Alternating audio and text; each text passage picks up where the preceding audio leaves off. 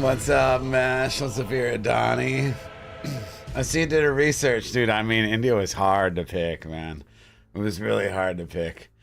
So I did a little research on this one. The Nihang is the Sikh warrior class. Or the Sikh are a people, but the Nihang is the warrior class. Good question, Mesh.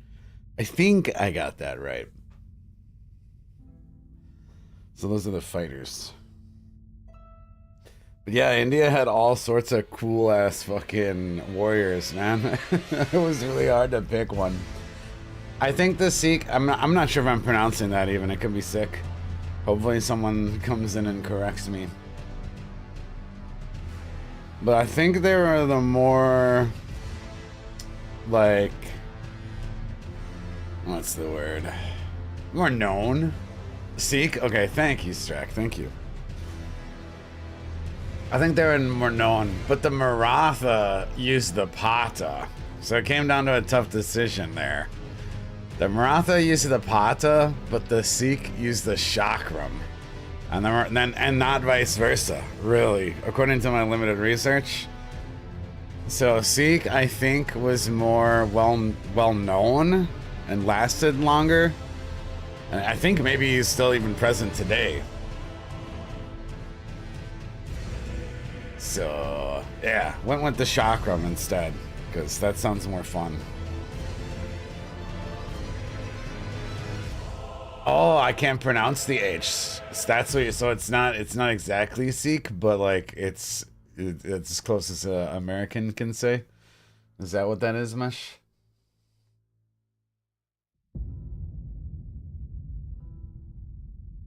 Cool. What's up, Bing? That's fucking sweet.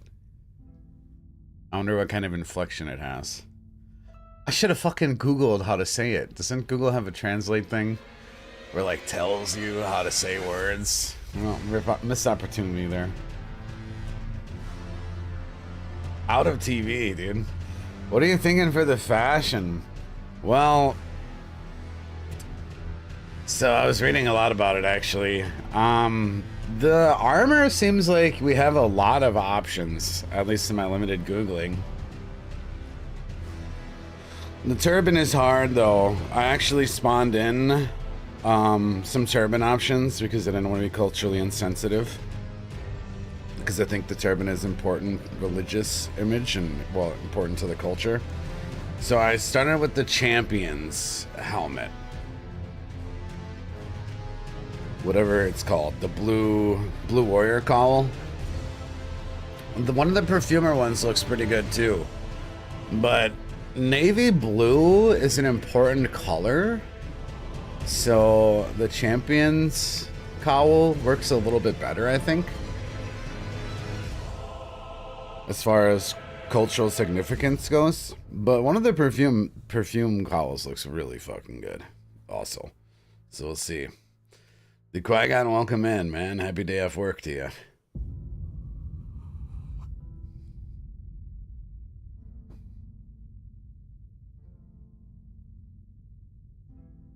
But I mean, I saw images of like breastplates, you know, I saw robes, like I saw chainmail. I'm not entirely sure which of those are all historically accurate, but it looked like armor we had quite a lot of options.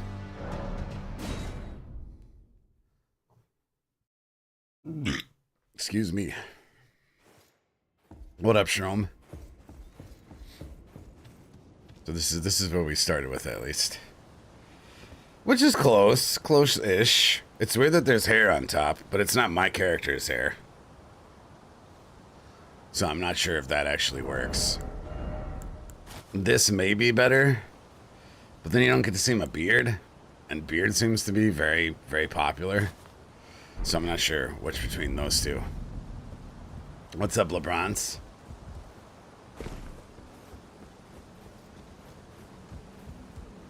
I think this kind of works. There's not a lot of turban options. Because like the one turban that they have is in the Envoy one is like incredibly overstated. So I didn't know about that.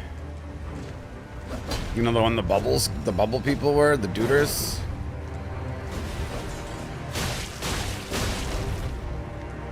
I did finish the Viking last night off stream, yep.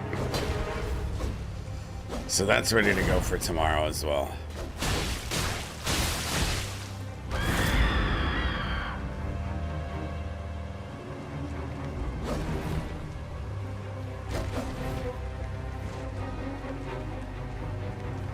Lusats, I didn't actually... That's actually a pretty good idea, Crimson. I didn't try that.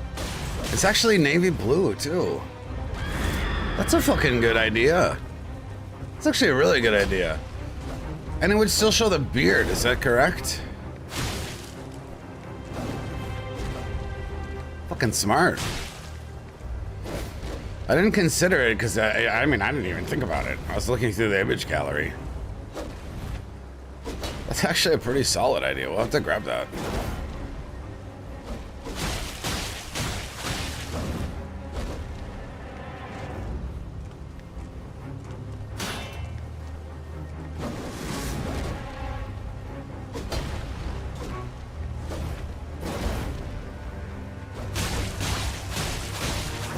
Ah, come on, man. That is so fucking hard.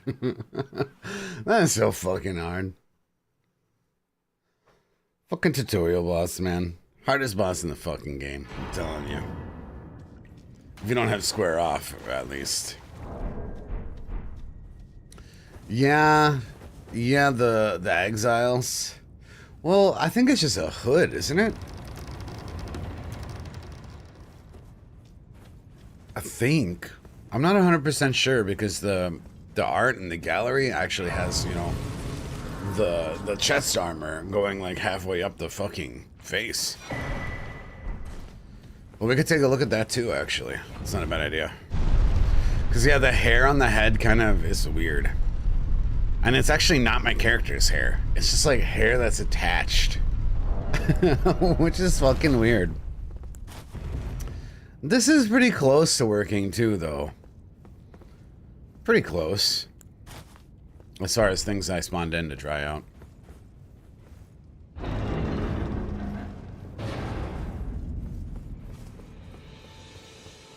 Which we'll grab the exile armor, and we'll grab Lusats to take a look, though. The Lusats helmet, the colorway really works, actually.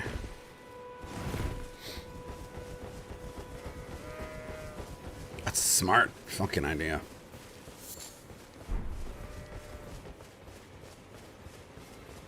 The hashish assassin? I do like hashish.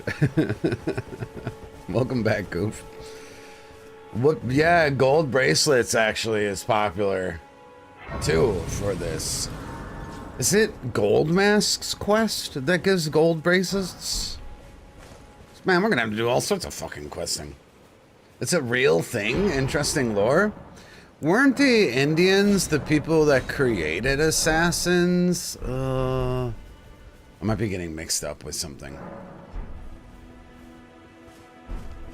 I'm pretty sure the assassin comes from Middle Eastern world, right? Like the first assassins, I think.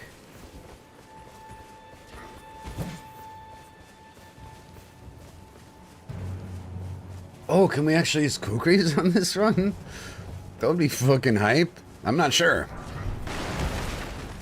Assassin's Creed was real. I mean, I mean, I think it comes from some historical stemming in the Assassin's Creed.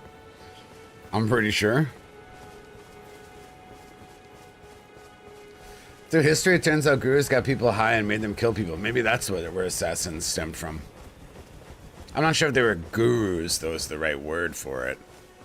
Fucking India has so many different words for different, like, authority figures. It's like fucking crazy, man.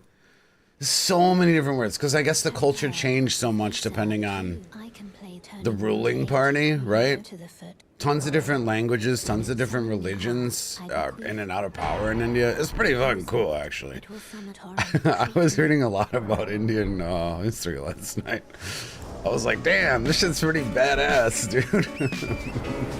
There's like 180 languages in India. Dude, Qui-Gon, thank you very much for the gifted sub, dude. Yeah, India is fucking cool. It's a serious melting pot. It was pretty fucking sweet. And it was hard to pick which warrior and which, like, regime, I don't know if that's the right word, to actually use for this, too.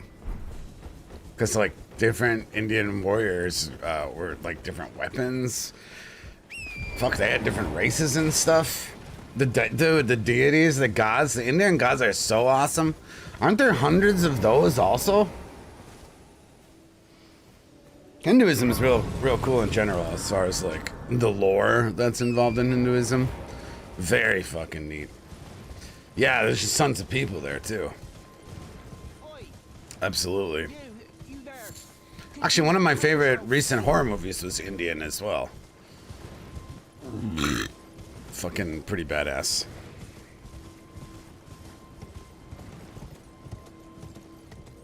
Oh, kitty. What are you doing, kitty? What are you doing?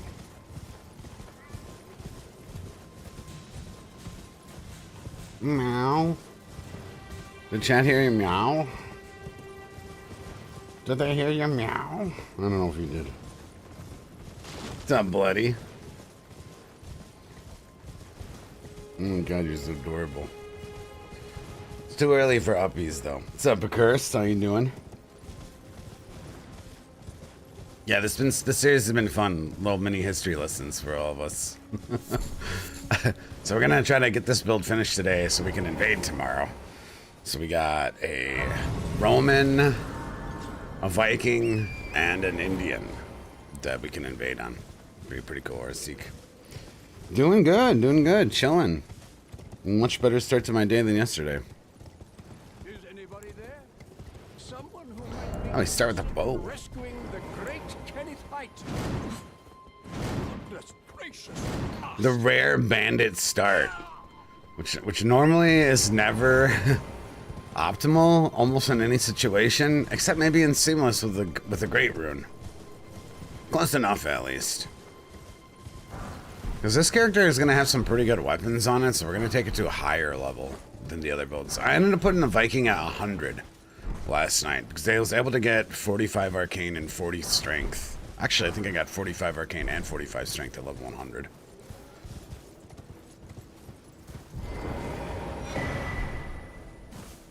The Sikh had a really cool religion and way of life that was very progressive for its time. That's fucking cool. Yeah, your cat's not leaving you alone, and my cat too. I don't know what it is. Maybe the change in season. The little kitty is just not leaving me alone at all the last couple days. Makes sense though. Oh my god, Skrillex. I need some personal space. I need some personal space, kitty. Look at you messing up the microphone. Look at you. You smell like flea medicine. Which smells bizarrely good. I'm not gonna lie. I should ask the vet what kind of flea medicine they use. It's very strong scent. What's up, Stevie? Dude, I hope you've been good, man. Yeah, you can't play with the microphone though. Yeah, the Circus Chakram. Yup. That's why I settled specifically on the Sikh. Because they actually did use the Chakram as a weapon. In fact, they used to wear it around their neck or in their turban, in or on their turban. So they had it like super close to them at all times. Probably going to be our main weapon, actually. And then there's curse swords galore. Another cool thing that I read was that Shamshir, you know, like the Shamshir in this game, I believe meant great swordsman. Something like that. So, I learned something about the weapon and where it stems from. We have to look if the Sikh specifically used the Urami. I don't know if they did, bloody.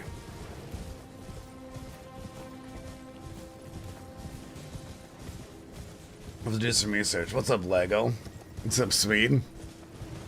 Yeah, there's been good history lessons throughout the whole week, actually. Viking was pretty fun yesterday. I'll show you what I turned out with on the Viking. I did actually decide to stick with the Mesmer Soldier. It seemed, it grew on me. Especially as I looked and there was like nothing else that was gonna work. But I put a cool little twist. Allegedly, the Vikings used to, you know, sacrifice to the pagan gods and stuff. So I got a little bit of lore here. I went with the surgeon gloves and I matched the blood on the surgeon gloves to the blood on my face. Ah. Pretty cool. So yeah, that's where our Viking ended up as. little lore spin there.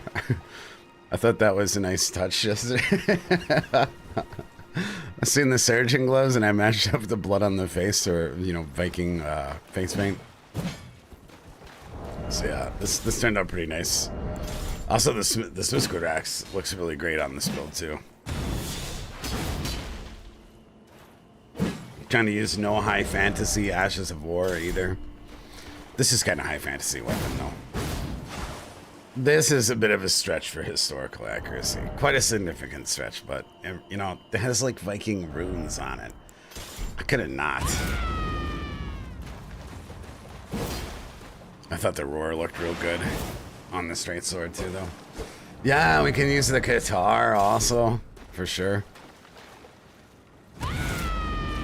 So for this big heavy weapon, I made like the big heavy animation also. So like, cause a lot of people were like, this is too heavy to use as a weapon actually, realistically. So I was like, well, let's put a moveset on it that makes it look like you're actually really struggling to use it. How about that for historical accuracy and realism? But then I have wild strikes and a great axe, which doesn't really make a lot of sense. But whatever. Oh yeah, and I started pumping out a Crusader last night. As well. Hopefully I finish this today. And then tomorrow, I also have the Crusader finished. Pull an extra shift tonight. Finish that guy up. That guy's pretty easy because I did that before. Yeah, man, we should go for the Qatar as our first weapon, eh? That's just a pickup. Well, I already did it online. That's the whole thing. We already did that. So, like, if people have been here for a while on the channel, that's a repeat. I want everyone to have to sit through that again. But you're right. There was a surprising lot of controversy designing a Crusader build. Of all the builds so far, that one was the most, you know, people really had opinions about, you know, Crusaders.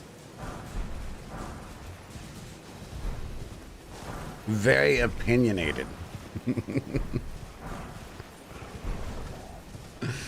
So I need a great weapon class too. Probably.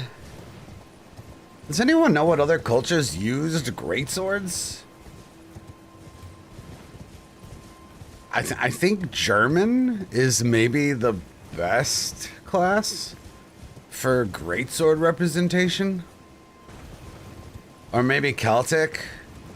But we already kind of did. The Celtic and Viking overlap. Because the regions are so close, it's kind of...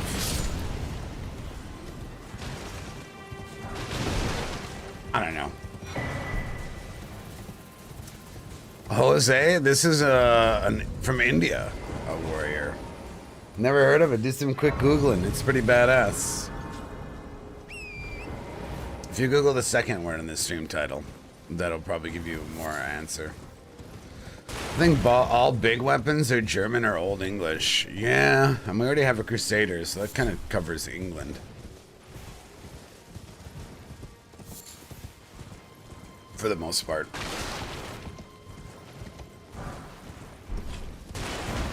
Well, let's go get the Qatar first, because that's like the easiest to grab Indian weapon, I think. It's a little bit of a horse ride.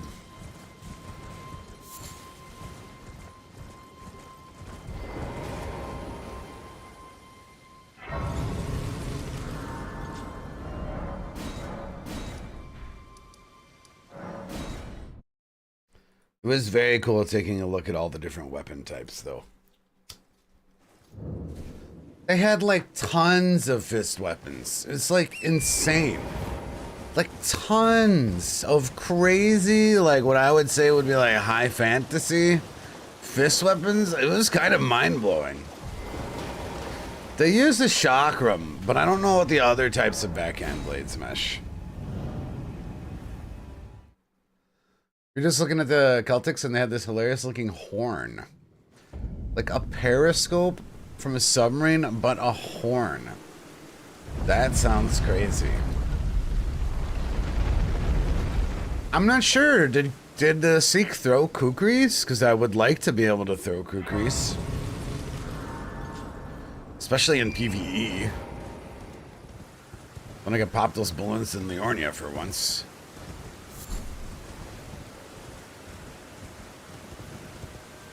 So I'm not sure if Kukri got as far, what is it? Oh god, I'm not gonna make a geography fumble. I'm not sure if the Kukri was more Asian or more Indian.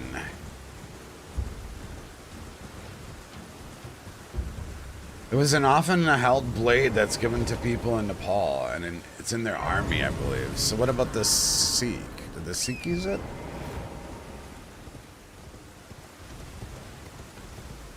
I'm trying to do pretty specific with these builds.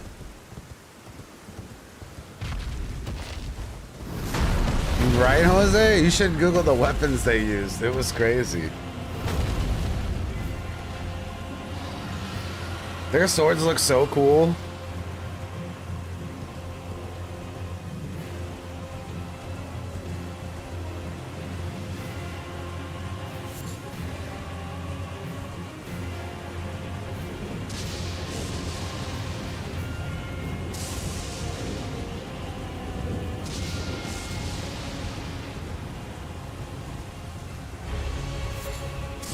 They didn't use Kukri. Thank you for checking. Unfortunate. Also, I don't know about the Arumi either. I'm not sure who, when, where the Arumi was used. It's hard for me to believe that it was actually a real thing. According to Chad, it was a real thing. They use a Kirkpan? What is a throwing weapon? A small blunt blade sounds painful. You just saw a bunch of pictures of the Sikh using Urumi? Really? Alright. I'm planning on it for now. Not sure if it's Sikh though. Yeah, that's like kind of the important thing.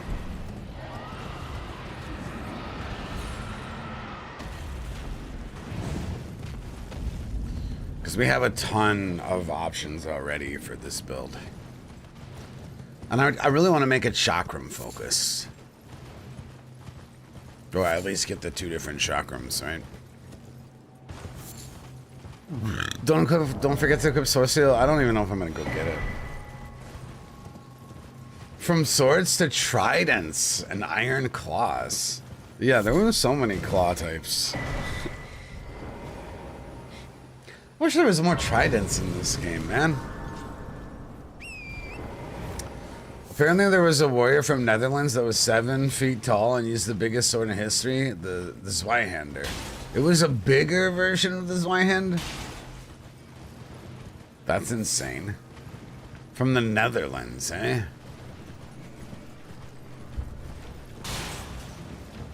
Apparently the Mausoleum Soldier's armor was named off the Flying Phoenix?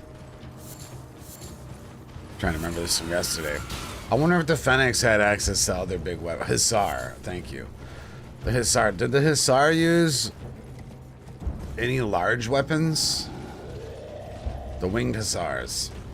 I know, there's only one trident in this game, and it's a Molar Spear, and it's fucking gigantic as fuck. Oh, that's Polish cavalry. Okay. So their armor works good, but what weapon types did the hussar use?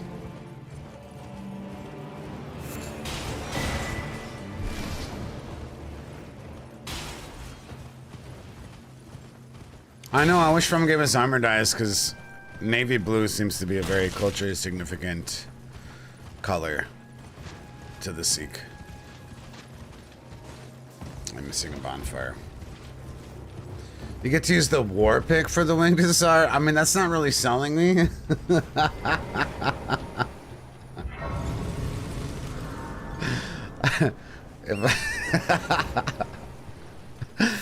Like, it's already straight that the armor is in the game, but a war pick, what am I gonna do? Make the build level 20? Oh, the Gerundole is a trident. It's also like a candelabra, though, isn't it? Doesn't it have lights on it? So that's a bit weird. It's like, which one do you want? Which one's more accurate? Moe's giant bleed trident or a candlestick? It's like what's the lesser evil, you know? The Polish heavy cavalry primarily relied on a long lance, a saber, and pistols. Some also carrying a long thrusting sword. But I can take you gathering place.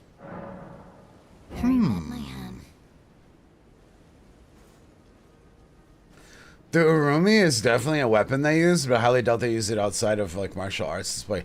That's another cool thing I learned. The Sikh have a whole martial arts devoted to weapons. Like, like Mortal Kombat style. It's fucking sweet.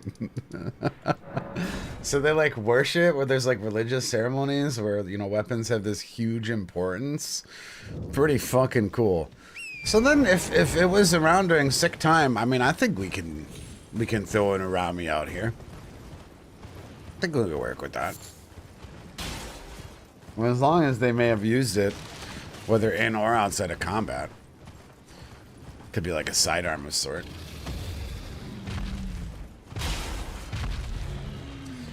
You know, that's actually not a bad take. That the art is incredibly lavish in India. Very grandiose. Yeah, they still are around today. So you get a lot of leeway on this one. So maybe Moe's might fly then. Unfortunately, I picked Bandit. I have 9 strength for this specific build. Shit.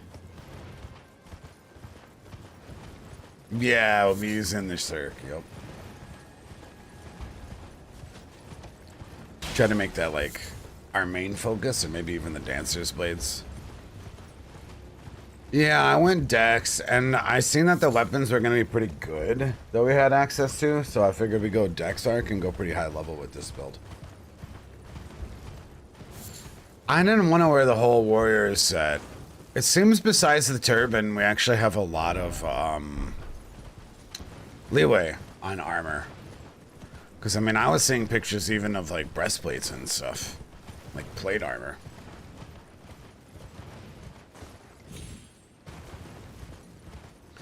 I think even in this game, the Urumi might have a sword hilt. Oh, deflecting tier. Yeah, because weren't you talking about how the back-end blades have a pretty sweet guard counter animation? And not terrible stability? That could be fun.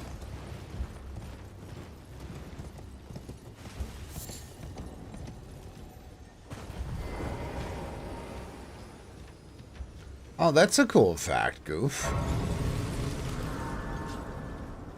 Because they would see so many women, they would assume that there was just an insane amount of men? Is that what you're saying?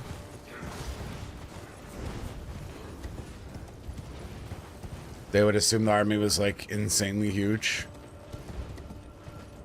That's fucking cool.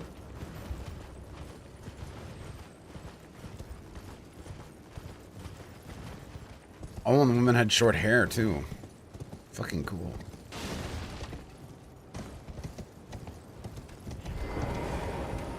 I'm really hoping Lusats is the helmet of choice here.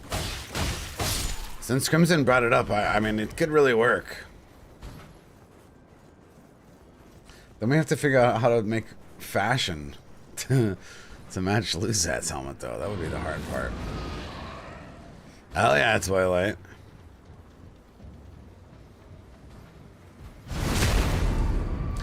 The Viking had it pretty good. I just showed it a couple minutes ago.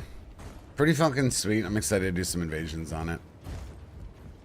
Oh yeah, the guitar's down here.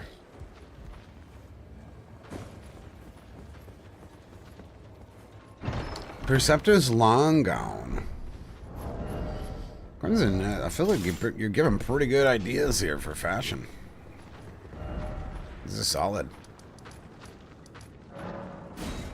It's a pretty good thought, and it does have blue on it too. I mean, the turban I think really should be blue. I mean, it's hard to say.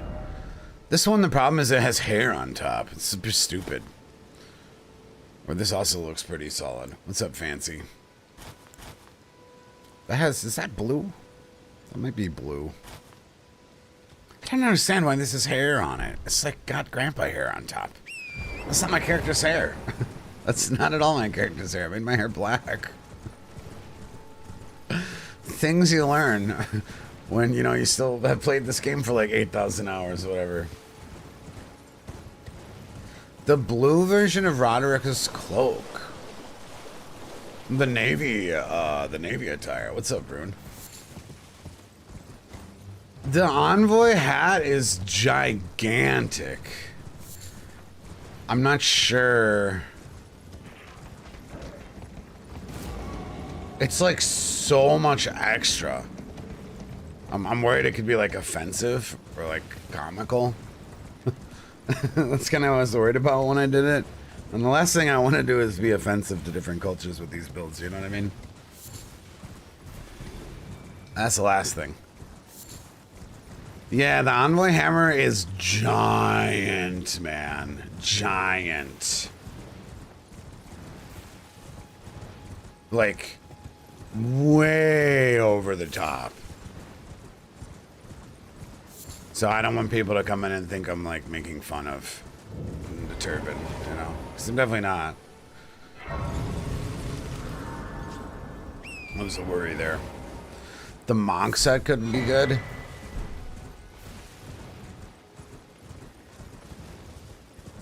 Yeah, well, I mean, the turban I think is vital to the Sikh culture. I think we have to use some sort of at least hair hiding helmet. You know, Spider, a lot of people have bringing up the Polish Hussar, and it kind of sounds like, well, I just don't know what weapons. Because people are using the real words of the weapons, but I don't know what that translates into Elden Ring. That's the question.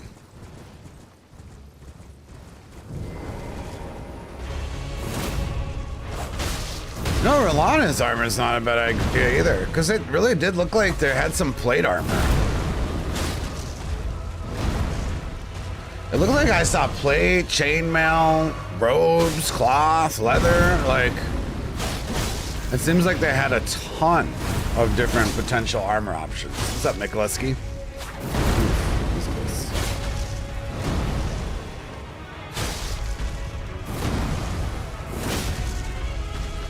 So yeah, Rolana's is not a bad idea.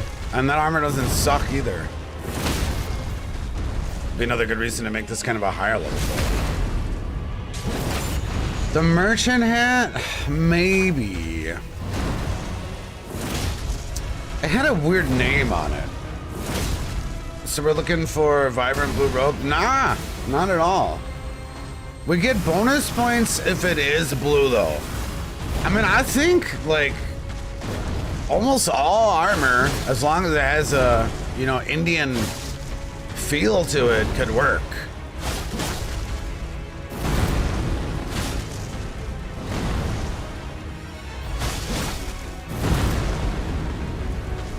Because I definitely was seeing pictures of breastplates, plate armor, scaled armor, besides just robes and stuff.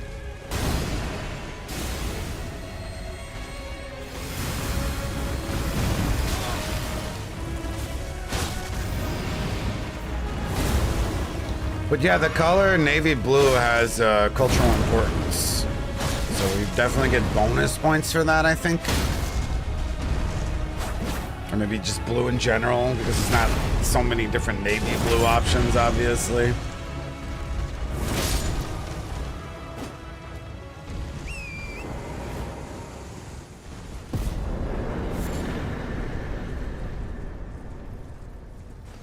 The Depraved Perfumer. Yeah, I mean, that's pretty fucking good, too. Because I'm not sure at what time period they started associated with navy blue. I mean, I think that we could do before that. I'm at least saying one dude has an absurdly comical, like, large turban, IRL. It takes 6 hours to put it on. You know, maybe, like... I mean, maybe the Envoy helmet.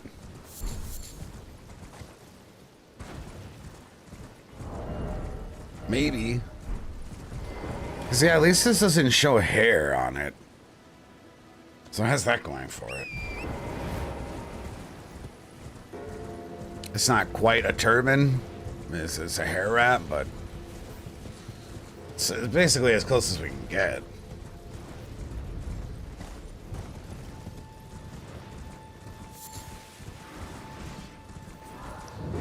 Yeah, so I mean that would definitely be more of like a ceremonial usage of it too than Nitro. I'm sure it wouldn't be very, it'd probably hinder during combat to have a turban that long or large.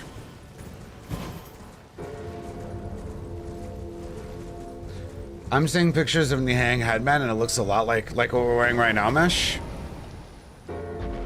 Because yeah, maybe we'll do this instead.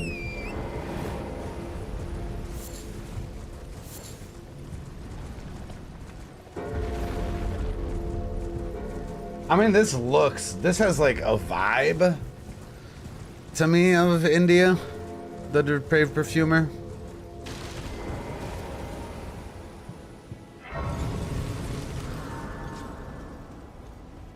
Yeah, the problem with these guys' hats is they kind of look like Santa.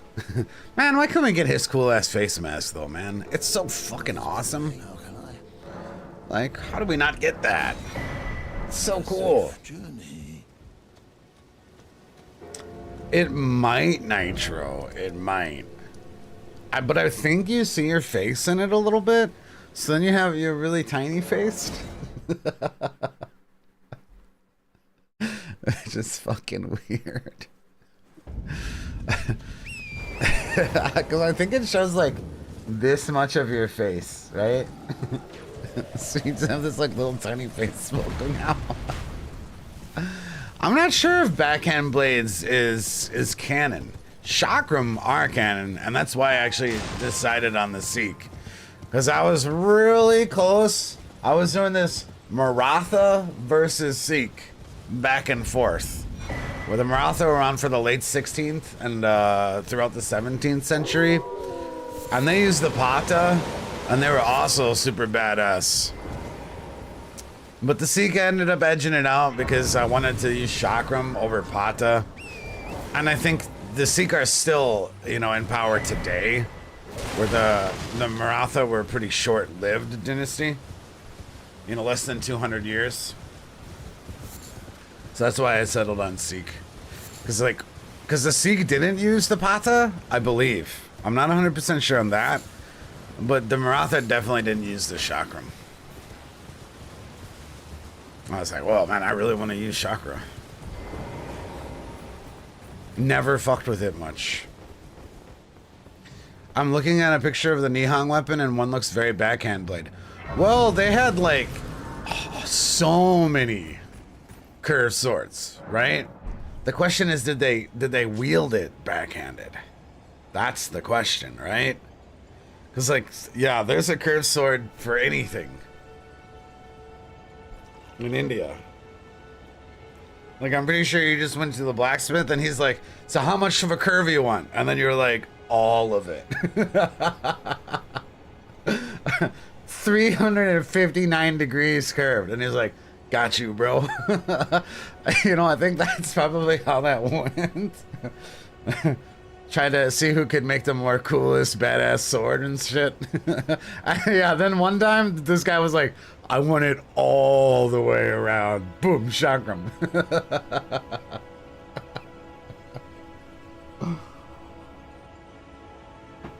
Yeah, we are bloody. That's a funny point, Toilet. Yeah, then the chakram is born.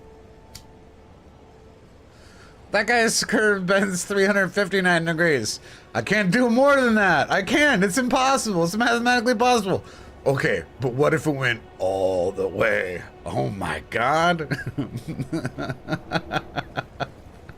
New weapon type. Oh, that's hilarious.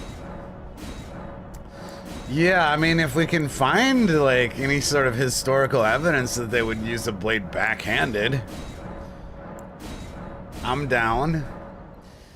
I wonder if there was, like, a benefit of using backhand on a horse, where, like, you know, your arm wouldn't rip off if you hit someone.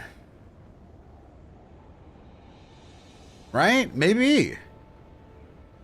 Right? Maybe a backhand blade. I'm just pulling shit out of my ass, right? But if you're smashing, you know, fucking 30 miles per hour at someone on a horse, and you're doing some sort of like frontward slash, I mean, that might rip your arm straight off. Maybe backhand blades were used so, you know, you have your arm on the side so the blade would glance your opponent on horseback, but not put all the force against your arm, right? Doc just started. We're doing some history deep dive. You know what I'm saying there? Because, like, man, horse combat is fucking terrifying, dude. There's just so much force involved on a horse. Right, but instead of a lance being forward, you would have all the force coming off the end of the blade, right? I'm just like randomly spitting out fake science, you know, just a thought that had occurred. Because then the extra inertia slips off the back end of the blade past your shoulder, right?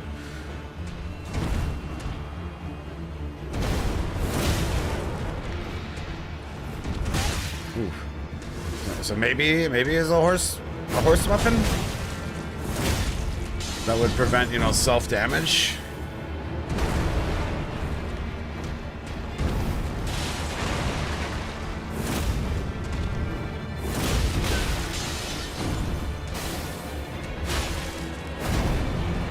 What's up, Brian?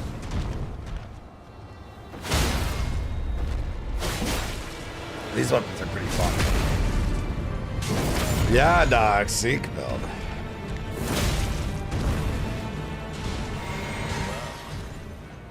Thou art of passing skill. Warrior blood must truly run in thy veins. Tarnish. Ah.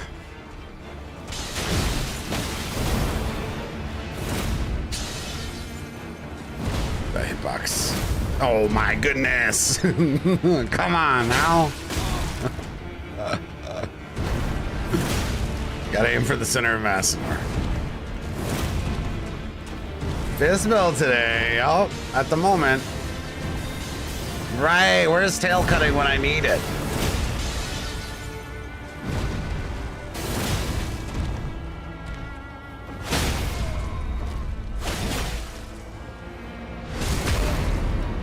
Kind of a tough market, though, actually.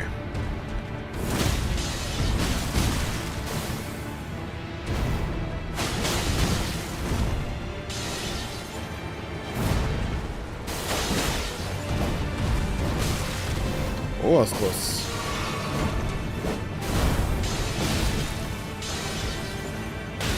Ah!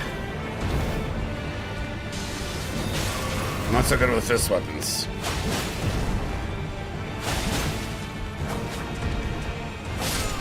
Phew. Yeah, I'm not sure what cursors we want to go for. I mean, Shamshir, I believe, literally translates to like strong swordsman in one of the languages of India. I'm not sure which one. And someone asked if they're from the Punjab. I think so. I think. How do you keep track of when you're always about to poison make? Yeah, that just comes with experience, is what it is. There's like no tell.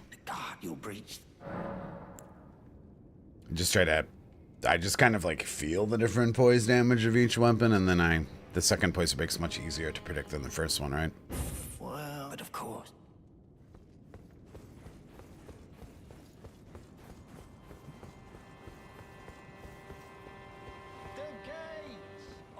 So I'm wondering if the hook claws are the claws that we'd want to go for as far as historical accuracy. That one to me looks the most real, but I don't know if that's actually true. What's it to you? Anyone know? You wretch. Those are the ones right around the corner, right? Yeah, we're using the Qatar right now.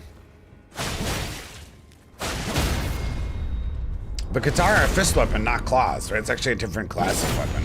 So I want to figure out claws also.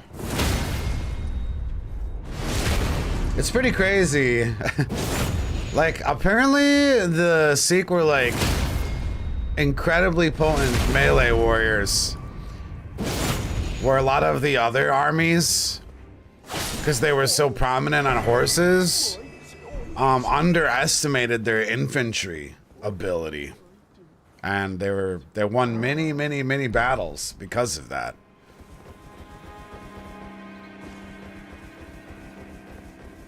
They had such good like close quarter combat weapons, you know, being short and fast. Pretty cool.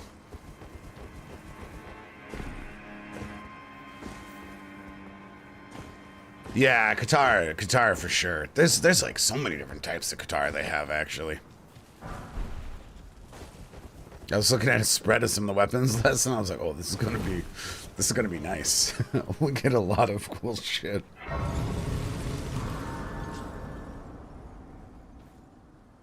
You think they use small shields also?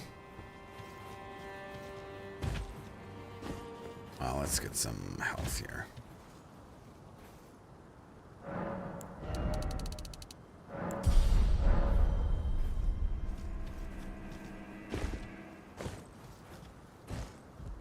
Yeah, I mean, did they use claws? Are we certain that they used claws? I've seen a bunch of fist weapons, but you know, all I did was like look and was like, okay, we have a lot of weapon choices. I didn't actually look exactly what they were. Tiger's claw and lion's paw, which are hand fighting weapons with claw-like blades. Ooh, you think we can use the beast claws then? Yeah, we can use the rummy too. Does that mean we can use the beast claws? You think they look almost like bloodhound claws, actually. Not the hook claws, eh?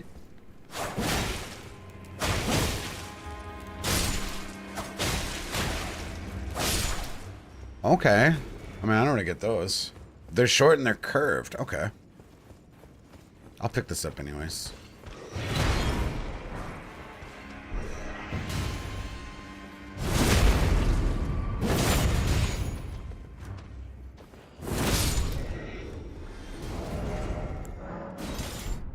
Yeah, because these are very long, actually, right?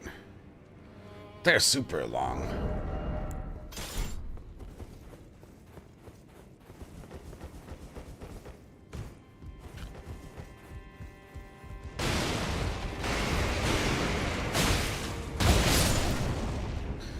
Well, we're not going to get a weathered straight sword for this build, because we have other swords that we can use. I didn't realize the hook claws look so ridiculous. Yeah, I can buy a scimitar right off the bat. We'll hit up the round table and buy that in a moment. It's a good call.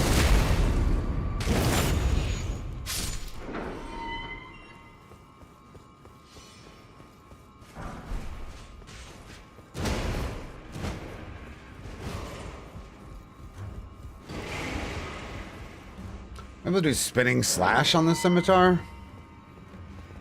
What's up, Trass? Oh, actually, if we're gonna do Arc Dex, the Scavenger Sword, but it's serrated, isn't it? I don't know if I saw any serrated swords that the Sikh used.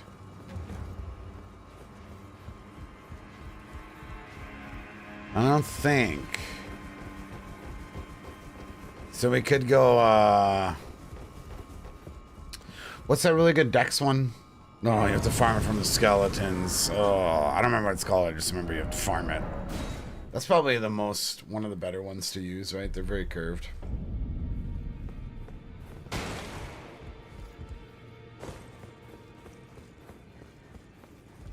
We take a look at the scimitar also. Really, the picture that you're seeing do look like this, the Skelly one? Because, yeah, I don't think there was any serrated blades. At least not that I was seeing. That looks pretty solid. It does have that weird notch in it, though. We have to pick our curved swords carefully because we have a lot of options. I need to figure out either the most realistic one, the best represented one, or, you know, the best ones in general. Because I'm not sure if this end of the blade, the shaping, is legit or not. And there's other curved swords without this weird shape. Do any of the curved swords have more ornate hilts or handles? That's a good question.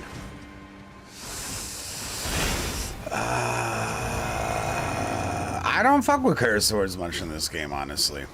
I don't know. You think the Beast Claws aren't a bad match either? Yeah, because apparently they had used something that translates to Lion's Paw. So yeah, Beast Claws could be pretty good.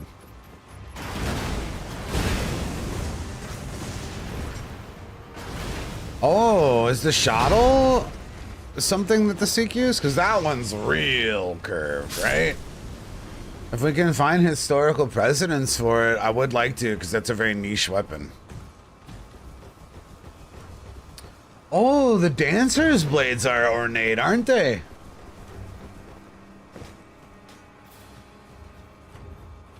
I don't want a straight sword on this build, because every single culture in every single history in the world has a straight sword. And that's going to be the Crusaders' main weapon. Okay, you know what I mean? I mean, we get to play an India warrior, an Indian warrior. We don't need straight sword on this build. We have a lot of other options, you know what I mean? Like, when you think warriors of India, straight sword is definitely not what comes to mind first, right? But when you think Crusader, it definitely does, right? So I don't want to over-represent straight swords on all these different builds. I'm going for more of, like, their niche, unique weapon types, you know? What's up, Miguel? Doing good, man. Hope you are, too. Yeah, we're going for realism. And I don't know about the Nox Hammer. I don't know about that at all. Maybe. Yeah, we really don't need a straight sword on this build. Like, if there was a build that would kind of suffer... Like, there was a much better case to have the straight sword on the Viking, because, you know, axes aren't necessarily very good class of weapon, right? So that's why I actually did end up with the broadsword on the Viking. But we should have no shortage of, like, pretty high tier weapons for this build.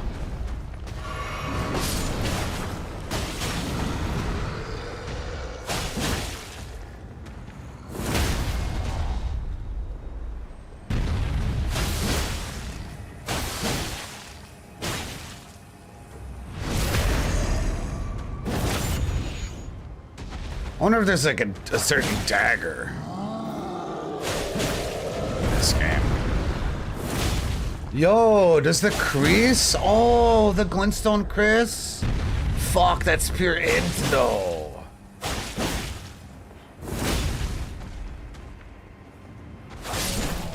Anyone know the minimum int requirements for the Chris? Because I think that Chris has that back and forth blade, right?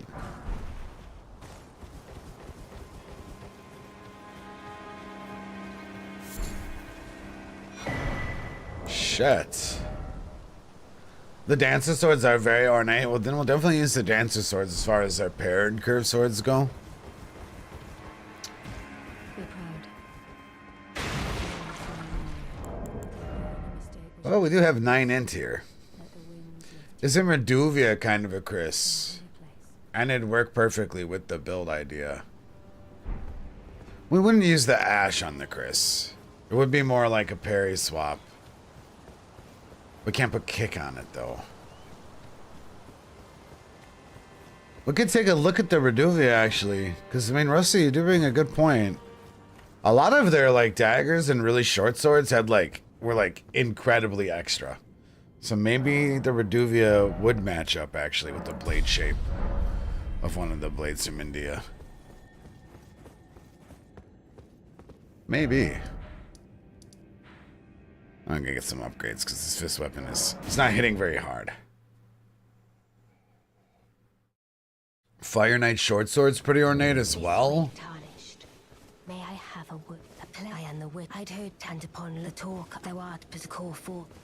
It's not a bad idea also. We need to find what daggers look the most like daggers in Elden Ring, okay? I'm pretty sure it's the Chris though. I doubt we. How long will he for the time? Doesn't the Chris have like a zigzag blade in Elden Ring? Because I'm pretty sure there's a high representation of zigzag daggers in India and culture. Hopefully maybe in Sikh as well. What would you say is the most surprisingly realistic weapon? Rami was wild when I learned about it. Well, I mean, it depends what you mean realistic. The Rami was probably something that was just like martial arts training, kind of a ceremonial thing. I don't think it actually saw battles, right? So like, I mean, and you could do that with anything. You know what I mean? You could do that with any weapon. So I would say the Rumi actually probably doesn't hit that description.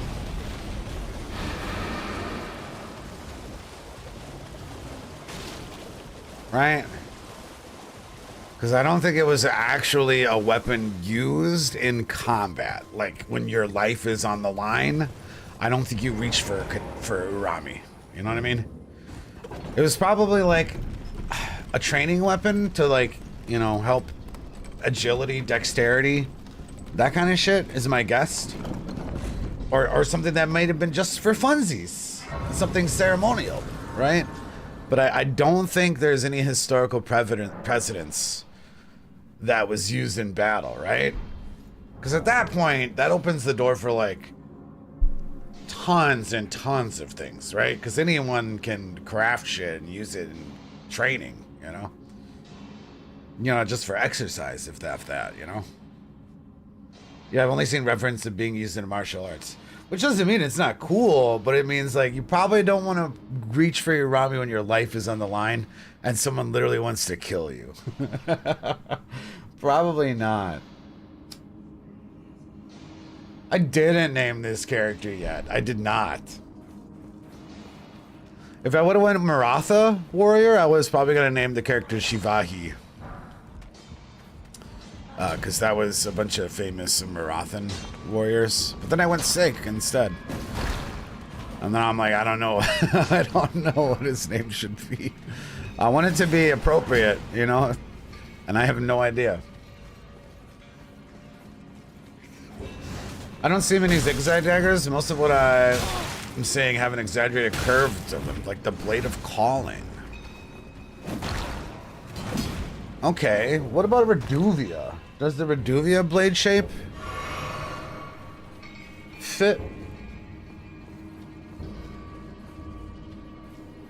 But yeah, most surprising actual real weapon. I mean, to me, the pata is pretty surprising. I actually read a story where there was this group of Indians that they knew they were gonna get ambushed, right? So they had the upper strategic ground. So one of the ruling warriors, I don't know his name or what the title was, actually hid patas in I want to say it was his turban or something like that. He hid a pair of patas in his turban.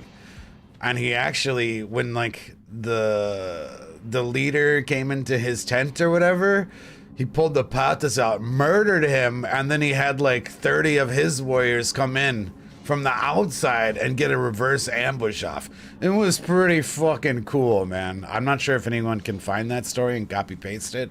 I'm butchering it quite significantly. Pretty fucking cool, though. And I mean, that means that people actually did use the pata legitimately as a weapon, which are basically sword hands. That's a Maratha pata story that I read. I don't know if someone could find that and plug it in the chat. That would be cool. We're gonna use Cirques. Yep, absolutely. So I was surprised because I always thought the pata were gonna have been ceremonial, but there are actual recorded kills with literal sword hands. That one really surprised me because I mean, a couple days ago I didn't even know the pata were real, right?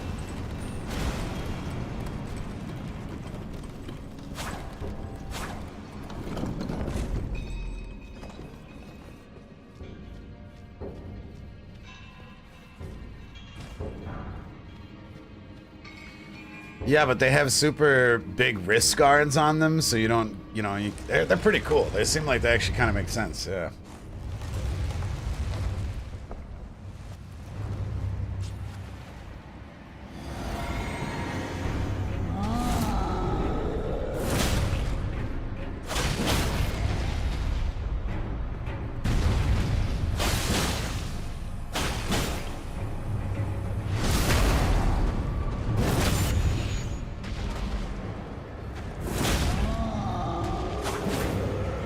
Yeah, I think they were used with the shield, actually.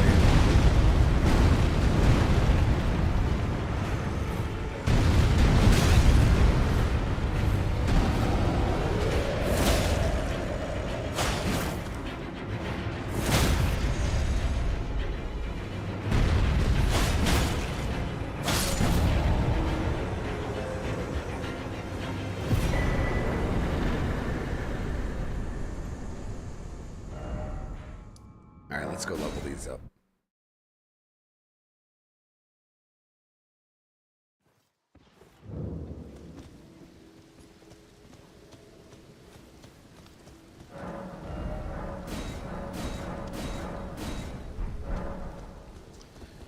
Alright, that should be sufficient to kill Godric.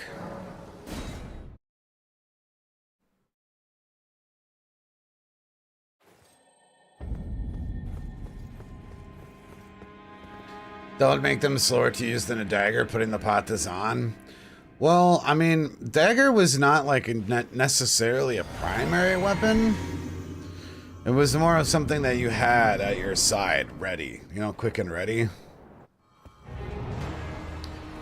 Because, often when you get locked up in close quarter combat, right? If you can somehow free a dagger to stab someone, there's a legit usage of it, right? The Misericord was a real weapon, and it was, used at your side to, find to penetrate the links between plate and chainmail.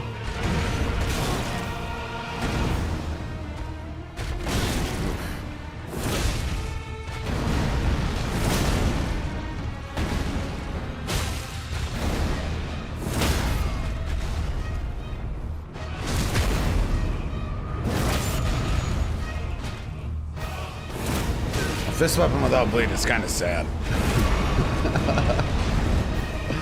A little bit.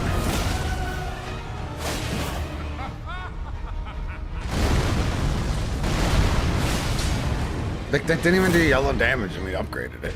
What? We're red damage. If we were bonking, we'd be doing red damage right now.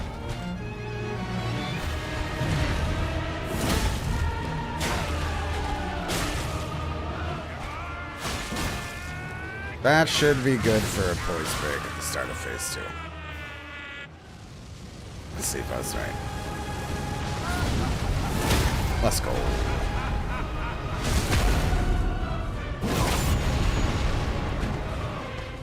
Yeah, and you have to worry about being disarmed as well. That's a fair point. So having a small backup blade that didn't weigh a ton, pretty useful.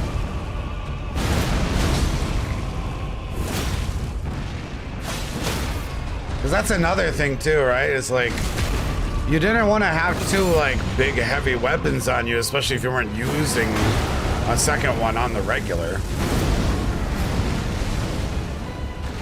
Because it's very important not to be, you know, fat rolling IRL. Very important. So Soul's got that right. Motherfucking Giant Crust, right.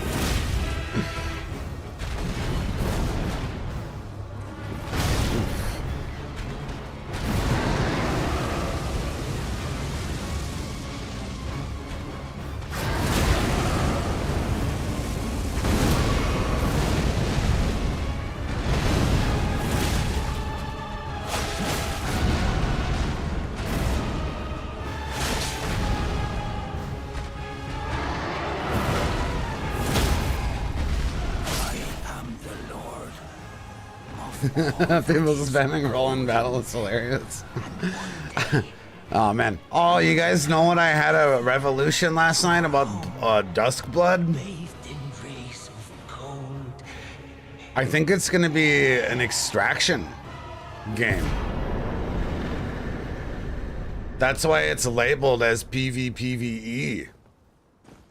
And I think that's why you see all the people jumping in, dropping in, and like flying out.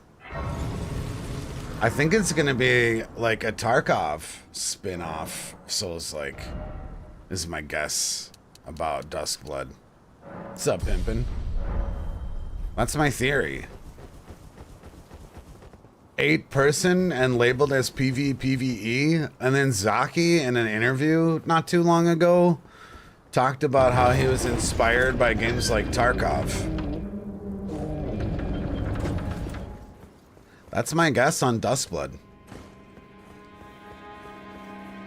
Yeah, drop in, achieve something, kill a boss, and then get out before someone else kills you. That's my guess on it.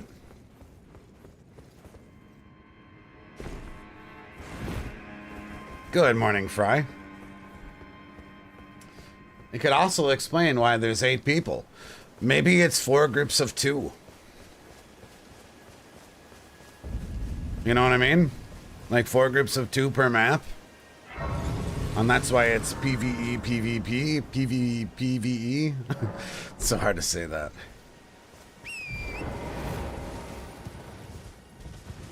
Is there anything cool about this Switch? If you had a Switch 1, it's backwards compatible with your games.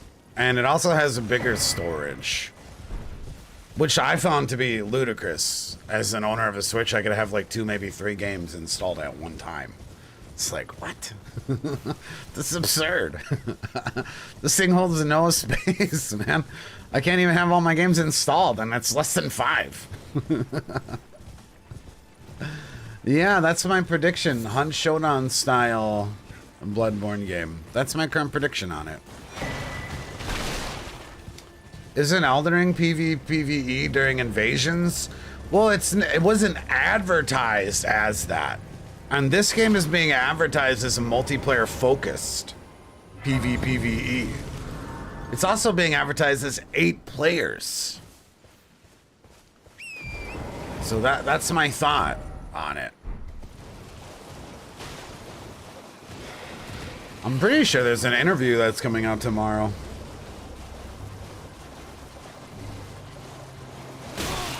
Yeah, same, Brian, same. Man, is it 90 euros for a physical game? Was that? Or was it 90 American? That's crazy. That's a lot of money, man. 90 euros for a physical Switch 2 game. How much American bucks is that? Not all games, yeah, just like the AAA ones, probably. That's like $100? It's like 110, 120 Australian dollars? Jesus Christ, man.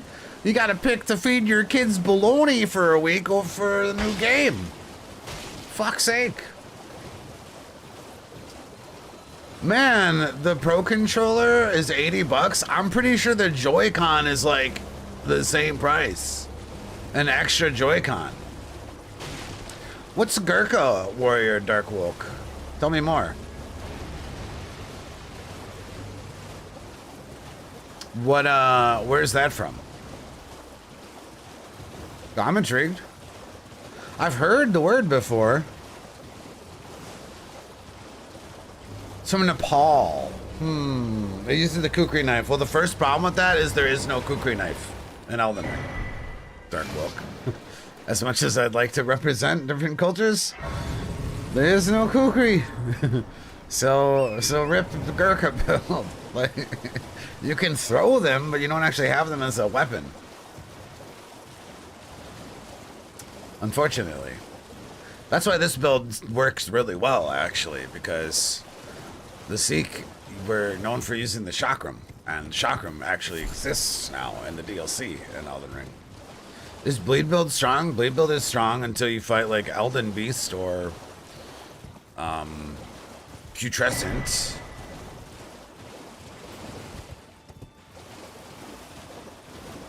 That's about it, though, I think.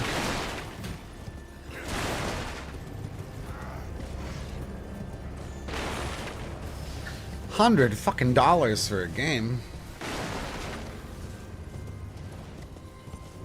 Yeah, Dark Wilk. Unfortunately, that's like the deal stealing point on a lot of these different builds that I want to represent different cultures. Is like, does their weapon exist? If it doesn't, well then we can't actually do the build. Like, we literally cannot do it. So yeah, if the Nepalese fighters are known for kukri, that's unfortunately going to be impossible for us. Yeah, we're going to do a bleed build actually, Kino. The Smith script circ I can bleed infuse, right? I mean, I think we're going to do a bleed build. That's why I started Bandit. Yeah, a Polish Hussar might have to be done depending on the weapon, because their armor works in the game. Holy fuck, 90 euros is about $140 Canadian. Man, if you're spending $140 on Mario Kart, man, that's kind of bullshit. Like, seriously. What is that, like the fucking 10th or 12th Mario Kart ever? Kukris are cheap at the merchant, but you can't melee with them. Like, what am I supposed... Like, it's pretty hard to hit someone with a kukri in PvP. I mean, like, they have to basically be standing still or you have to free aim them. And the projectile moves fairly slowly. And you're talking to someone that free aims a Smith script axe, right? It's quite a bit harder than free aiming one of the Smith script weapons. Yeah, the animation for the kukri is actually really slow. The starting animation is very long.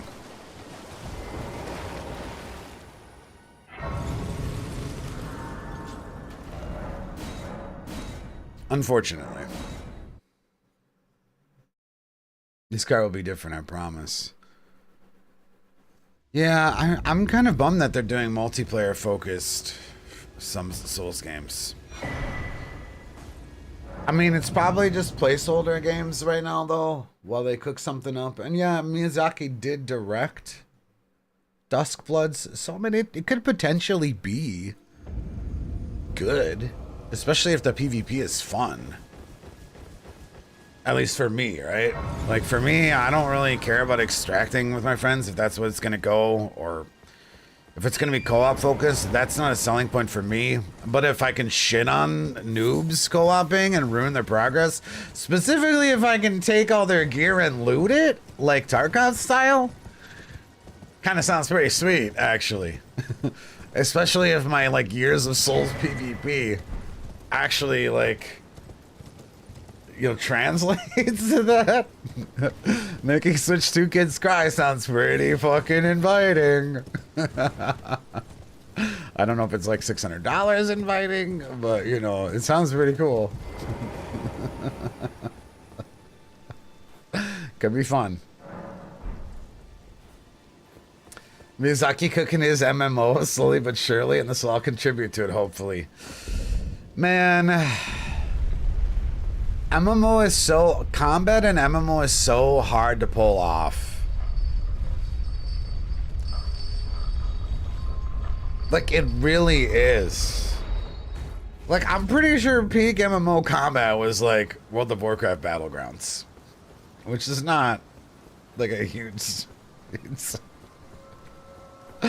I'm pretty sure that was like peak MMO combat. I mean, what else was there? Because like I even tried to play Elder Scrolls, and it's like, man, they've done the impossible. Somehow they've made combat worse. On Elder Scrolls Online. Actually, PlanetSide too, but that wasn't MMO, wasn't it? Wasn't that just like 200-person PvP? Well, I mean, I guess that maybe technically qualifies as MMO, but that was like arena-based PvP shooter, right? I did play that. It was pretty cool. 1,000 people. Well, when I say arena, I mean like it had maps, not open world, right? It was like a map, like a shooter map, like a playground. It was 3 huge continents where you could go almost anywhere. Oh, okay. Combat is not the best part about WoW. No, but I mean, that's probably like one of the better MMO combat systems. So it must be really hard to replicate.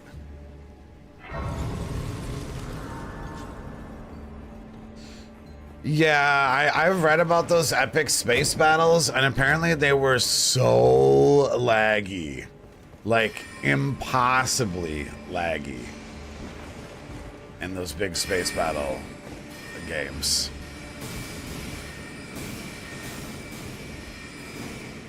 Conceptually very cool, but functionally very bad. At least from what I've read.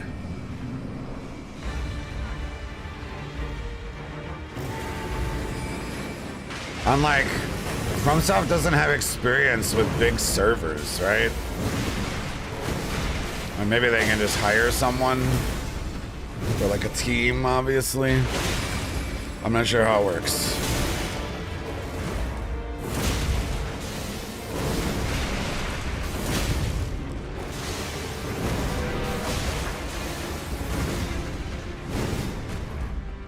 But they're definitely, it's definitely really outside their comfort zone. First peer-to-peer MMO. God, imagine.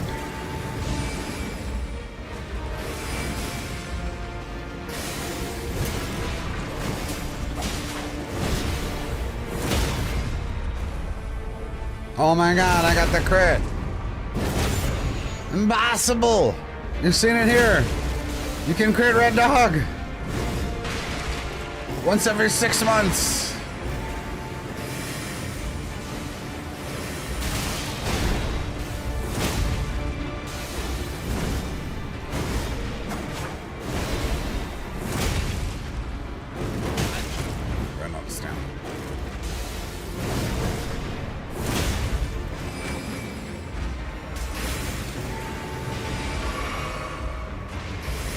Why is Red Dog here? Isn't it Ronaldo's pet? I think it was a wedding present.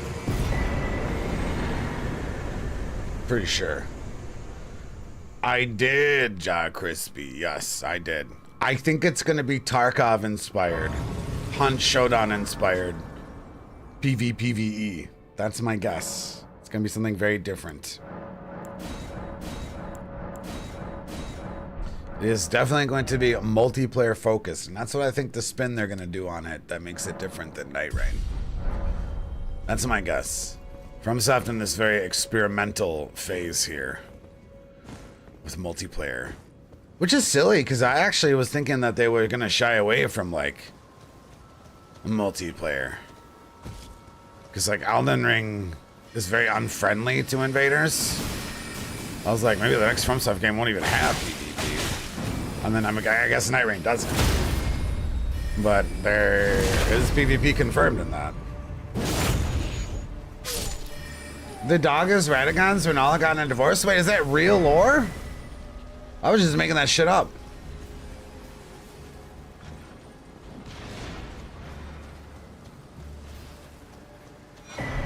I might just split, make some purely single player games, but make some very multiplayer focused ones too.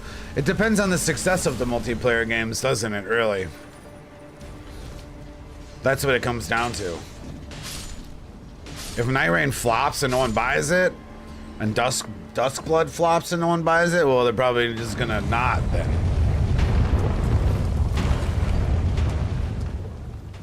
You're glad they're experimenting with multiplayer? I'm definitely more optimistic about the Duskblood game than Night Rain.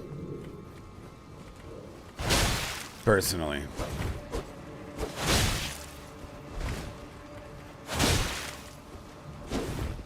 Actually, I wonder about Moongrim's armor. Maybe like altered Moongrim? Probably not.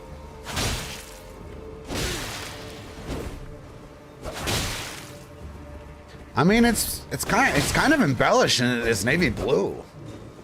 Actually. Are you planning again the Nox Flowing Hammer? If you can find historical precedents that something like the Nox Flowing Hammer existed, abso-fucking-lutely. Specifically by the Sikh.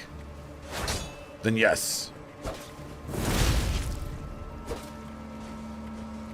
But I very much doubt that was real.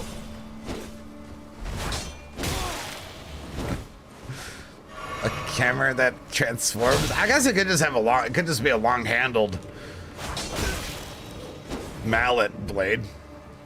Actually, you know what? I might have saw one when I was researching. It might have been Maratha though instead of Sikh. Oh my god, this fucking carrion spear piercer spamming fucklord.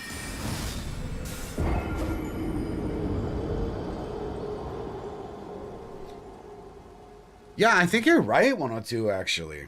I think they did have a mace on a long shaft. But is it specifically Sikh? You might be correct on that.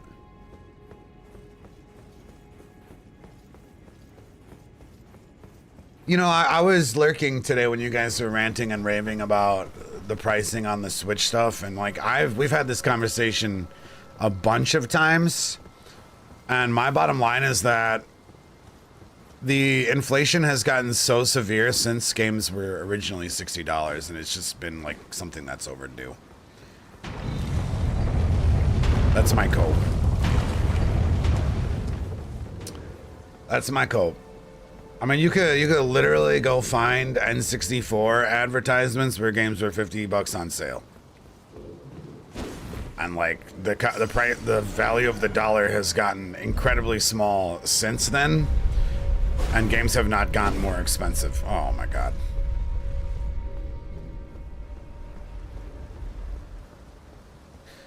So it's been something overdue. Oh yeah, we'll get the blue set for now too, Larry. Yeah. Like, it sucks to have to pay more money. Don't get me wrong. But it's like it's like the only industry in the entire world that hasn't seen a price increase since like 1995. And a lot of you guys are arguing it's because competition and the games are cheaper, blah, blah, blah. But that's like every industry in the entire world, okay? That's not something that justifies not increased prices in the market. Gravitas, well, fuck him. I'll fight him. Or I'll skip. Well, we don't actually need to kill him. I want my salty run back.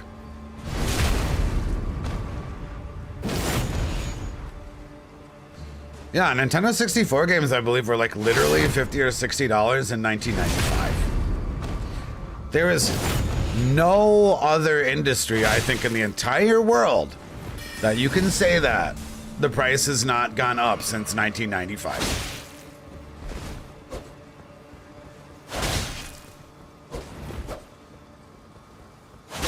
So to me, it's just something that's been very overdue. But the market for games is also exploded. But so have different markets, though. Look at the PC market. Look at personal computers.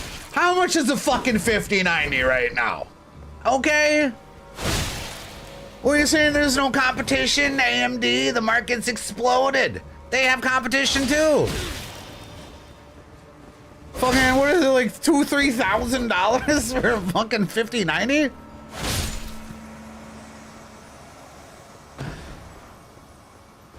Once you design a graphics card, you can't just dupe it for free. You can with software. The technology for graphics cards is increasingly keeps expanding. So does it for software.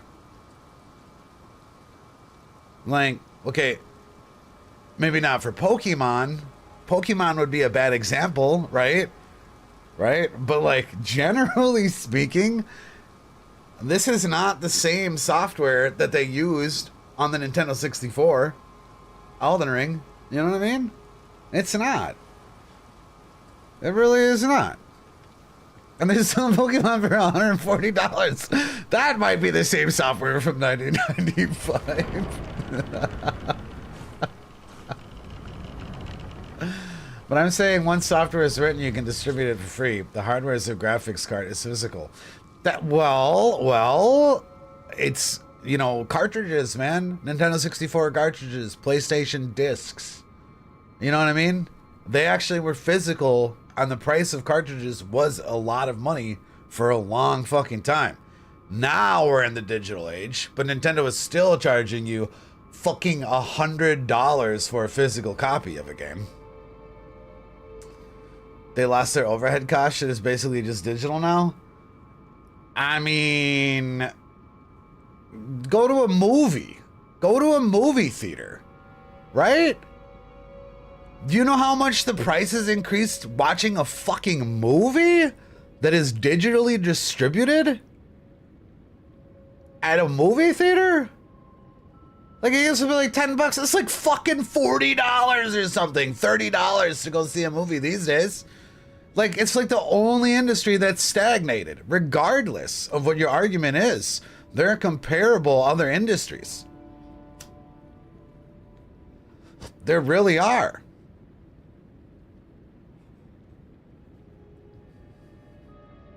At least the theater has to pay someone to maintain and staff it. Well, you have to pay people to maintain servers and to transfer data and stuff like that too. You know, to keep the network running. You know, it's not like the software just goes into your house for free. You have to maintain your code. You have to update your code. You have to change your code to work with different hardware.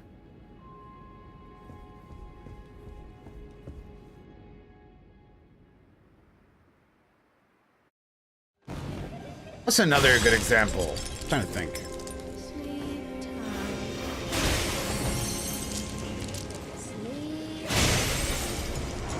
I mean, another thing about it is like, I mean, they're paying wages higher for software devs and people to write this code. You know what I mean? You're saying that there's not a cost increase for distributing software? That's not true. Because game development, just from wage increase, has gotten significantly higher. Eh? So how the fuck is a game supposed to cost $60 like in 1995? When in 1995 you were paying the software devs, you know, $15 an hour, and now they're getting paid $40 an hour. That's a direct cost of increase. Regardless if the price of distributed software hasn't increased, actually employees get paid much more. When you sell so many copies, it balances out, but that's the same with any industry. You sell items at a profit, and if you sell enough, you make your money back that you've invested. That's business 101.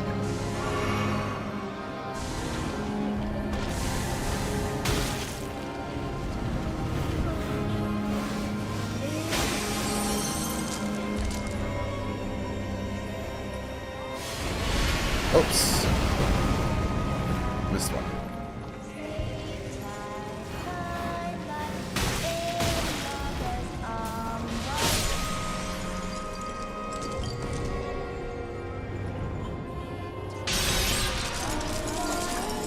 Like, I'm surprised it hasn't happened gradually over time.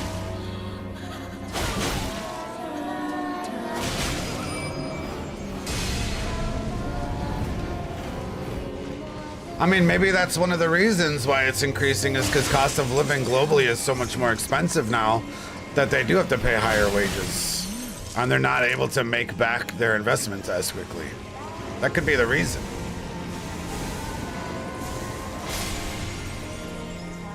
Because I believe the gaming market kind of reached a plateau during like PS3 era, PS4 era, where games, you know, hit a plateau where the top games are selling like, you know, 10 to 20 million copies. I don't think there's been more since then, right? Wasn't it like GTA 4 that sold the most copies of anything ever?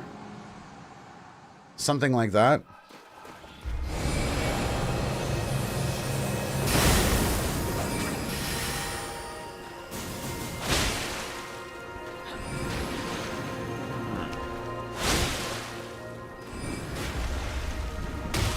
Thanks, Zen.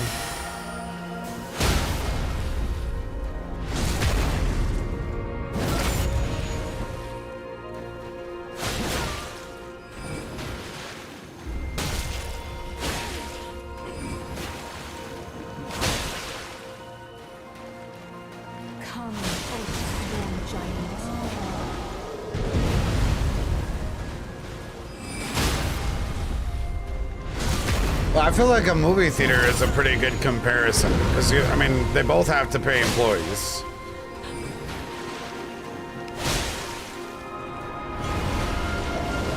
To at least regulate.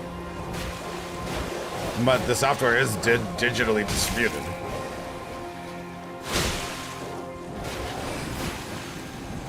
I mean, they both have to pay rent on a location.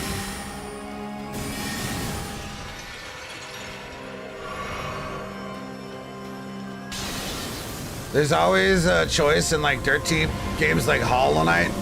Well, that's because Hollow Knight wasn't. I bet you Silksong's gonna cost a lot more than Hollow Knight is. I bet you.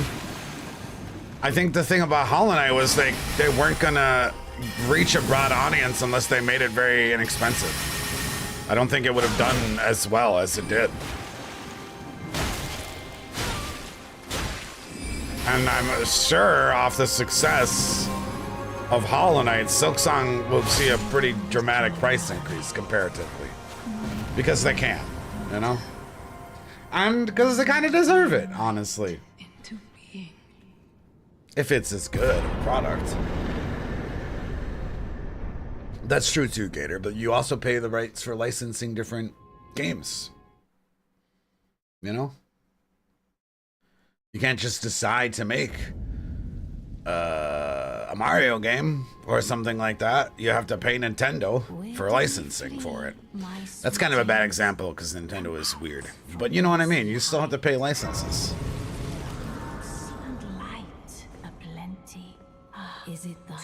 Like you have to buy the rights to make a Marvel game, you know? And that's very, very expensive. Very expensive. If Ubisoft sold Hollow Knight, do you think it would achieve the fame you think it would have got if it was more expensive? Well, since it's Ubisoft, right? Not a no-name studio, which Hollow Knight was at the time, I would say probably yeah, because they'd have a strong marketing campaign for it. And it's, you know, as bad as Ubisoft is arguably these days, it's a household name in the gaming industry, right? Versus if you're a no-name studio and you want to get your game out there, I feel like you can't really charge $60. Like, you could try, but I'm not sure if it would have had the success if they had it much more expensive.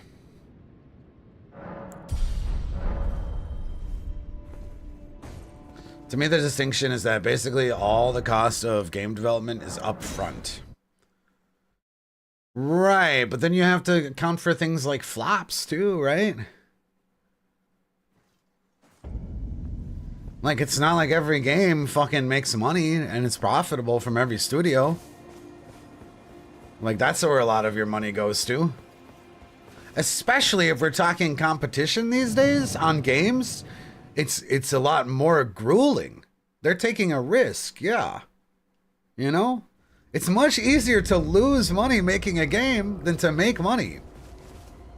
Much easier.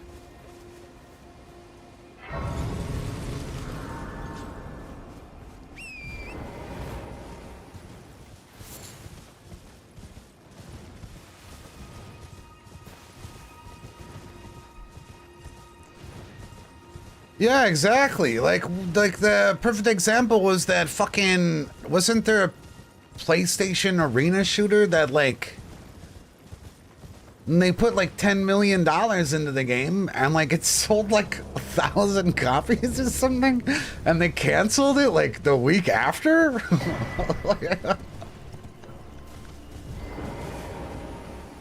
So they have to price accordingly to like flops and stuff, you know? I can't remember what the fuck it was called. It was gonna be like a Overwatch competitor, like a live action game that was gonna have like support and microtransactions, and then it like sold so bad they canceled it within like 2 weeks. Does anyone even remember what the fuck this was called? It was pretty recently. The finals. Well, there's a lot of flops you got. I think it was Concord, the one I'm talking about specifically.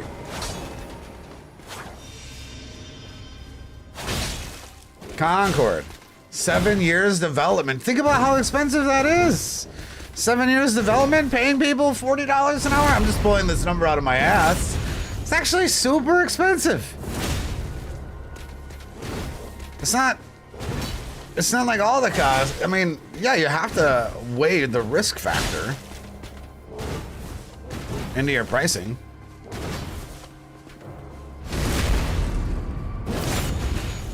Guys got navy blue stuff. I'm actually gonna go and grab Moongrim's armor before I forget here. There's a slight chance it could work. A slight chance. Yeah, Concord. Yeah, fucking A. You almost feel bad for this. I mean, you do feel bad for the studio. How the fuck was it 7 years in development, man? How the fuck? Canceled in 2 weeks. And they had to issue full refunds on everybody, right? I'm pretty sure.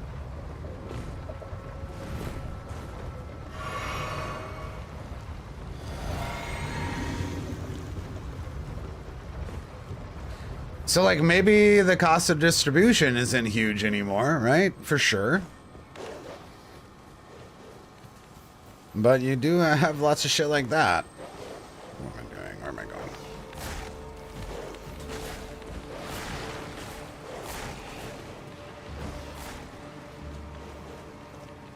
That's another good point, is that it's not actually all upfront costs these days. That's a good take. Fuck Elden Ring, they're gonna release content when the Switch launches. They have spent time and money developing the software further, not just upfront. That's a good point. DLC is like a huge thing these days. It's very prominent in almost every major game. And that is costing money. You do pay for it. That's true. You do. But you're taking risks if your game doesn't do well and you've already started to work on DLC. Or if people don't buy your DLC, you'll lose money. And there are games that do it for free also. I mean, like, we've gotten so much support and patches, and well, I guess this. You think the Switch DLC is free, right? Isn't it confirmed free? I think it is. Because there's going to be new weapons and new armor added to the game. And I think it's actually at no extra cost. I think it's just going to be a patch. Yeah, and if you talk about multiplayer games, specifically, groups of teams for patches, bugs fixes, multiplayer balances, that's probably pretty expensive. I don't know. I mean, probably not like incredibly expensive, but it is a cost. Okay, what should, yeah, did I get the armor? Let's see how this looks. Man, that really does not look so terrible. I'm gonna alter the cape off, I think.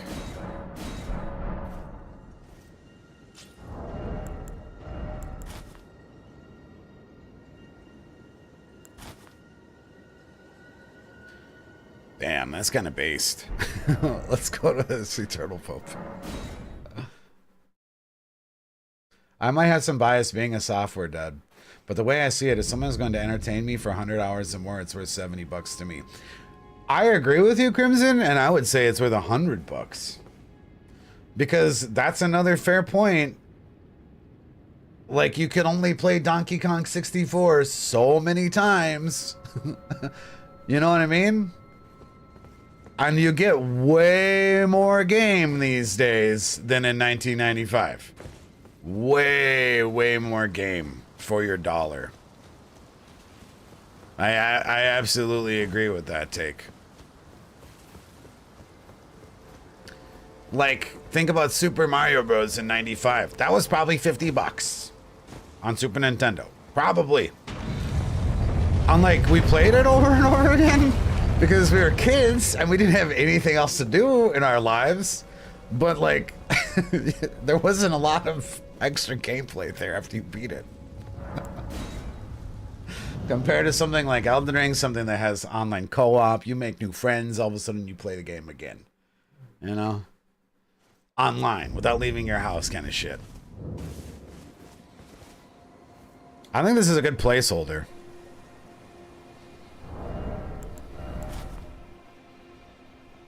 That matches the gloves pretty nicely.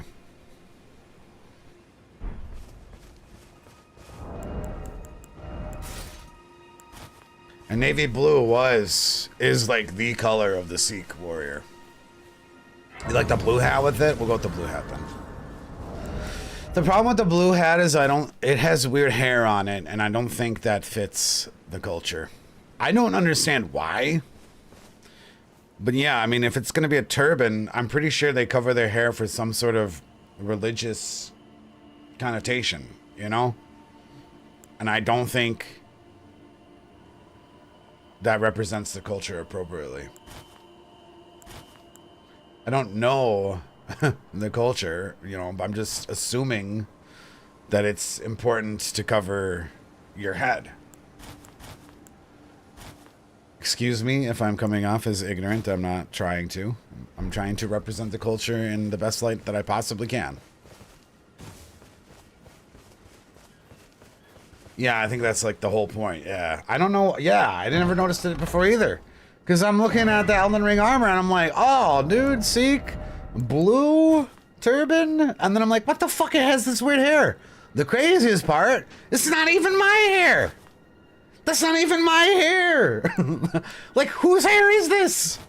Whose hair is that? Why is there some random hair on there? I don't... Whose hair is that, though? Does it make any fucking sense?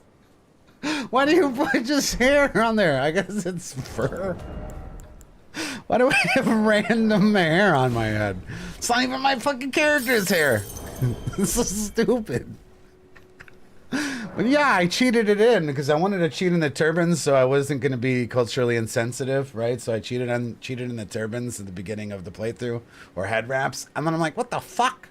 What's the point of this? Still see my fucking hair. It was dumb. Oh, I should do that one. I should alter that too. Unless that's that. I don't think it is.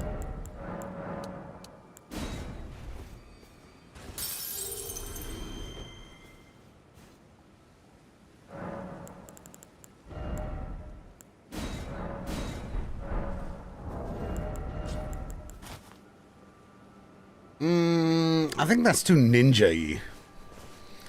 I mean, it could work with different armor, maybe. I kind of like this so far.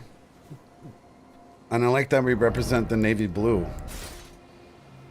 Ooh. That's kind of vibing, man. Actually, the like art on the back too is reminiscent of what I imagine Indian art to look like too, right? The embellishment, the embroidery. It's gonna be tough to beat. Especially because it's navy blue.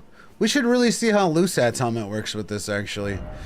Because I didn't realize Lusat's helmet could definitely be considered a turban. They really could. Yeah, Indians like it fancy for real. It should look dope with the patas. Unfortunately, the patas were used by the Maratha, which were in power from 1674 to 1812. Not the Sikh. Yeah, I did some homework for this. Also, the Maratha didn't use chakram, where the Sikh did use chakram. Sikh are also still in power today. The Sikh, well, I shouldn't say in power. I don't know if that's correct. The Sikh are actually still around today. So I think they're the most well-known Indian warrior. Yeah. Yeah, the circle backhand weapons. Yeah. I think the Envoy head wrap is too ceremonial. Well, I want to go more soldier, more combat viability. And I think that the larger head wraps and stuff were probably not used by actual soldiers, but more like monk religious types, you know? More ceremonial. Because I would assume that a very, very, very large turban would hinder combat. Mesh, I'm not 100% sure on it. I'm going to be honest with you. You constantly have to have a sheathed dagger on you if you want to be a Sikh, right? I'm not sure. I am not sure.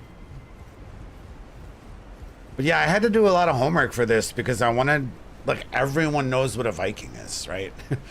Everyone knows what a Viking is. It's so easy.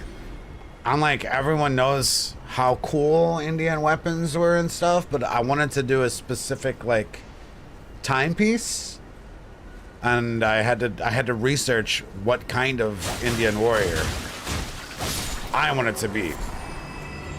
And that was the selling point of it, was that they were the ones that famously used the chakram.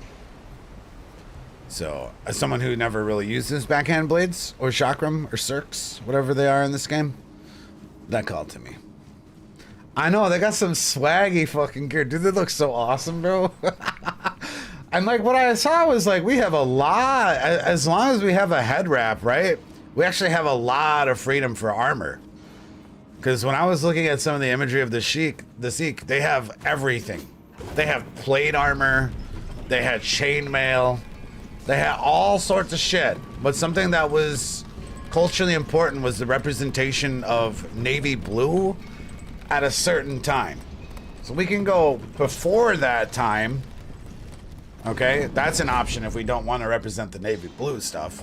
We can go pre, and I don't remember exactly when that became culturally significant. What's up, guitar? But if we get bonus points basically if we can do some navy blue fashion. It's kind of where my head's at.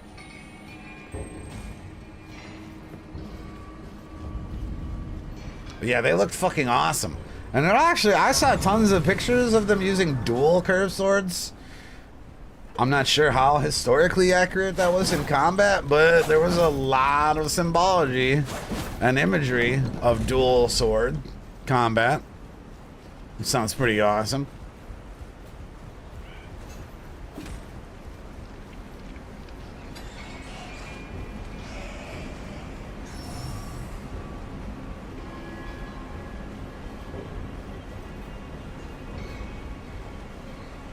The Urumi is an Indian weapon. Yep. Probably not really used in combat, but as part of the martial arts, so we'll include it on the build, Urumi. We will.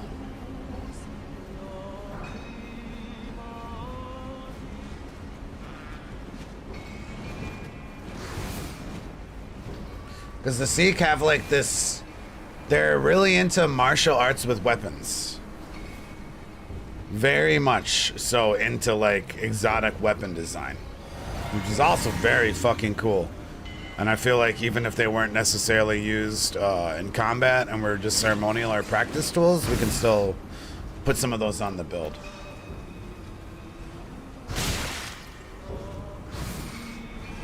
Yeah, that's in the stream title.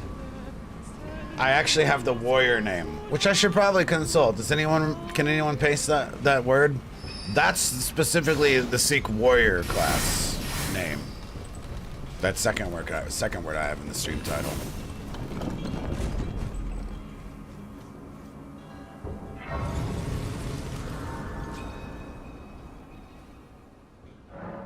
How do you even make a sword whip? Probably chains, different, like, kind of like chainmail, but with like blade plates, is my guess. How you would blacksmith something like that.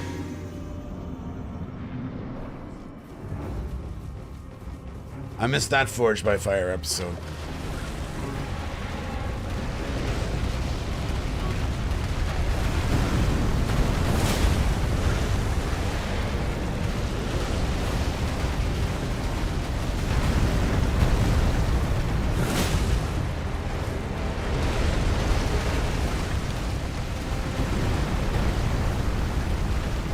I want a different weapon though to use.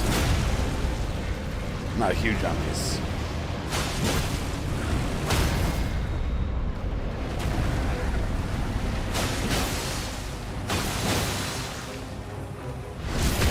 Highway robbers from India known to kill without spilling blood. They use scarves to strangle. That's pretty fucking brutal, man. Holy fuck.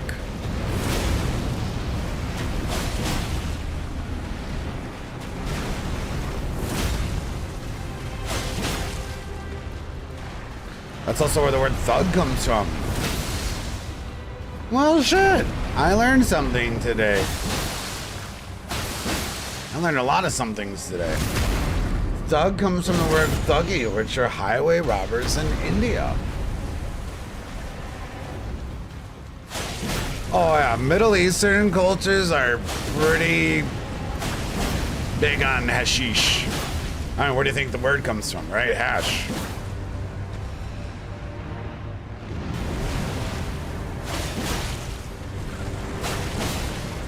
Pretty big out there.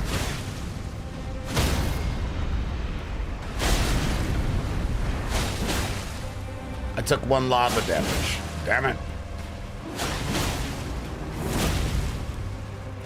Apparently in Sri Lanka, they had uramis with 32 blades and they dual wielded them? What? That sounds fuck. Fuck, we should have done that.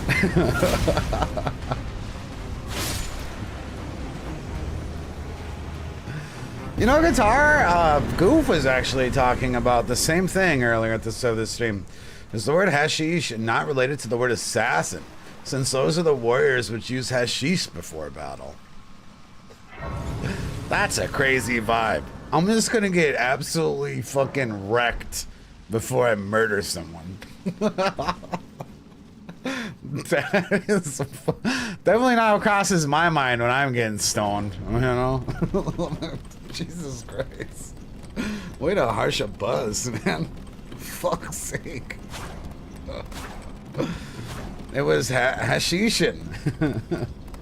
Right, I can understand stimulants. I could even understand the Viking berserkers tripping balls and disassociating. I can understand that. But like, using a downer before a combat situation, that is wild, man. That is fucking wild. And of all the downers too, not opium, right? Because like it makes sense if you want to be like, it kind of makes sense to like not feel pain in battle if you were like really high in opium, but your reflexes are probably shit then. But that kind of makes more sense than weed even, at least to me. That sounds fucking wild. How we find today? Doing good. We're learning a lot about Indian culture. It's pretty fucking awesome. Maybe, Pimpin', maybe.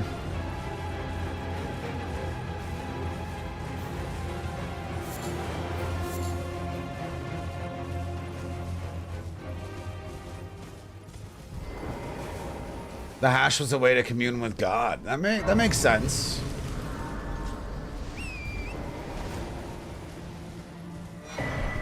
That makes sense to me. Mewtwo lifestyle. Next time I get high, I'm gonna imagine I'm an assassin. Gonna wake up in a pile of drool. And be like, whoa. Yeah, that's hard to imagine. Got a can of Mountain Dew next to you and a pile of drool? Like, yeah, I could assassin. I could have done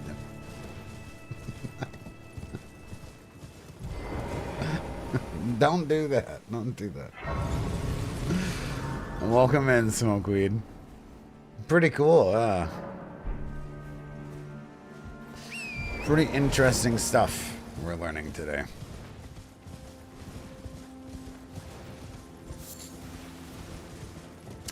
Hashish Assassin. I wonder if we can't make our build more assassin-y focused. I also don't know what some of the Sikh did.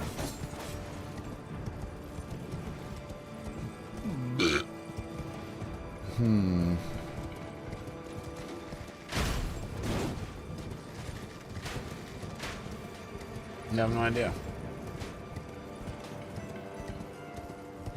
Yeah, what are the odds? We get someone named Arumi earlier today talking about the Arumi coming in the chat, and then we get Smokeweed Baby showing up as well. Small world, man. Small world. Well, we can use the Misericord because that's French. This is absolutely not possible.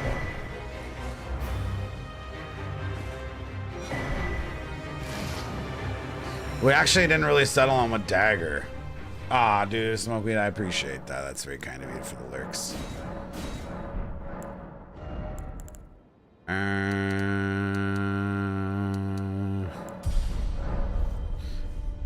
Maybe we want to go Keen Infusion. Oh, we should get the Spear Talisman and the Axe Talisman.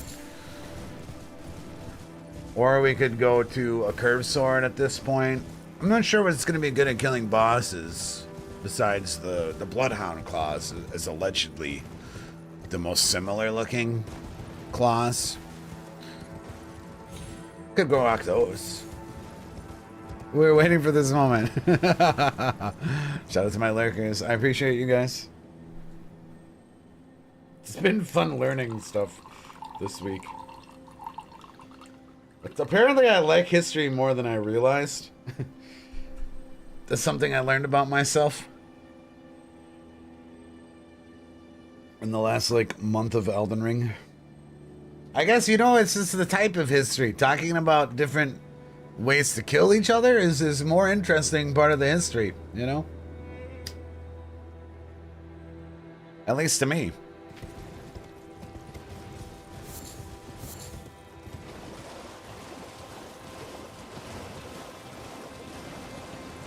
So tomorrow we're gonna actually do invasions on these builds too.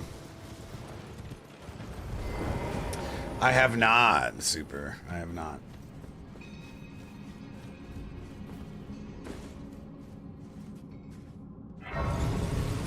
So we need to get this one invasion ready by tomorrow.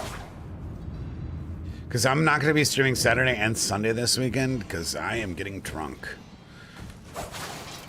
Wisconsinly, you know? Which means that drinking Saturday I'm probably not going to be in the state to stream on Sunday.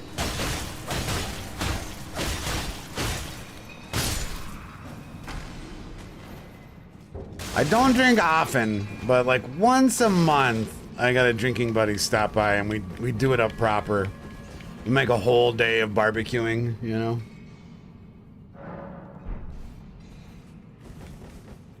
And barbecue and drink all day. It's not like we drink okay, well we drink a lot, but it's over an entire day. You know what I mean? It's not like we're getting completely plastered. It's just when you drink for like 10 hours straight, you don't feel so hot the next day. And it's gin week this week, so I shouldn't really rule out the getting plastered part. Oh, we always have tunes of choice too. I always move my speakers to project it to my porch to piss off my neighbors. It's the thing I do. I think some Deftones is a bit overdue on our playlist. Probably listen to some Deftones. Probably a couple albums of Deftones because me and my buddy both really liked them. How do you drink gin for 10 hours? Well, the secret is tonic. That's the secret. Tonic water.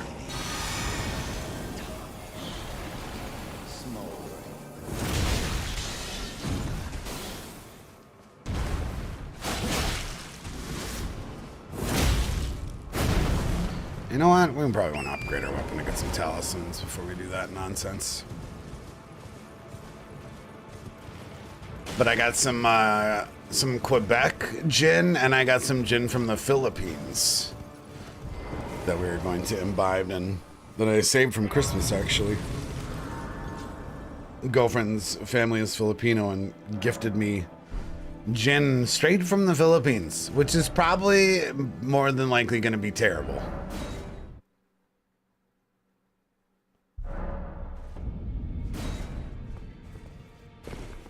Because her dad is like, he lived a life, you know. He definitely grew up in a very poor part of the Philippines, which makes me assume that this gin is gonna be pretty fucking hardcore. He didn't have a lavish life, so I don't think there was some very high class gin that he gifted me. But I'm still excited to try it regardless.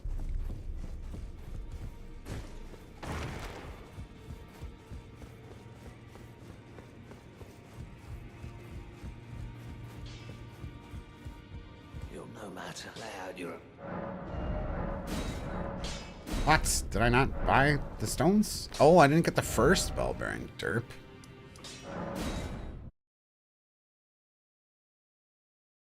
Big derp. Yeah, we actually make really good gin in Milwaukee, actually.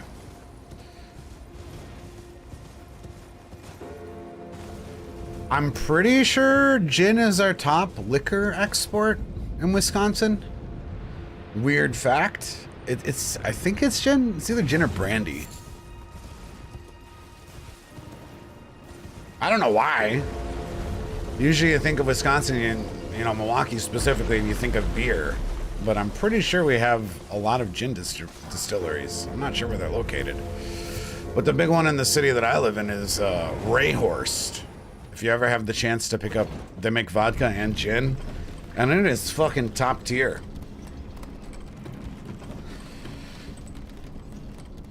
It is really top tier. Gin feels healthier. Yeah, that's because the flavor comes from, I want to say, juniper, I think. And, you know, with gin, you're allowed to add different fragrance flavors. You know, unlike, what is it? Like, there's rules about whiskey. If you whiskey or rye, where like it has to be a very specific formula. Gin, you have a ton of different options when you're distilling it. I'm not sure, Guitar. I'm not sure.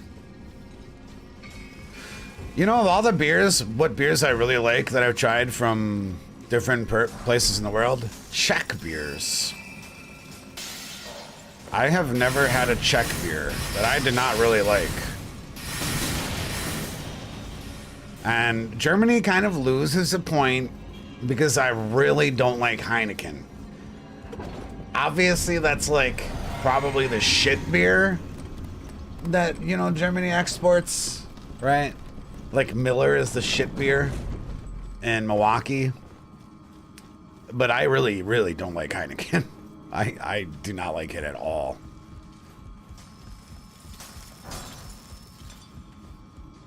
But all the Czech shit I've had has been fucking fantastic, man. I do like Hefeweizens, though. In fact, oh no, I think I do like a lot of Hefeweizens.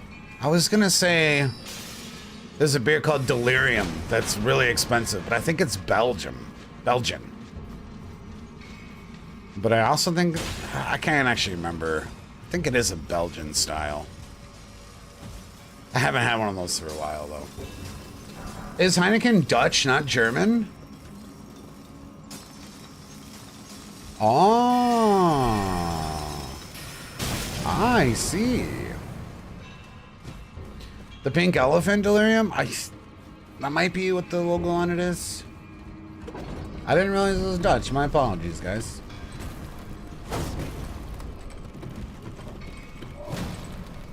What's a German beer that would be popular in America? Delirium Tremens is the one with the elephant, and that's Belgian, yeah, I think. That shit slaps, but it is so expensive.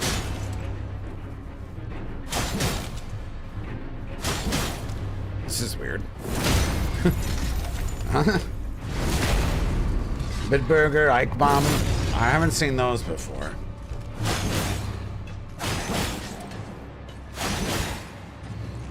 You know, another popular import that's really good is Newcastle Brown Ale. That's I think somewhere in the UK. That shit's really fire for being not super outrageously expensive. I think that's what it's called. That shit's fucking bomb. I could drink that all day. But you have Augustiner? Oh, we have someone from Australia in the chat. Fucking Foster's. Fucking Foster's. Oh. I've actually never drank it. I've just heard about how terrible it is. So I can't actually say firsthand, like, that's a gross awe. You love a Weihenstephaner? Weihenstephaner? Trying my best. I really like the German language. It's very fun to say the words. Holgarden? I haven't had that, no. Augustiner? I don't think we get a lot of German. I mean, I'm kind of in a bad spot, though, compared to the rest of the country. Because the Midwest is, like, on the microbrewery thing still. New Belgium is overrated. Surly is pretty good, though. I've had some good beers out of Surly. So maybe it's hard for me to find imports because we're on this whole fucking local overpriced microbrewery bullshit.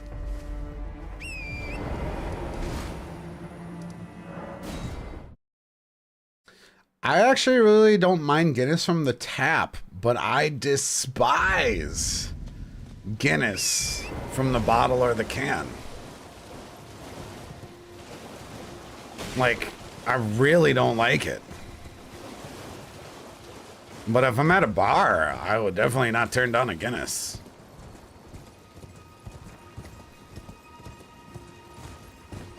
It tastes so different to me on tap. I think it's because it's nitrogenated and it's hard to really replicate that. Hand-sized.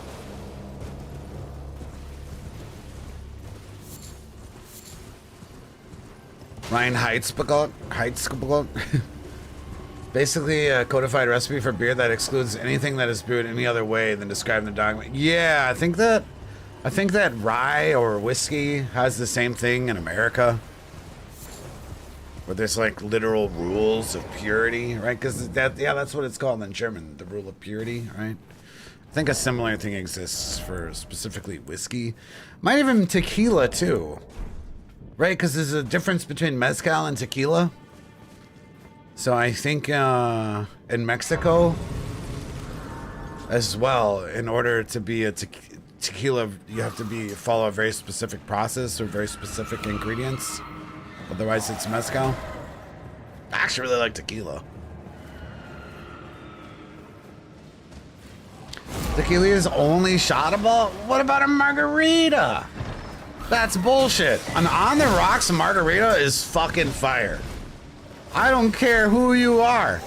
You get a good margarita. I'm not talking like some blended bullshit, okay? I'm not talking like that, like, you know, with a bunch of ice and shit. Fucking a nice cold margarita, like, is so fire. Like, you can't not like that. Wherever you live in the whole world, fucking margaritas are so gas, man. I actually had a super good one that had jalapeno in it. God, it was so good. But that one would really rip up your throat. Like super hardcore rip up your throat if you're complaining about that. I wouldn't try jalapeno margarita. Because the jalapeno flavor, it's not necessarily the spice, right? But the flavor of the jalapeno with the lime and the tequila, it's a fucking good match, man. Really good match. You don't think you ever had a margarita? The trick is not to get, I think they call it blended when it's got a bunch of, like a smoothie. I mean, like I would drink a smoothie margarita, but like I much prefer it just on the rocks. You had a Mexican tequila once and it tasted very aromatic and deep. Well, there's a chance that it was mezcal then. There's a chance. I'm not sure. Am I saying that right? Is that even the alternative? Because it's the agave plant that the flavor comes from, right? Or that, actually, I think it's the agave plant that they ferment into alcohol. And I think when you start adding stuff, then it becomes mezcal. But if you go for like the basic ingredients, that's what makes it a tequila. You know what? If there's actually a type of booze I really don't like, it's spiced rum. I'm not a huge spiced rum enjoyer.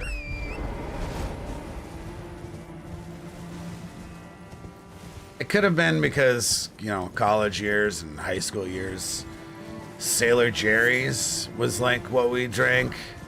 So it might have just been that I had too many bad nights on it. That is why I don't like it.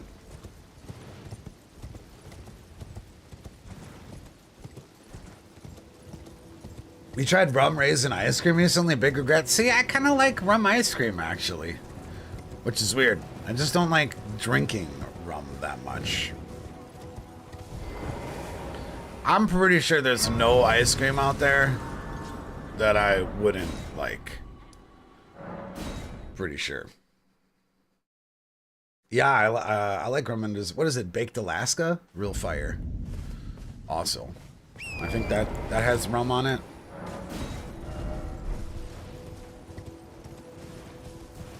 You thought the same thing too, I was wrong. Maybe it just wasn't a good like version of it, maybe? I'm not too big on vodka either.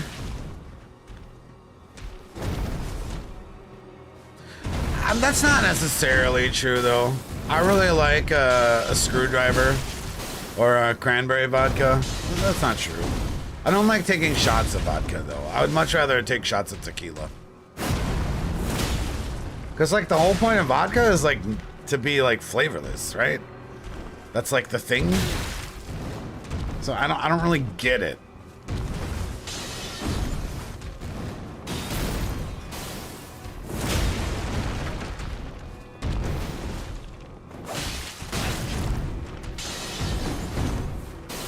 Well, it's just some fucking hand sound. Well, that's because like it's alcohol that's filtered so much that it's supposed to be flavorless.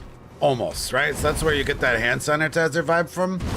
But that's like supposed to be a feature. Which is why I think I like it in a mixed drink. Because like a vodka cranberry is just like drinking cranberry juice, right? But you get fucked up. But as far as taking shots for it,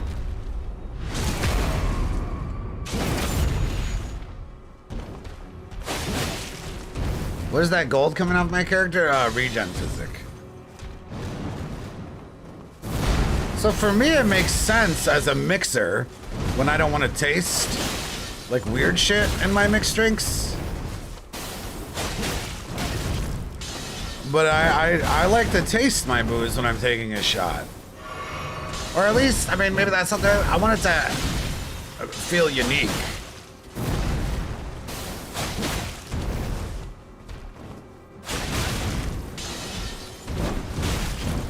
And someone's saying then you've drank bad vodka.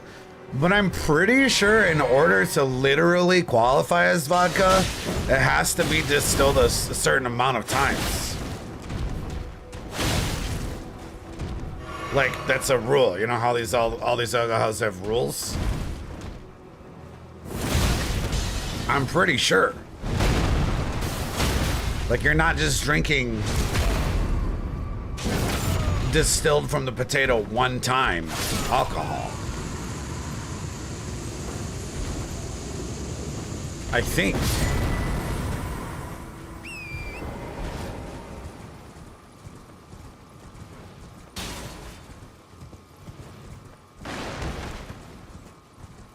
Feel free to correct me if I'm wrong.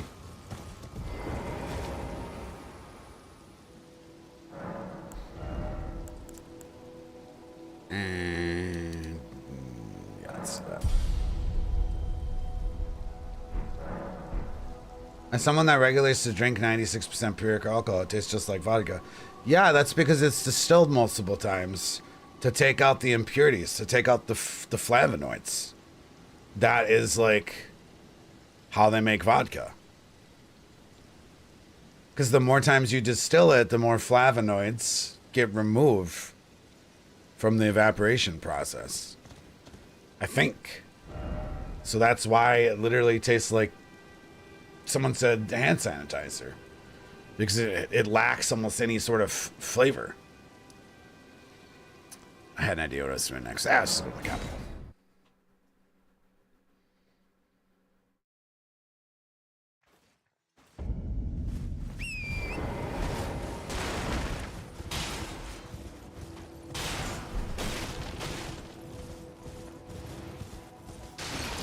And obviously one of the reasons is because vodka is made from potato, right?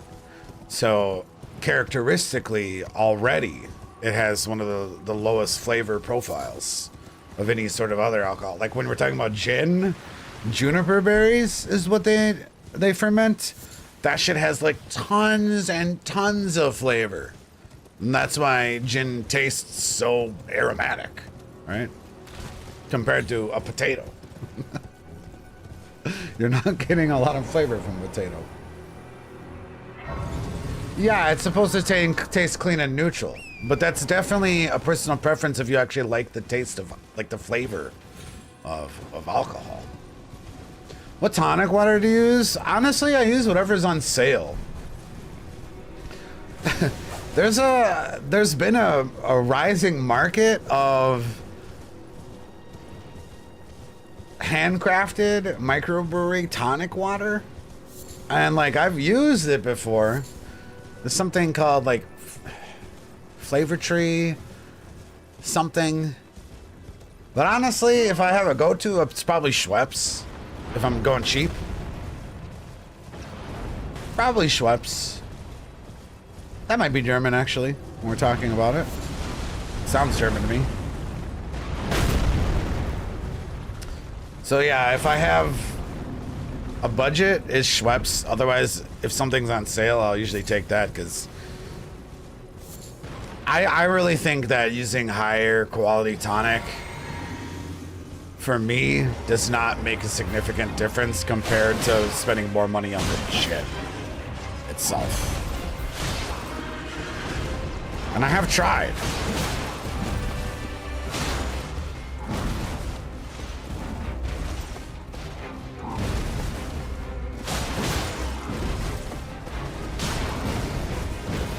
Because you can make some pretty damn expensive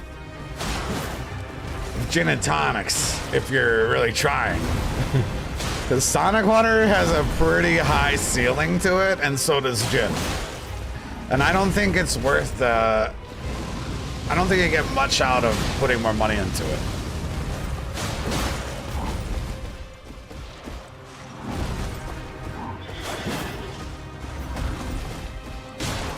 You think good tonic is super important? I don't feel the same way.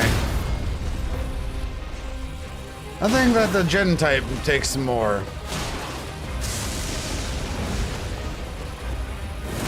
Well, yeah, most of the flavor does come from the tonic. I understand that, right? But I don't think that there's a lot of variety in tonic flavor. Like, there's some subtle differences. I also really just enjoy the flavor of tonic water too, though. You know? So maybe it's just personal preference thing. So maybe not as picky because I enjoy the flavor of tonic water. God, I gotta remember what the ingredient in tonic water is called. Quinine, right? That's what gives it its flavor.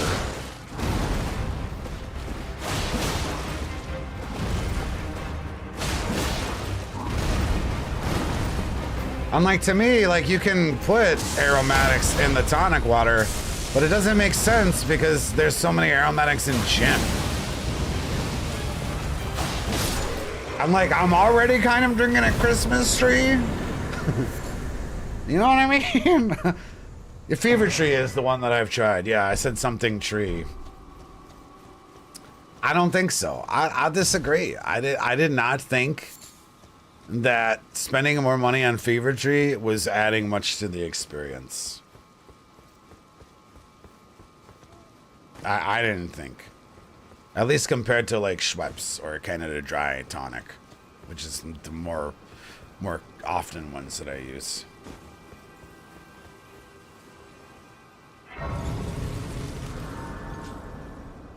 Burning Christmas tree is gin and Tabasco. That sounds rank, man. Jesus fucking Christ. Did you just make that up? Holy fuck, dude. I do like gin though, and I do like Tabasco. You know what? Actually, maybe I will try putting a splash of hot sauce in a shot. Because that's another thing me and my buddy do is we have hot sauce. My drinking buddy, he actually grows his own peppers in friggin' like greenhouse, like amateur greenhouse setups. And makes homemade hot sauces. That's where that Moruga scorpion pepper came from. It was his garden that I ate on stream. There's a YouTube video on it. That shit was fucking brutal. Dude, this pepper was so hot, it burned my stomach. Like, the mouth heat was one thing, right? Like, obviously, spicy pepper gonna be real spicy. But the part that I didn't expect was like, it actually was burning my insides. For bringing me to the base of the Like, I got a stomach ache from eating it. I can govern, and thus I shall depart. Farewell. I shall leave. I wish you luck. You have fought. I have no.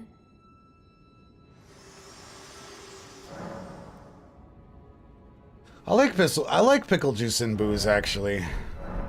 I do. We drink so much in Milwaukee that I keep finding myself saying, like, Milwaukee's known for, you know, gin, beer. We're also known for our Bloody Marys. You can Google it. You should Google Milwaukee Bloody Mary Festival. You really should. Next time, I like completely forgot about it because it's something we take for granted here, like, you know, growing up around these Bloody Marys. But I'm gonna take my girlfriend to one of these Bloody Mary bars next time she visits. You should definitely Google Milwaukee Bloody Mary festival or contest. You will be mind blown. It's the absolute embodiment of Midwestern life. It is, Strauss.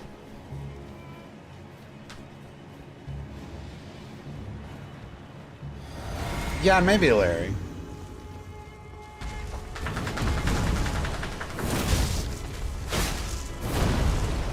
But yeah, if you Google Milwaukee Bloody Mary Festival, you'll be like, what the fuck? I fucking guarantee it. You will literally be like, what the fuck? Every bar in Wisconsin has their own custom Bloody Mary recipe. Yeah, it's a huge thing here. They are, Strauss, they are. What's up, dude? I'm not huge in tomato juice, but I don't mind a Bloody Mary. And that's also a vodka drink.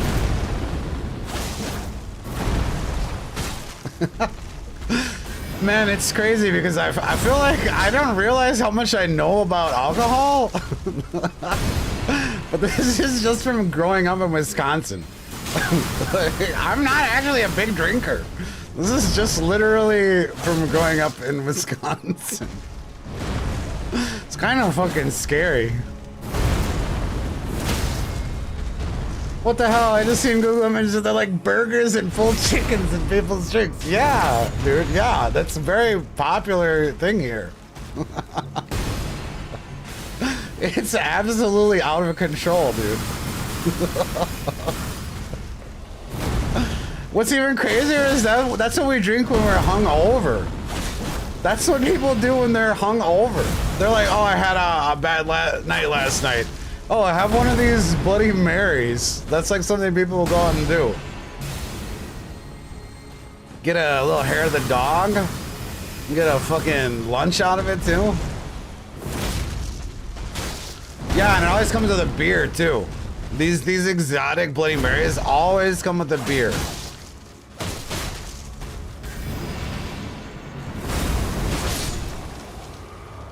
Usually like a Mexican beer, I think. A Mexican lager. Something refreshing after, you know, you're downing these friggin' chickens and lobsters with your Bloody Mary. Ooh, wine. I need to try drinking more wine to see if I can acquire a palate. I grew up in rural Wisconsin. The entire culture is binge drinking. Yeah, it is. It really is. What's up, Beanie?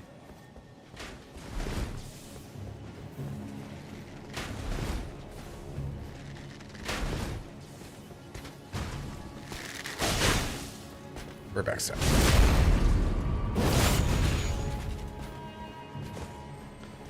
Yeah, I don't know why. I think I don't like the taste of vinegar or vinegar flavors at all. I think that is probably the base reason I don't like a lot of wine. Because like you guys might say like, oh, good wine doesn't taste like vinegar, or whatever. But there's every wine I've had has like a very faint presence of the vinegar flavor, which I really despise. I think that's the issue I have with wine. Even if it's subtle, it's kind of always there.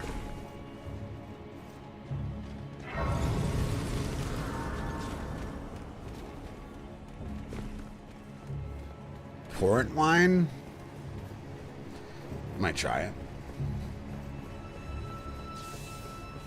Australia is pretty much alcohol and gambling. It's scary. Yeah, I mean, I think that's the common ground. Is like,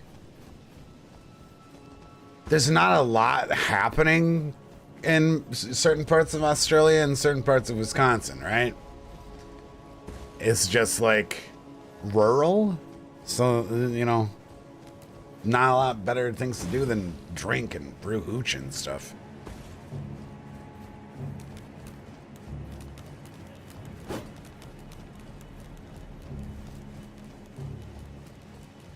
A lot of underdeveloped areas, right? That's why gaming is cool. Yeah, I agree. You could be spending fucking $60 a night on booze.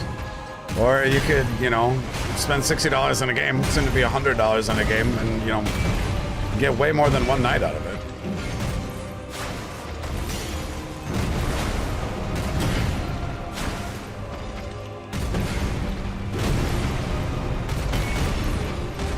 Wine aged in whiskey barrels. That sounds kind of nice.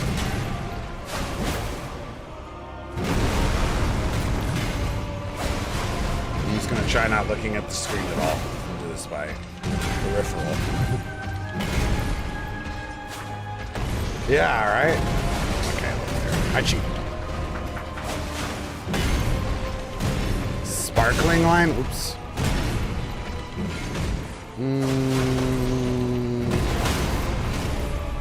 don't know if I fuck with it much. I also don't really like champagne, also.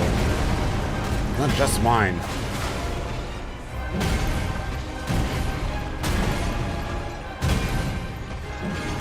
Champagne tastes kind of nasty.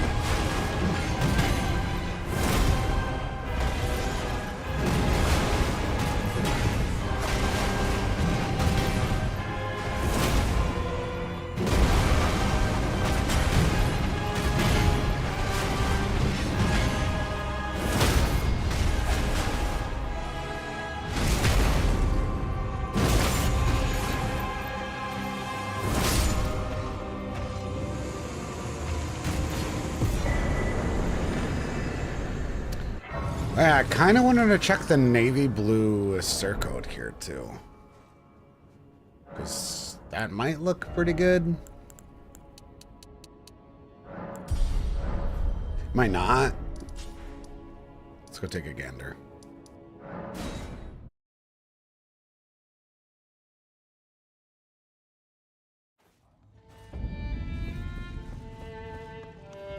Oh, come on. Here is a cup.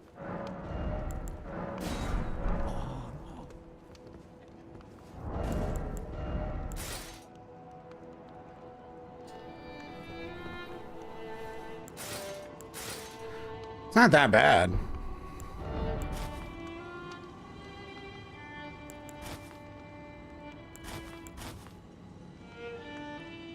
I don't think that's better, though.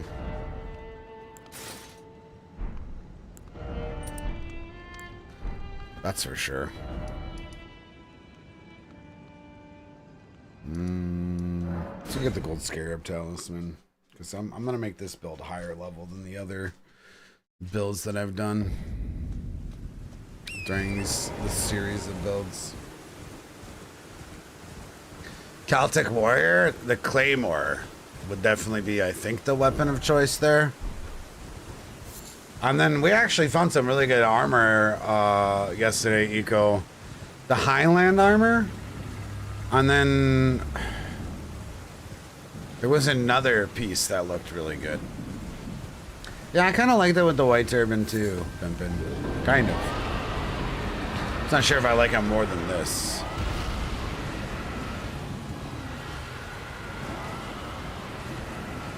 Yeah, I'll actually show you real quick. I'll help you out here. Let's take a second. Show you what ideas looked really Celtic.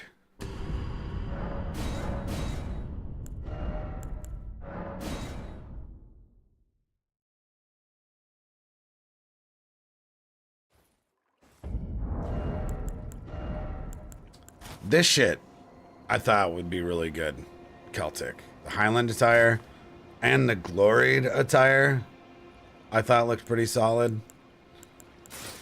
And then the headbands looked real good too. I should really be using this on the Viking build, but I put so much effort into my character's face. I really should be using this though, or that even. Maybe I'll throw this on there for now. But yeah, that looked pretty solid.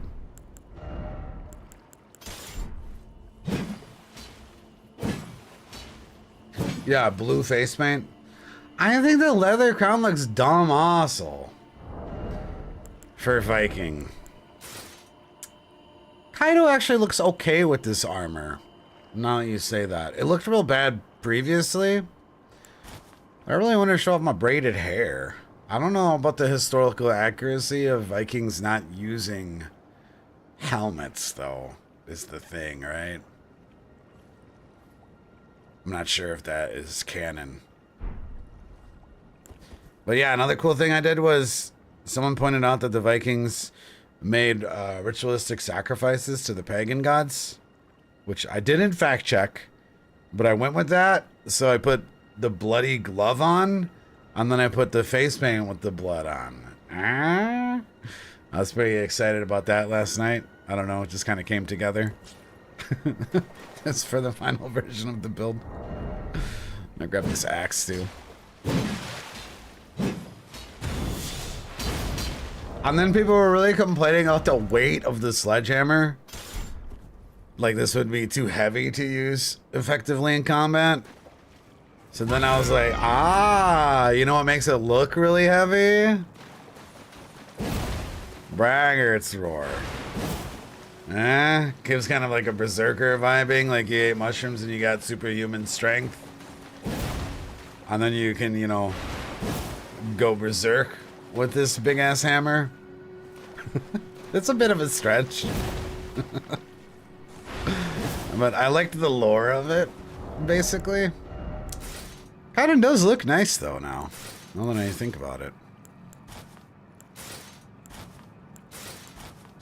It kind of shows my face paint still. Maybe I just think, maybe if I make my head bigger, this will look not as shit. Maybe.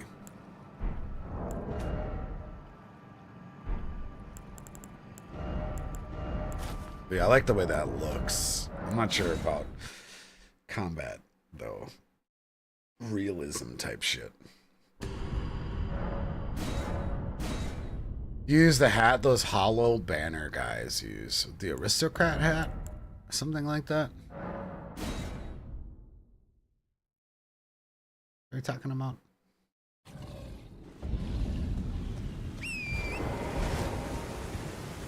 I should just use the helmet that's more historically accurate, really. Just maybe I'll put the helmet on when I go into an invasion. So then I can still appreciate my character's sliders. Oh, for a Celtic one, the hollow banner guys helmets. Yeah, I don't think I'm gonna do Celtic personally. I don't want to overly represent white culture because we already have a Viking and we're gonna have the Polish Hussar as well, and I feel like a lot of it's kind of boring compared to some of the more compared to other places in the world, you know. Especially for weapon diversity and stuff, because it is regional, you know? It's very regional.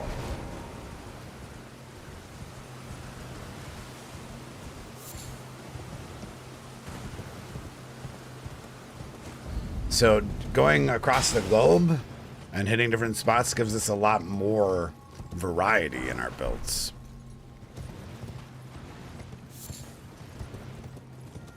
I'm not sure, Eco. I don't know enough about Celtic culture or history. I have no idea. But you might be getting Celtic versus Viking territory. Because they were pretty close together. I'm not sure if that's fair to say. Like they weren't geographically very far apart. And maybe there's some crossover even.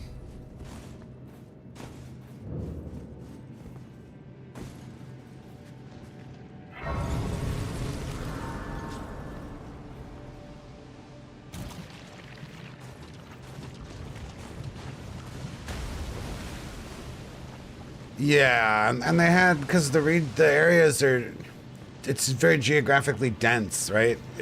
In Europe. There's a lot of crossover as far as weapons and armor types and stuff. Where if we go more globally, we get more variety out of our builds, which is important for playing. I bought the lantern, I did.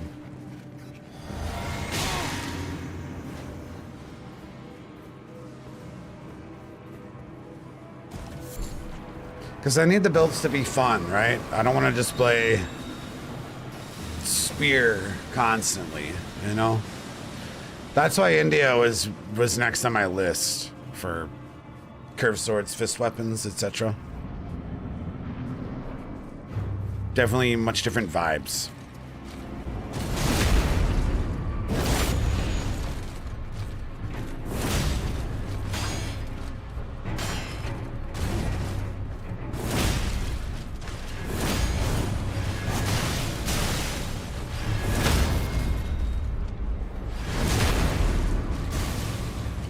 That's probably one of the reasons, you're right, because the Roman Empire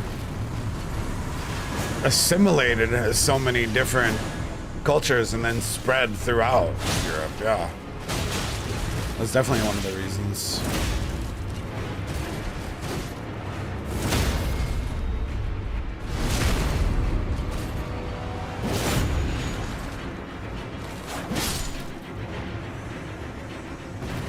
Yeah, these what are they called? Qatar they're a lot better than we first started, and we still don't even have them keen infused or anything.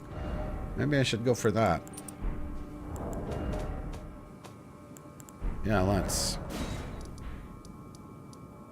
keen until we take out Rodon, and then we'll probably go bleed on these things.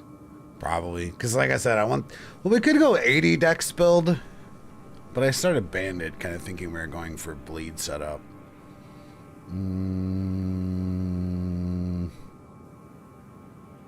Not sure.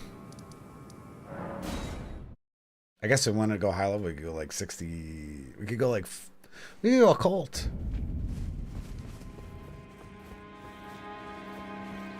Minimum dex. I guess the problem is a lot of these weapons aren't going to have innate bleed on them, right? With an occult setup.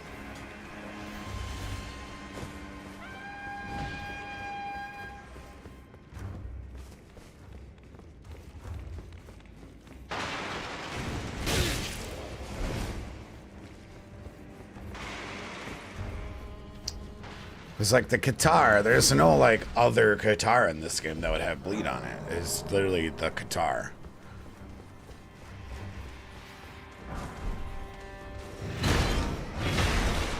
I guess we'll have to take a look at some of the dex scaling on some of these things if they're bleed infused to figure out exactly what we're gonna do with them.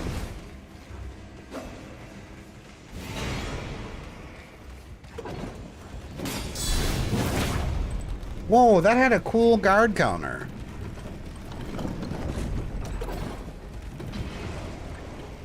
Maybe we'll go guard counter theme with this setup. But I think poise would be the problem there. What's our poise at? 33. Can we hit 80 something poise with Indian style armor? Big doubt.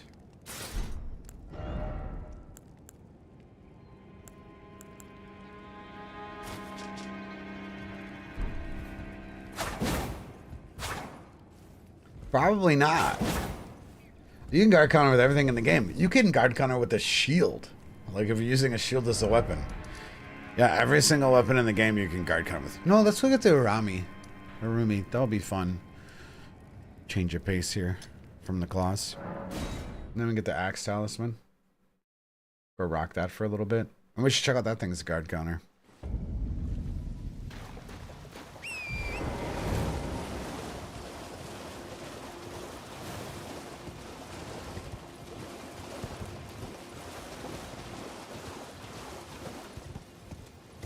Because as far as a medium poise armor, I mean, Cuckoo Knight,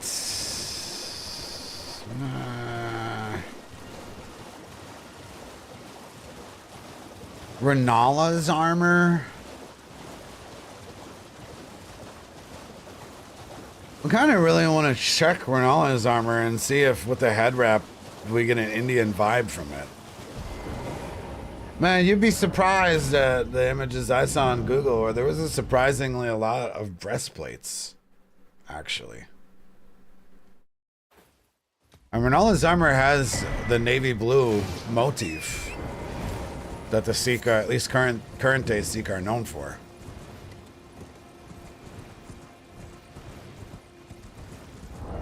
I mean, how much poise do we need to hit the 80-something breakpoint with Bulgo Talisman?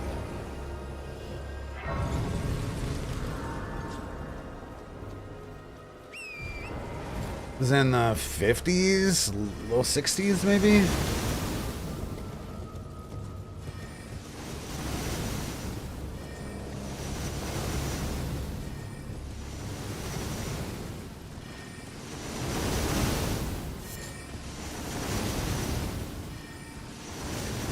Yeah, the Sikh were, and I'm not sure still, maybe, very, very open-minded.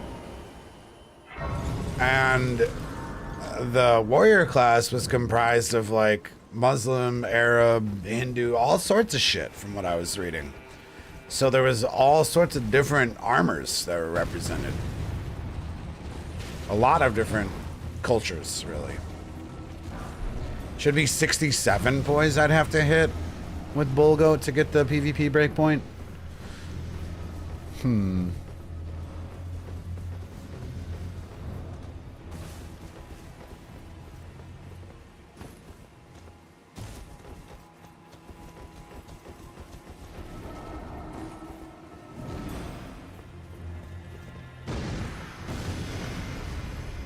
Yeah, that's from the timepieces and the history I was reading. They were very progressive, where their warrior forces consisted of people from all different walks of life and different cultures, which was pretty cool. Maybe more current day mesh, but the Sikh go back to the 17th century, I want to say. I think they were after the Maratha Empire, which were 18th century, I think.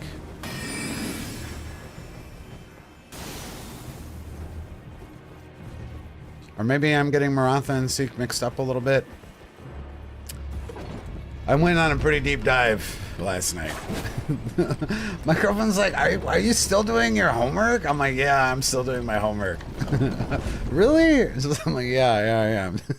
She's like, pay attention to me. I'm like, babe, I gotta make sure I don't offend people tomorrow, and I need to be as learned as I possibly can in this night.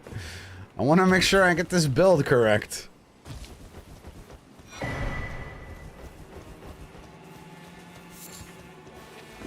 Yeah, I passed it. I went for that golden seed. While we're here, you know. Thank you, guys. Thank you. I've offended you, so I'm sorry.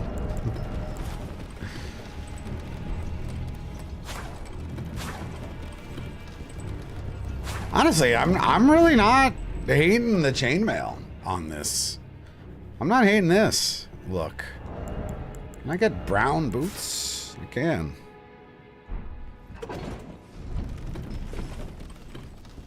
I think the head wrap makes it not scream European, right? Which was kind of the worry about most of the chainmail in this game. I think this looks kind of nice.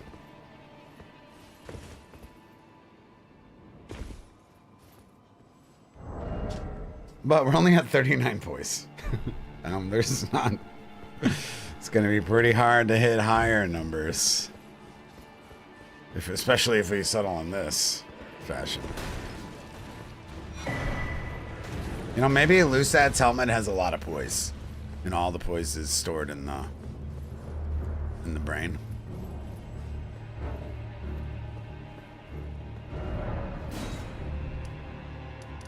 Let's go, Arami. Arami acquired. Let me go upgrade it, actually. Make this our new weapon. Ah, it takes 10 strength. Who would have thought?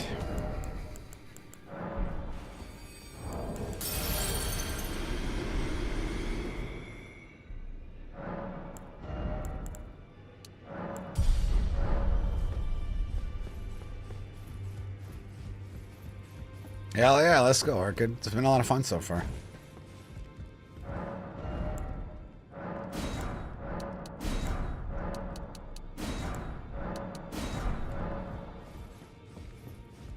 We never did figure out our dagger, though, eh?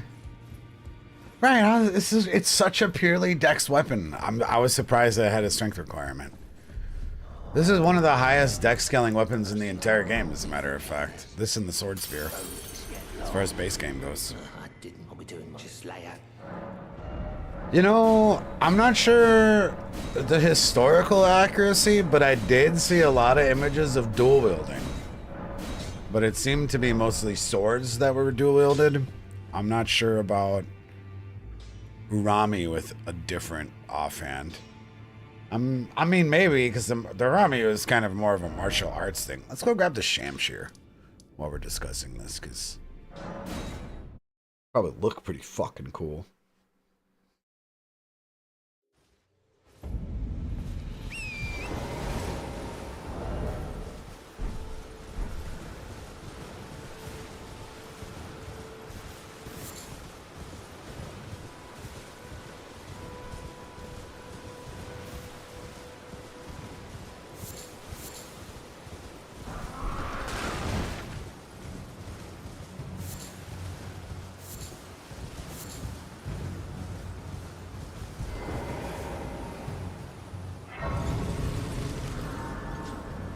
I want to keen infuse this too over here. That's good enough for me.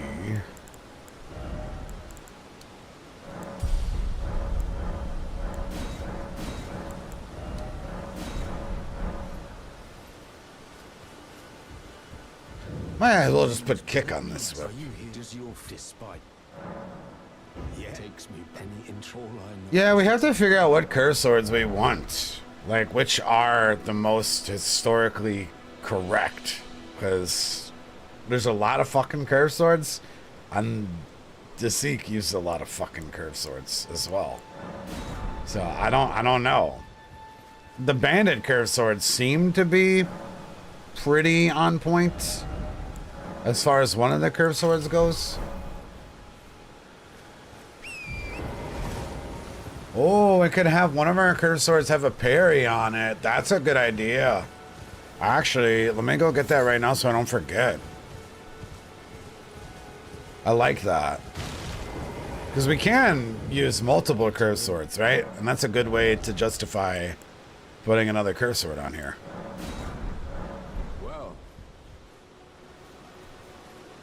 But I don't know if the scimitar is very close to... You just checked the Shamshir is Persian, not Sikh.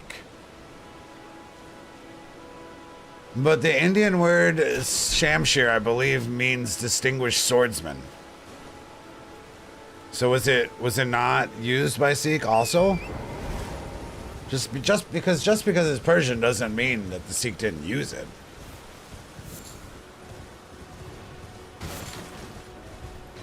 It doesn't necessarily matter on the build what country of origin, but is if the actual Sikh used it.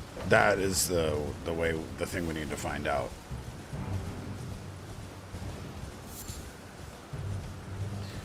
Well, the thing with the scimitar is it has the weird notch on the top of it, right? Do you see anything with that? Because there's a lot of curved swords. So we really want to go for, like, the perfect curved sword. Shamshir also is really distinct. The scimitar looks more like a real Shamshir. Well, Grossmesser isn't Grossmesser a German word? So that kind of fails the vibe check completely. Because there's like a historical accuracy check and a vibe check, and we want to meet both if possible. Can you use the weapon that we currently have in our hand? We can, yeah. Yeah, does the Shamshir look too anime? I mean, bro, I was looking at these fucking wikis and these swords, and they all look pretty fucking goddamn anime. That's for sure. They look very anime, and I was really excited. I'm like, man, the Indian weapons are dope. I was like, wait, people actually use this shit? I was like, holy fuck, this is cool as hell. I was really mind blown last night.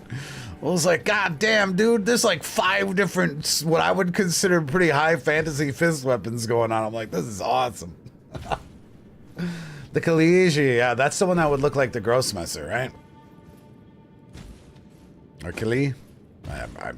Words are hard, okay. Well, let's just get the Shamshir and we will do a little comparison. You say you found some with the notches, some without, so Scimitar looks like it actually is historically accurate. Because, I mean, it definitely passes the vibe check, right? The Scimitar.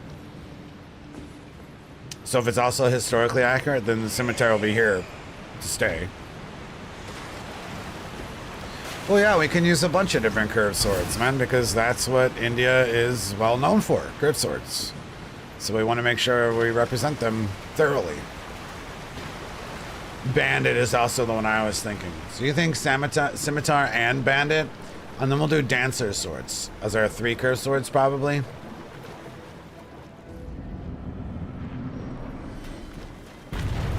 Sound right? Probably don't need more than 3.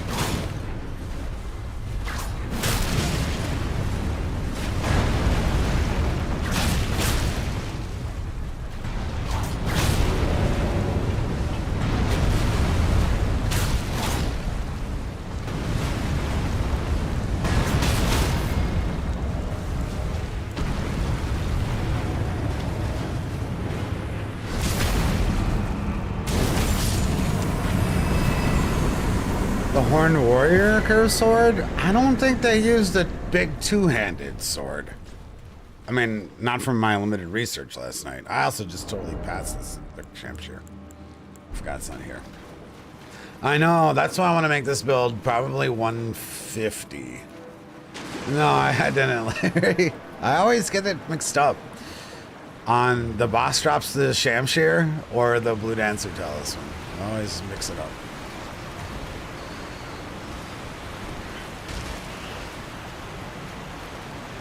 Ah, fuck me.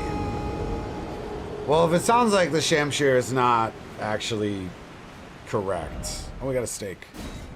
Then we could just leave it.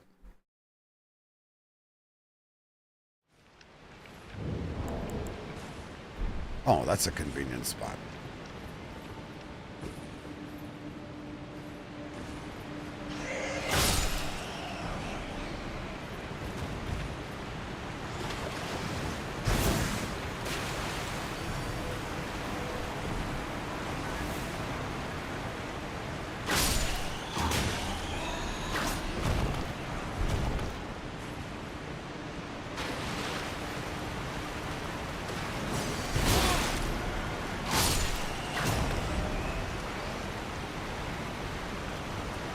So, Scimitar, Bandit Curved Sword, and Dancer Blade is what we were thinking. I'm gonna go grab the Axe Talisman for this. The chakras were historically real, and that's why I settled on this specific Indian warrior, actually, Prib. In fact, it was so significant that they used to actually wear the chakra on their turban or around their neck. So that's why we went Sikh. I want to play Repo with you and my friends. I don't want to play Repo. That was boring. Too much sneaking happening. What about the Falchion? Whatever we think is the most realistic. That's what we settle at. Please? I mean, tonight I'm gonna probably have to finish my Crusader build. Because I want to do invasions tomorrow. So probably not tonight. Oh, it looks so nice. Zuso actually uses a lot of offhand curved sword. It looks pretty sweet. You think the Scimitar will go better? Yeah, I mean, the Bandit sword is really good. That's the best deck scaling curved sword. So if that also fits really well, that's a shoe-in, right? And if the scimitar fits, I feel like the scimitar fits the vibe check really well, and it's also fits historical accuracy. If falchion is a French word, just like Grossmess is a German word, I feel like those don't pass the vibe check. So we'll cross those off, and that's a fantastic point. I didn't know that. So I think we got our 3 curved swords figured out then. Oh yeah, let's look at Shamshir though. Shamshir is also really good. Yeah, I can't imagine a sword actually having that barb on it. You think no? Anyone see an image of that? This looks incredibly more fantasy than I thought it did, actually.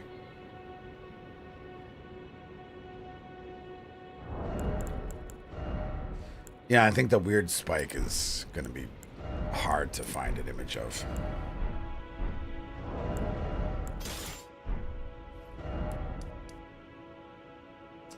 Okay, let me go get my talisman slot. My main issue with the bandit curved sword is it looks all like dirty and gross, which I don't know if it's the vibe of a Sikh warrior.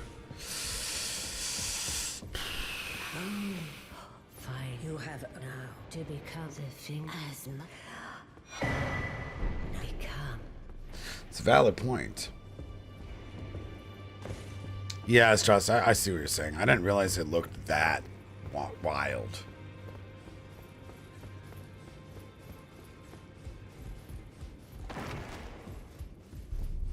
Yeah, I got Spirit Talisman on. We're just like a Crusader? I mean, this looks... I saw some images of the Sikh using chainmail with tabards. Legit.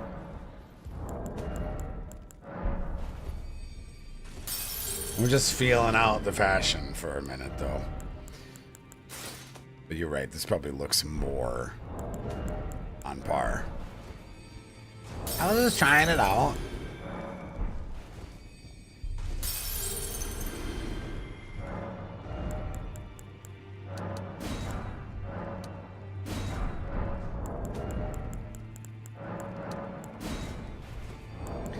Yeah, carrying is pretty good right now.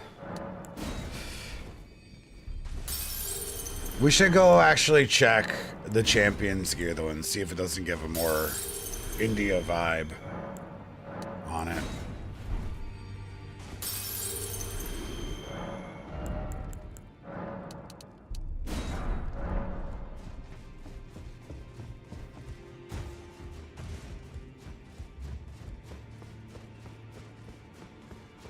But I mean, I actually really like this. No. Oh, I think the embroidery actually on the abdomen really kind of sells this.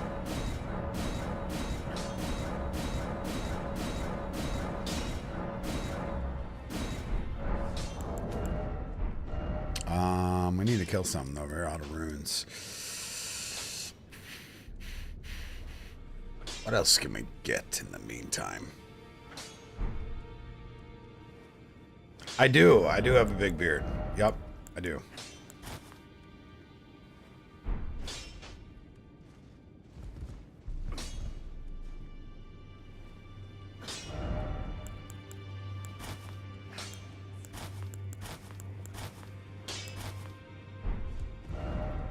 Absolutely.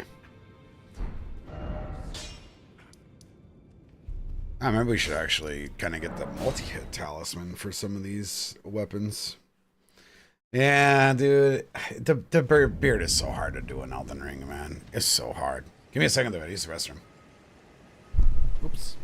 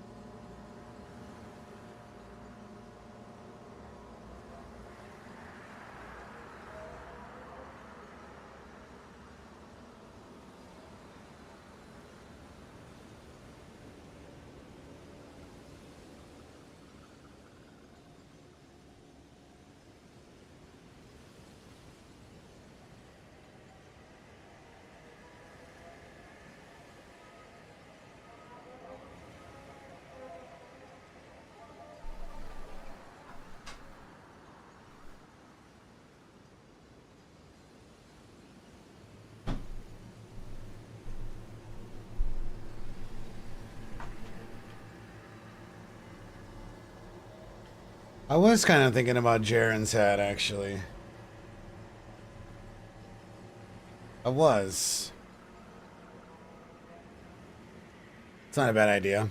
Oh, and as far as the bandit curve sword goes, we learned earlier that the word thug comes from thuggies, which were Indian bandit, like, highwaymen.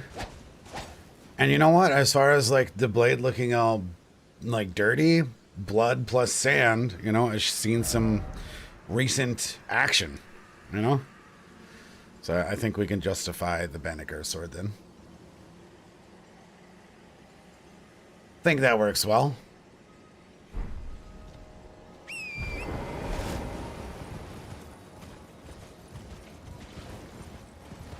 I stood in the fucking light before I went to the bathroom, okay? I did. Time just passed. We can try the eccentric helmet, now that you bring it up. You know what? Actually, the eccentric chest piece might be pretty good too. For the build.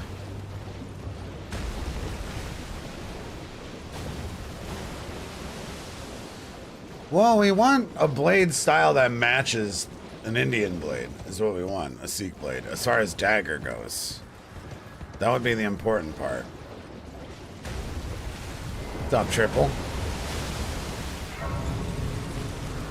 That's what we need. I mean, the Indian weapons were very fancy. Very fancy. Fancy is not the problem. We just need to figure out which dagger shape matches is the truest to an Indian dagger. Whether that's Reduvia or even the glint blade dagger, glintstone, or someone said blade of calling or black knife. I mean, whatever we can match the best.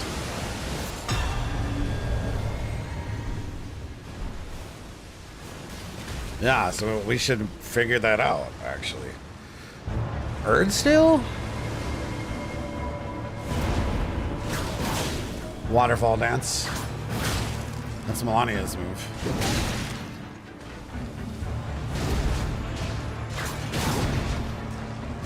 Aim punched.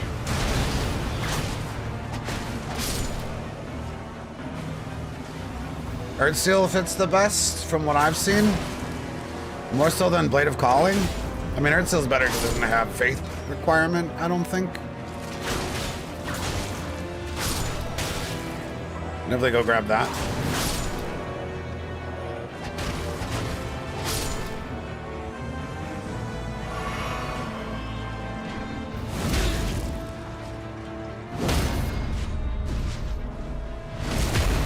Oh, it does. Erdsteel does have a faith requirement.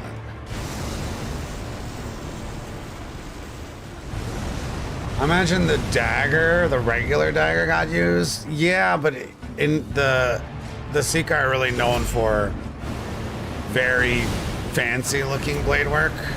So we should try to find a fancy dagger.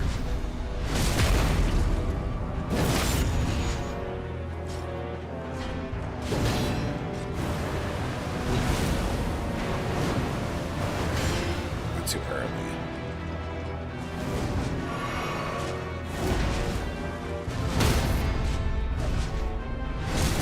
Erdsteel is fancy, yeah. I'm not disagreeing on Erdsteel. Does the Fire Knight look like a shape that anyone can back up? Fuck, these are tricky. I don't recall the shape of the Erdsteel.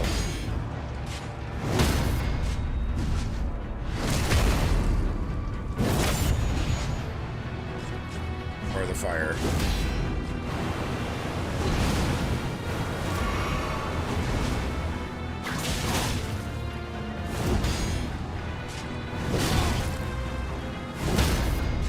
This is fun. We're definitely going to use a dancing blade. Yep. That's not a dagger, though.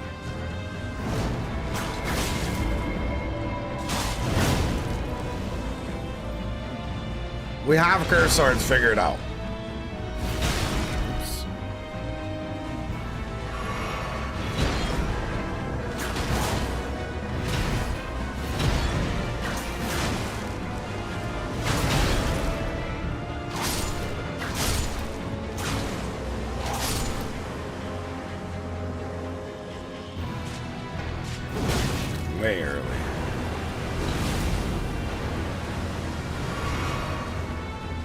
Bulgoed Greaves.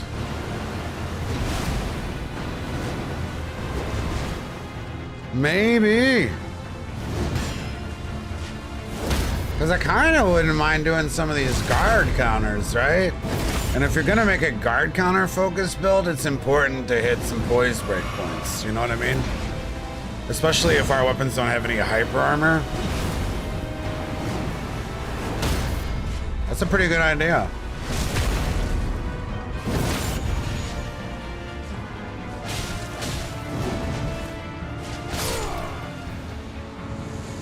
You think the Earthsteel Dagger and the Blade of Calling would be the best? Which one of those has lower faith requirements?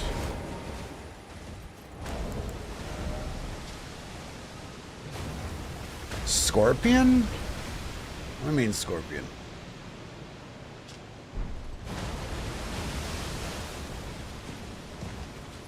Scorpion Dagger. Oh, the Rot Dagger. Yo, I like that idea. I like that a lot. Because that one doesn't take fucking faith. Earthsteel, if Scorpion works shape-wise, we definitely would want to go for that. Yeah, I mean, we've definitely curse repaired him like at least six times. It does have a hell of a look to it. And we can actually use the Ash of War, too, compared to Blade of Calling. You know, that's way too high fantasy. Fucking smart, chat. Yours, Dreamy. That's real smart. Chat's fucking cooking up a good one. Yeah, can we verify that the Scorpion Dagger is close to realistic Sikh dagger?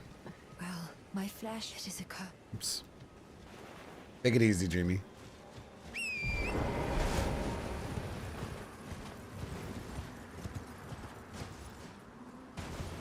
Because that would be fucking perfect. Aw, it doesn't. You can't do the R2 on the horse.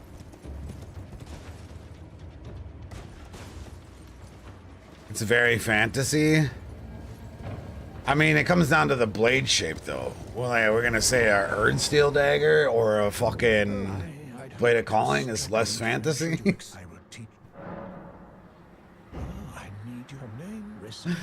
When that shoots a fucking beam of holy magic. Well, the work of a can you give me as well, mate? Can as well, mate?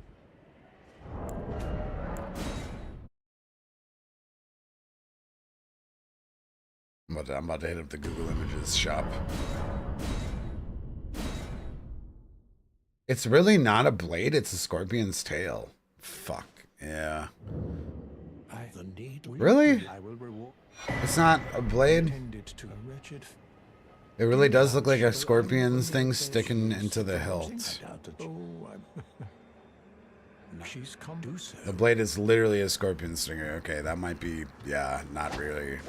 That might not be realistic enough then. I didn't realize that. Fuck.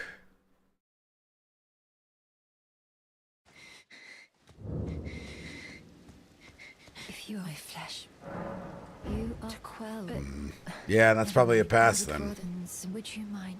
As much as I wanted it to work, I didn't realize it was actual scorpion's tail. Fire Knight short sword, 12 faith. But does it fit the blade shape?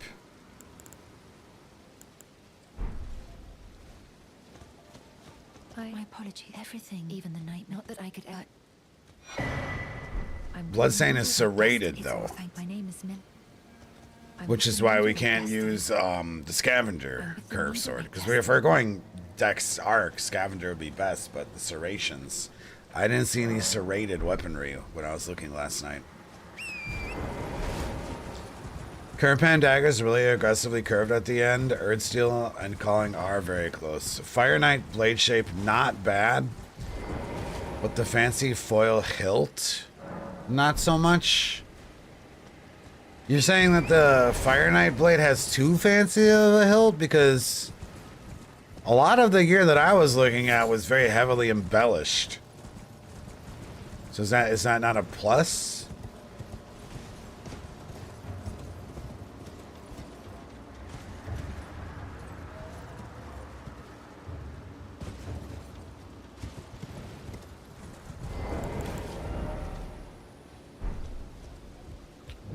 Something, so I decided I've only perhaps.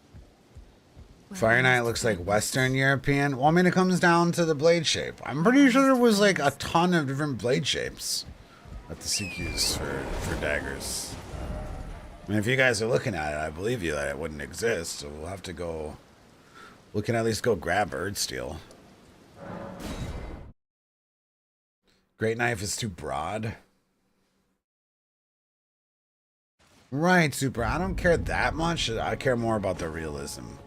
I mean, it's fucking seamless, and we can be level 150 and use Godric Scraven. It's not a lot of stats. And, you know, we can always go Bestial Vitality then, too. Which is nice for any scenario.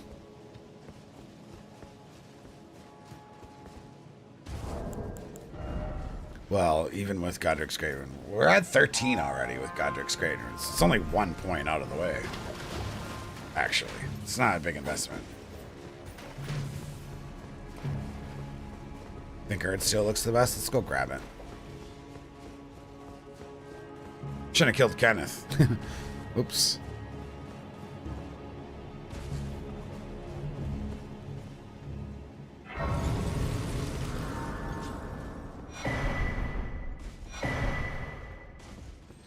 Blizzard Steel R2 is good. You know what? If we're gonna do Axe Talisman and multi-hit stuff too, maybe not a bad choice. Well, the Chris might...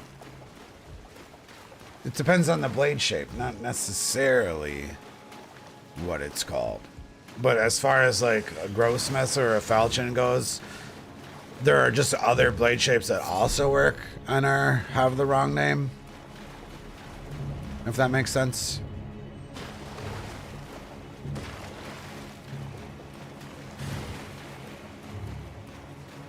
I didn't know Chris was Japanese, though.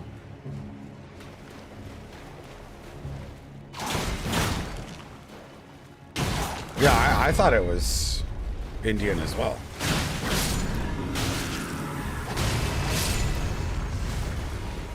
Javanese. Oh, Indonesian. Oh, okay. That I could see. That's pretty cool. I had no idea that Javanese was a thing. Blade Column looks pretty good, but I'd say Earth Steel Dagger would work and would be better. Okay, let's go take a look at it.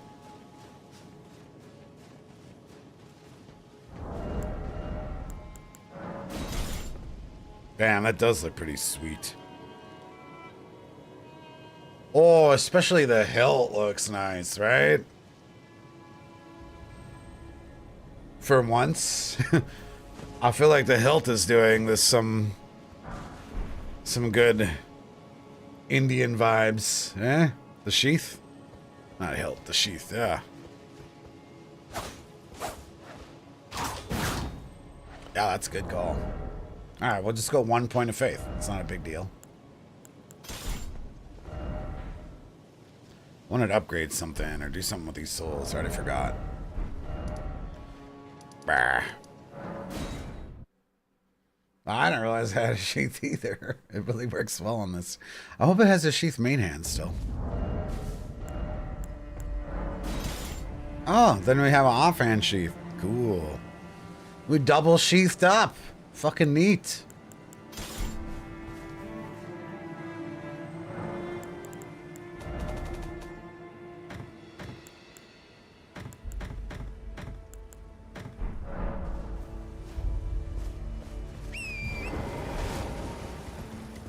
Yeah, they look awesome. This build is a lot more fun than the Viking one was yesterday. I don't know why. Maybe I was just really tired because I woke up super early to deal with bullshit.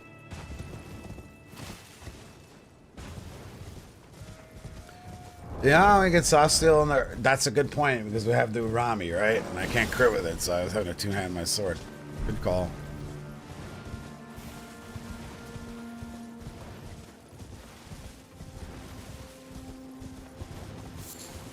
Yesterday. No, not today, fortunately.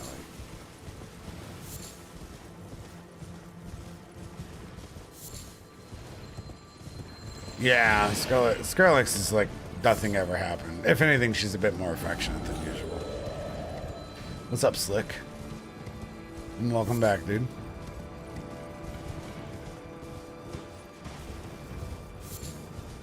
It does, Prib. It really does. Holy shit, we have a cat treat redeemed. Let me hit this bonfire. Yeah, I was so excited last night when I was researching Indian culture because I didn't realize that well, Indian weapons specifically, I didn't realize how wild they were. I thought that like Hollywood had dramified it a bit, but man, this shit was dope looking. I was like, oh fuck, man, I'm excited. I'm fucking stoked. We get to use some really crazy looking stuff. Alright, let me get the cat treats. Maybe it was all the hash. Honestly.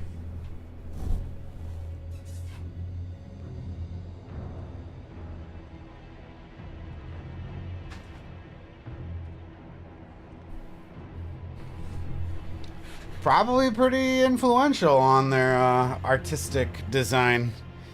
All the fucking hashish. It's a cool thought.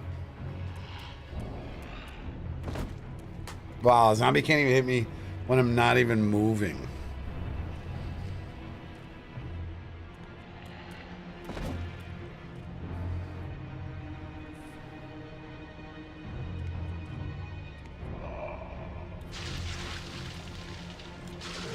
I didn't, Crimson. I didn't. Probably go check the next, maybe? It's enough for you, Alti.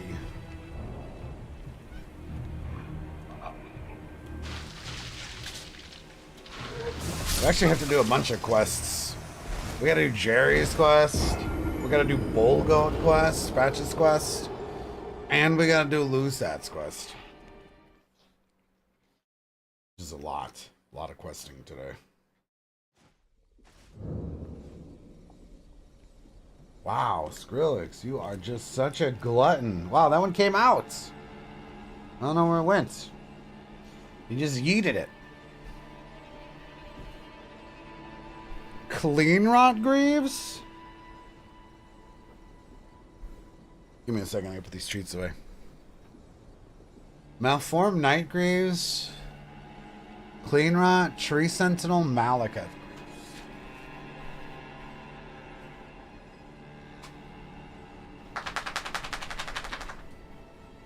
I'm kind of hoping Bolagode Greaves would work for Poise Breakpoint, but I mean, I'm not sure.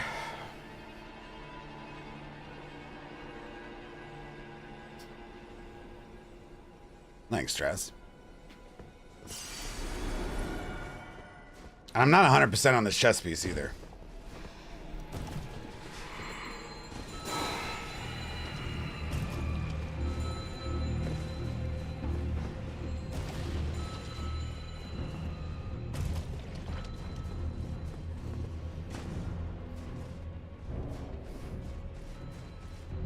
Well, are the curly toes thing actually historically accurate to the Sikh, though?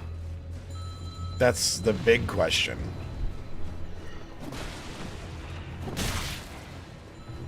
Is that just Hollywood?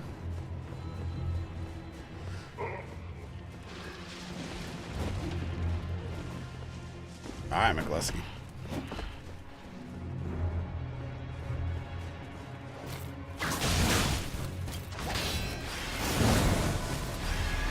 Oh, I tried to parry him.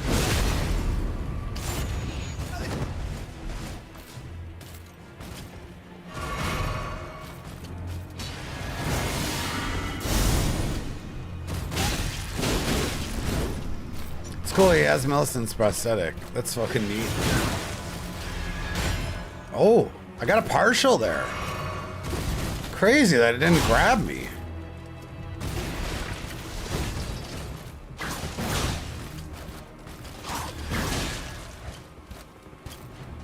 way early.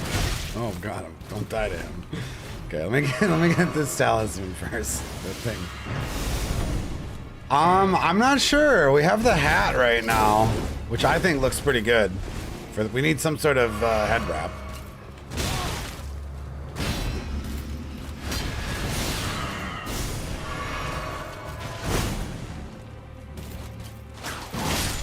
Shit, I didn't mean to kill him. Curly toes and armor was indeed real in northern India, so how does that impact the Sikh specifically, though? I'm looking at a picture of Nihang on Wiki right now with curly toe shoes in it. Okay. So then, Bulgoed is what? Like almost, it's plate and cloth, right? Does that work?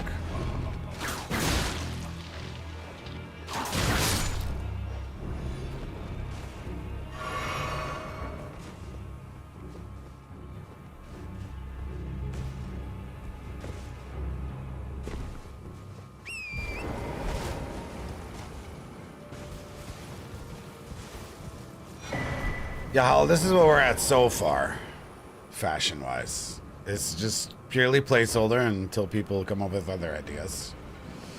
But it gets bonus points for being navy blue, which is very associated with the Nihang.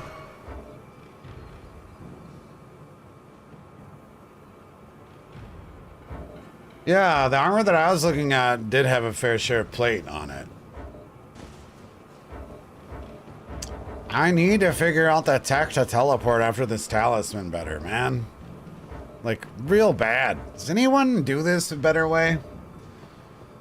Because I get Millicent's prosthetic all the time, and it's so annoying to go back to the next grace. You know what I mean? I need to figure out, this is all I got, because at least this gets a Starlight Shard, but it also takes like 2 minutes to get out of combat. No, I go kill the boss. I know, it's so annoying, man. That's pretty consistent for me, but it still takes a minute or two. Might as well go to the boss for runes at that point, you know? Run to the next grace, yeah. That at least gives me a Starlight Shard, though.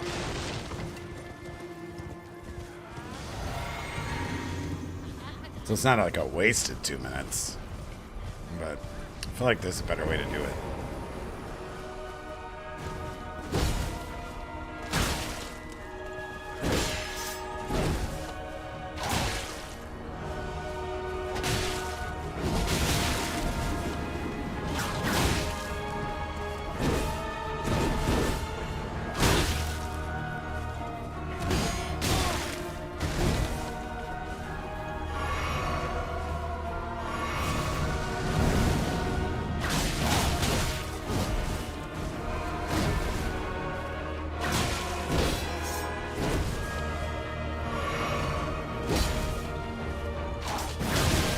The scimitar parry seems to get used as well. It's not great. It's much. I'm parrying too early with it. Oh, it's too late.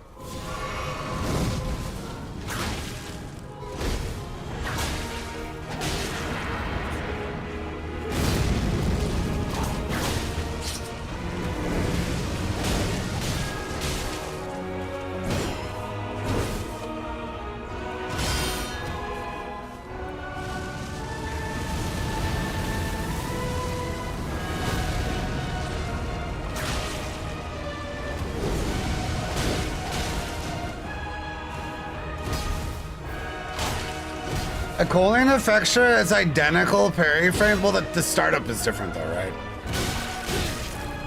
That's maybe the excuse.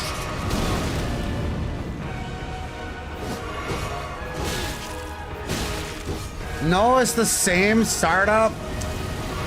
I don't believe this shit, man. I really don't believe this shit.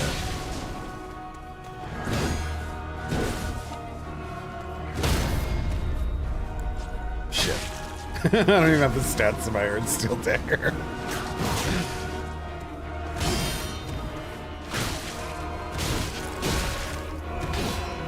Ah! Fuck.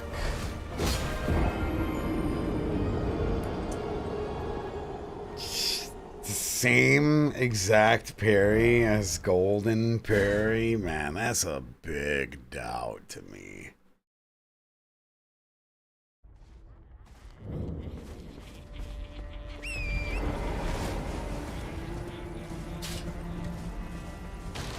The only philosophy in the world about overcoming the odds, I kind of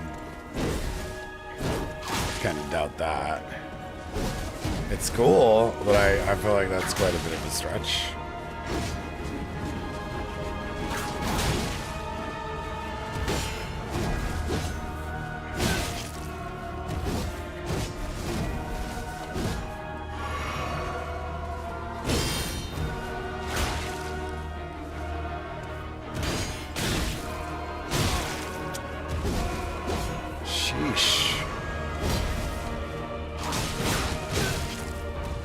It's hard.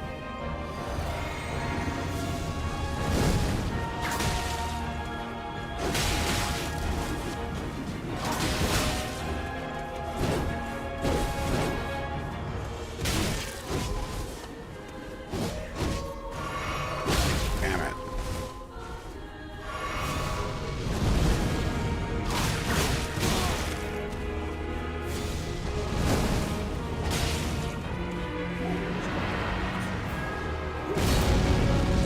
I really like that giant arc too. I've been trying to cook a build with it.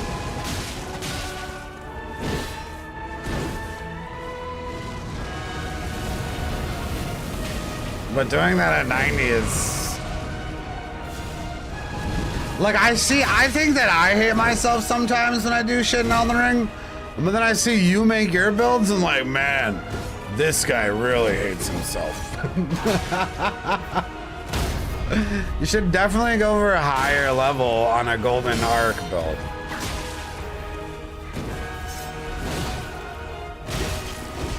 They really need all the damage they can get.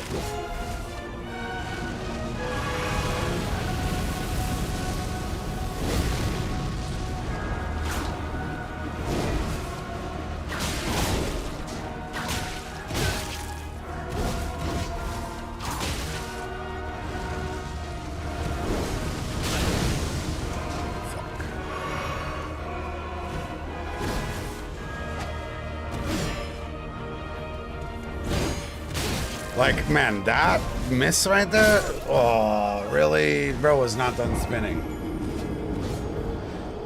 Oh, fuck. Yeah, that's what I was thinking. I do some weird shit, but yeah, I'm not fucking with golden arcs at 90, man. There's just not enough damage there.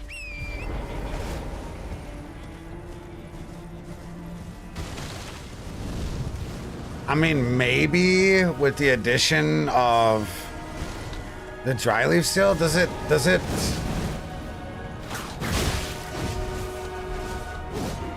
Well, but the problem is the 17 damage range is good defensively, but when you don't do any damage, it doesn't matter.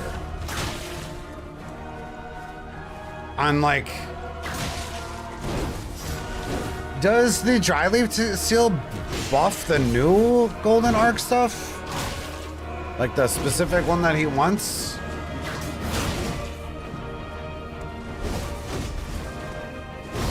Because I mean, you could go main hand dry leaf seal if that's the case, and offhand golden order. Just to keep it just faith, because then maybe it will work. The problem is at 90, you have to go int just for your other golden spells. You're gonna have no damage, man.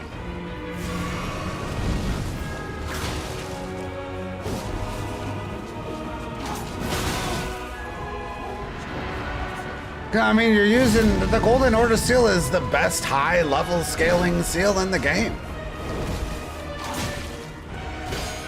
So just, to me, it's kind of just setting yourself up for failure.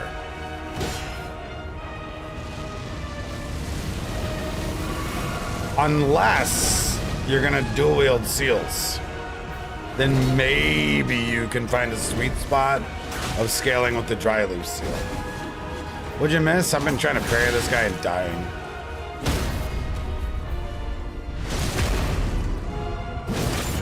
It's a good curved sword parry practice stuff.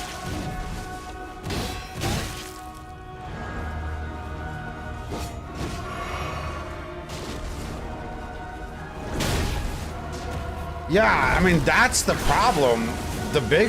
Another problem where you're gonna do no damage is because none of the canvas talismans buff any of your holy damage spells.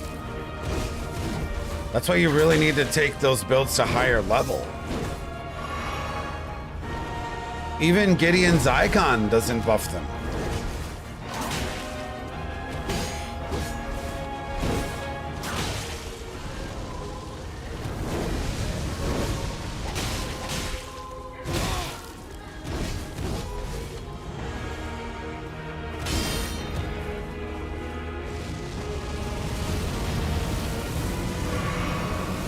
I'm having fun trying to lock this parry timing down though.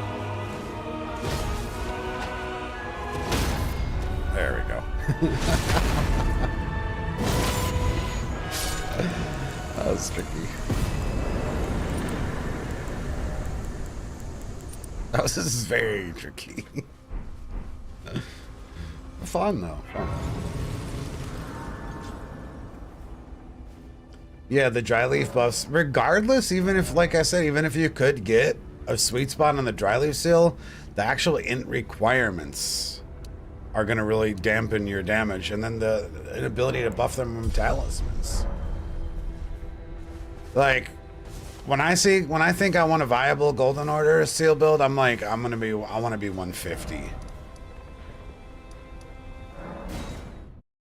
In order for it to be viable, you know? You mean an N5th build at RL90 that gets 281 scale and Golden Order seal? But do you have like health? In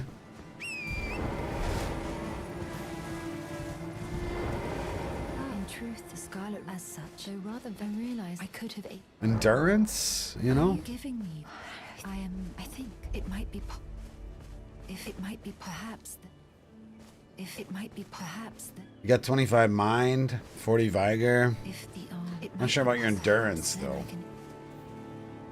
Yeah, because I mean, the spells are actually pretty FP efficient, at least the small discs, but it does take a lot of endurance to cast things too, which is ridiculous, man. Especially those spells. Cast speed's also an issue too. At least that's one talisman that does work, I think.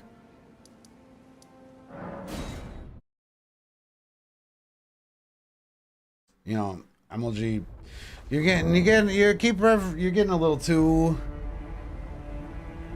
edgy with these comments. I'm not trying to start conversation on the politics and religious beliefs necessarily. So we're just gonna time out you, and you know, you can say good things, but you can't say bad things about anything. And you're really starting to freaking like, you're getting more and more edgy with your comments regarding the Middle East. So we're just gonna take care of that preemptively, okay? Okay. We're trying to be only positive things, okay? I hope you understand. Perhaps it is us. It is the. All right, we kill her. We kill her. Why are you doing this? I'm sorry, it's your talisman. It's too good. You're starting to count when you're using words like counter other religions. Fuck you, basically, as a short story. Fuck you, real hard. All right, that's not the vibe we're going for here. We're trying to embrace differences, not try to polarize. And when you use words like counter, you're really starting to polarize, and you're starting to throw out terminology and discussions that I don't want to fucking have at all. Yeah, we got our multi-hit tally because we really want the dex. That's the big thing for this build, right? I guess we can do this swap. That looks good. All right, let's try to do some questing, I guess. Where to start? What's the least shit quest? Lusats, maybe? They're all kind of shit. I guess Lusats and Selen and Jarens are all intertwined. So let's go find that lady. First things first. Why are we making a build around people that only exist for 50 years? The Sikh still exists today. Is that not correct? I did a lot of research, Hollow, and the alternate idea was the Maratha, which were from the late 16th century to early 18th century, which is less than 200 years. The Maratha, and the reason why I was thinking about Maratha is because they were actually used the pata, okay? And Sikh, I thought, were actually a longer, they're around longer, more of a time period.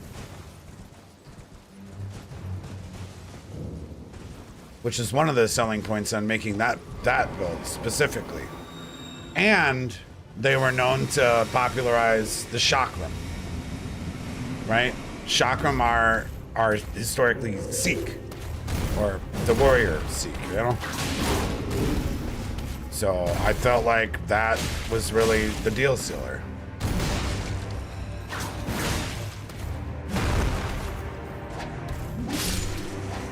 So that's why I went there.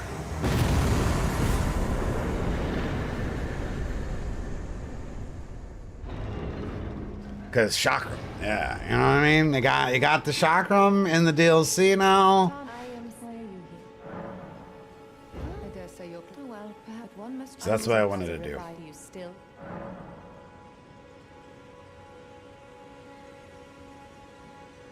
Very well, but I refuse to. But I'm pretty sure the Sikh took control after the Maratha Emperor, which was 1812. That's a couple hundred years, right? I think.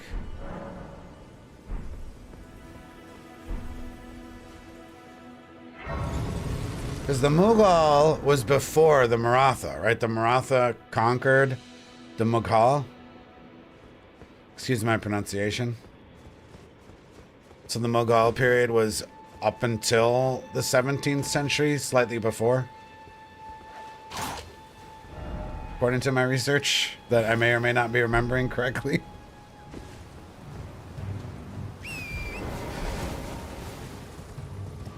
The ancestor of chess originated in India. I did not know that.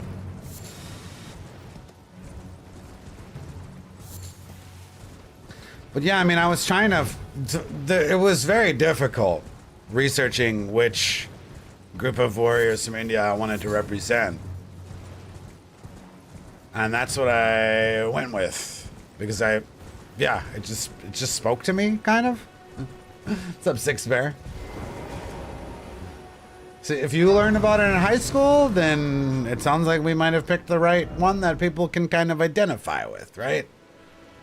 Because that was what I was trying to do, was make one that the general populace was most likely to identify with, or at least have heard of before. I put a lot of research into it. Well, for me in an Elden Ring stream. A lot comparatively to other streams. I mean, Vikings, I didn't read a single thing. I'm like, okay, we all kind of know what Vikings are. That kind of speaks for itself. Chat will chime in on that. So I gotta go. Jerry's Quest. It's been so long since I've done this. Sex Dungeon is the next step, I want to say.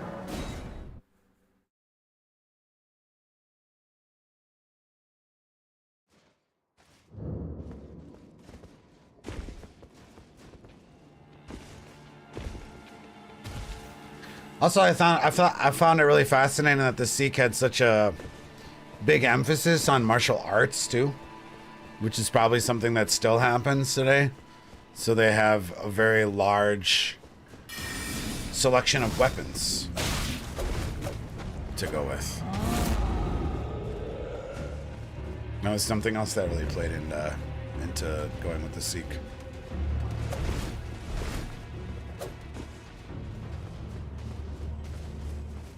Fun fact about the Sikh, the original guru said no traditions immediately after he died. Let's make a bunch of traditions. That's cool.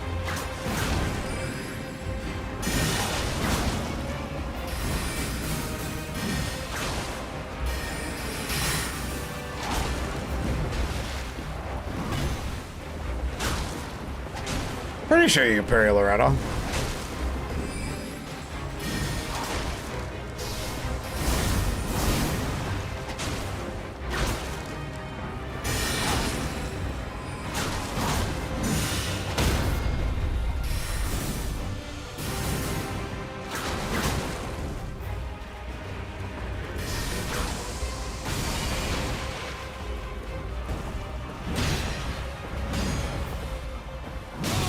Oops, I ran out of stamp. That's not very bad.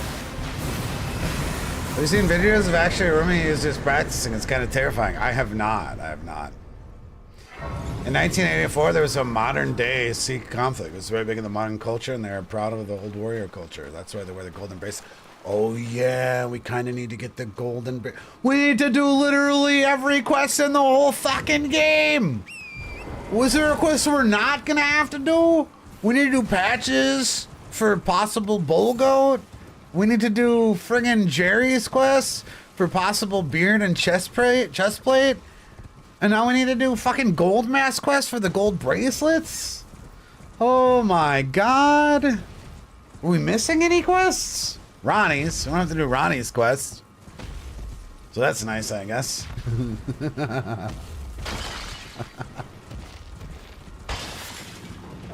Well, we need to start it, I guess. Man, I lost a bunch of frames there. That was weird.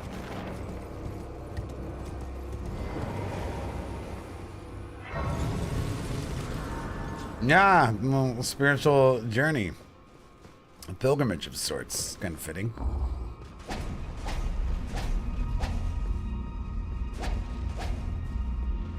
Travel the old Silk Road here.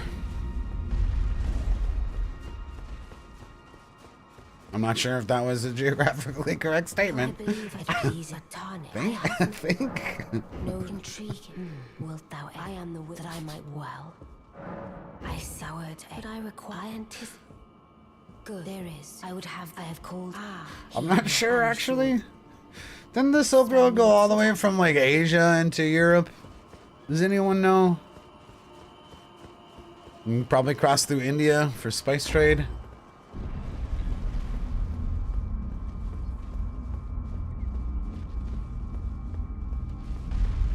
Man, my girlfriend and me watch a lot of Indian street food reviews, and I'm not kidding. I will eat all that shit. I would eat all of that shit.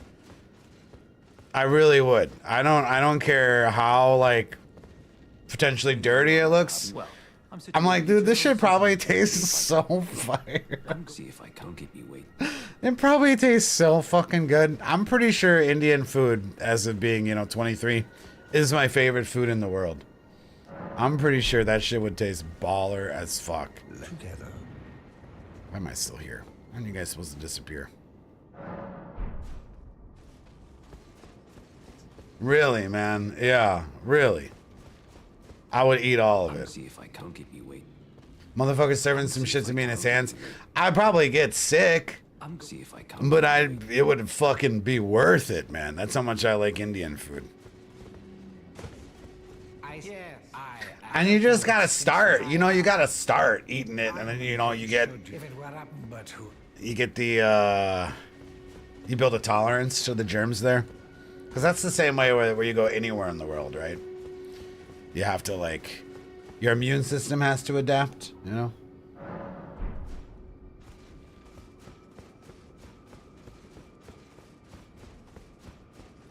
That's pretty cool, man. I didn't know that. Yeah, there's not a good turban in this game, so we kind of have to work with head wraps. Kind of. We're gonna kind of hope Lusat's helmet will be a decent turban alternative. Something we gotta check, so we gotta do that quest too.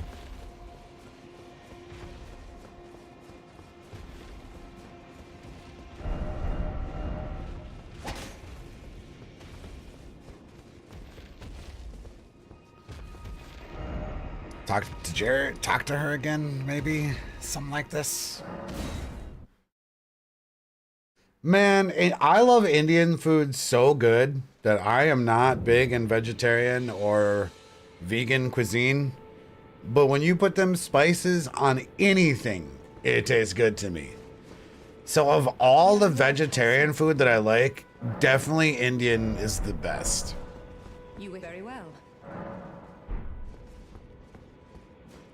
How the fuck do I do this quest? Do I have to kill fucking Radon next or something? Or maybe I gotta go into this other hole down here? I have no idea. It's been so long.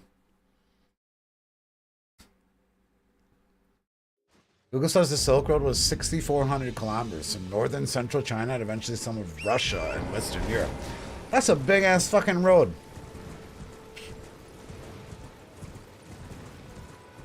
You can feel how hot the street food is, man. That's a selling point to me. I love that shit. Oh yeah, the sauce they did it, the chutney, right? Isn't it called chutney? The sauces, they're so fucking good, man. But I can never decide whether I like the green chutney more or the brown chutney more. If actually the green is probably the chutney and the brown is probably some other just sauce.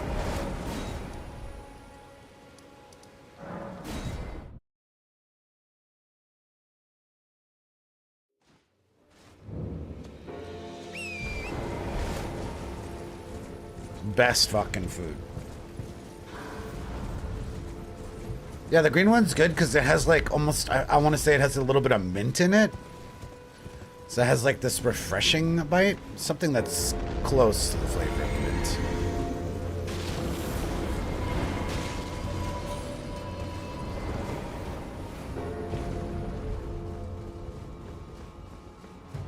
Yeah, butter chicken is probably the most popular in America and the UK, is my guess. I like chicken tikka masala a little bit more though. But like, I'll eat all of this shit. That's just like the things that are the go-to. Tandoori is really fucking good.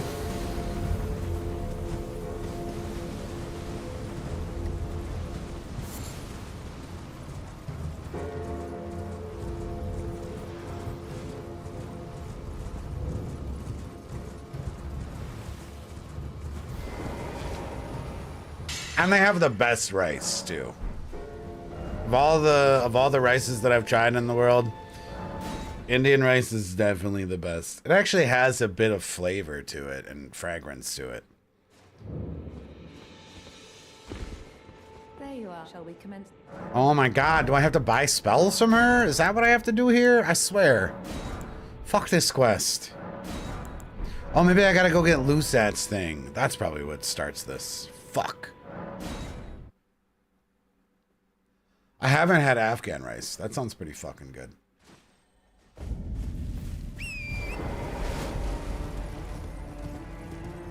Yeah, I think I gotta touch Lusat's tummy.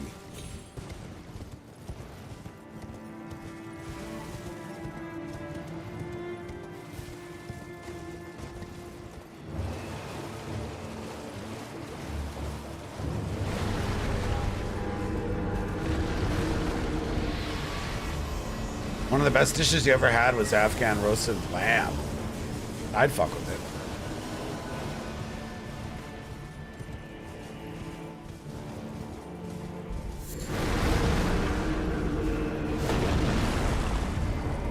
I think I'm most scared of like European food. I don't know why. I think that's the scariest food for me. Generally, all of Europe. I don't know why, though.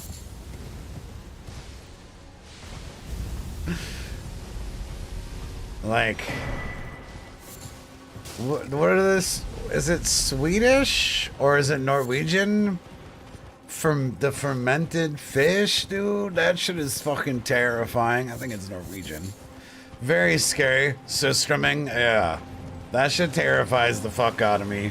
And I really like seafood, but I'm really scared of that. I saw Andrew Zimmerman do a food show on that, and that guy is very adventurous. And he seemed like he was having some of a kind of a hard time with some of the European dishes. Mediterranean food is pretty good. It's Swedish, is it? Systrumming. Yeah, that's scary as fuck. I'm not huge into Greek food. I'm not. I don't really like olives is one of the things. Olives are very popular in Mediterranean food. They're so fucking salty, man. They're like so fucking salty. It's like biting into a pile of salt whenever I eat an olive.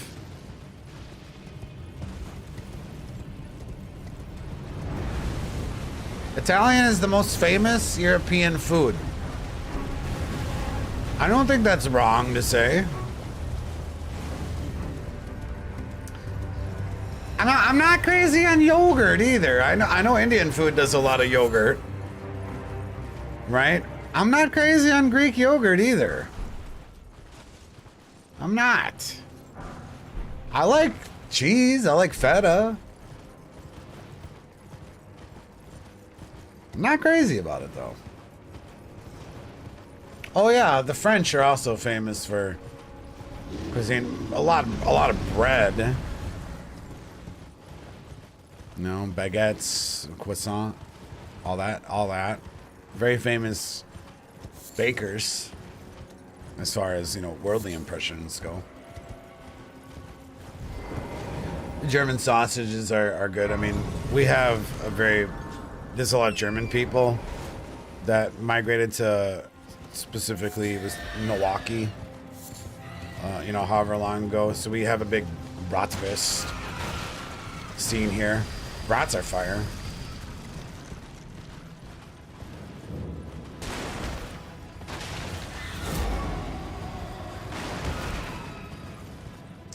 The yogurt is good for gut health, so you can eat more spicy food. Yeah, that's fair. But I'm not huge into yogurt in general.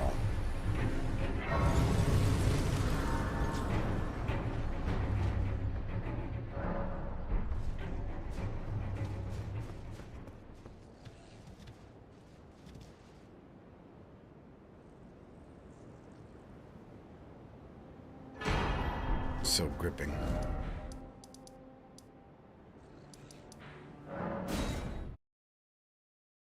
Drink yogurt every day. Drink yogurt every day. That's wild.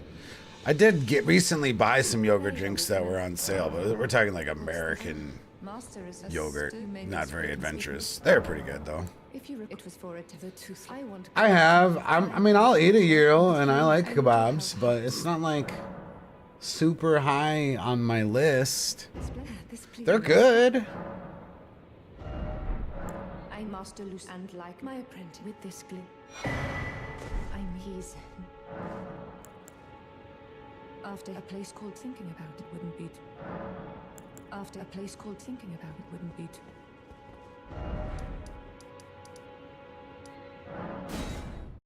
They are good, but it's just not like a mind-blowing meal to me. No offense.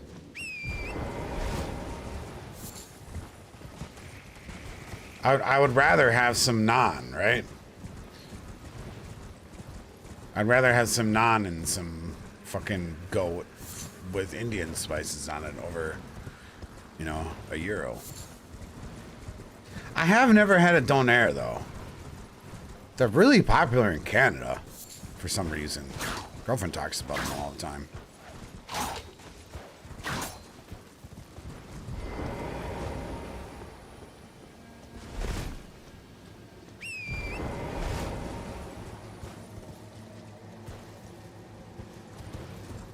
This way?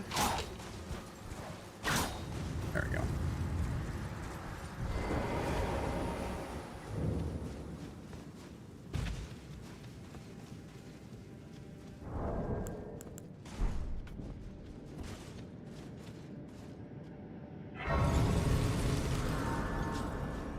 Well, maybe I just haven't had a great Euro place. Maybe there's just not good Greek food around where I live.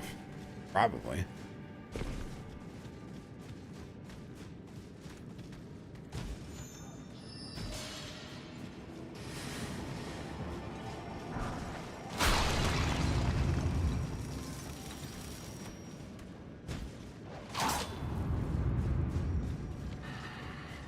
Oh, also, another food type that I don't really fuck with too much.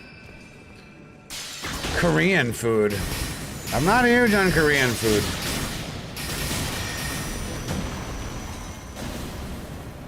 My favorite ramen is Korean style ramen. And I mean, and Korean chicken is amazing. But I don't know about the rest of Korean food. Korean barbecue is fire, right? And hot pot is fire. But I'm not big into kimchi. I'm really not super big into cabbage in general. I guess it's the way that Korean vegetables are done. I'm not a big fan on. They do like a lot of slaw type things. Oh god, I went the wrong way.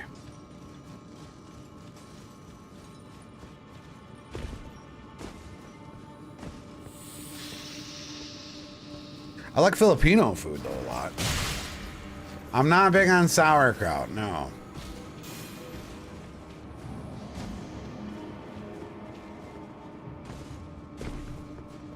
Am I fucked on here?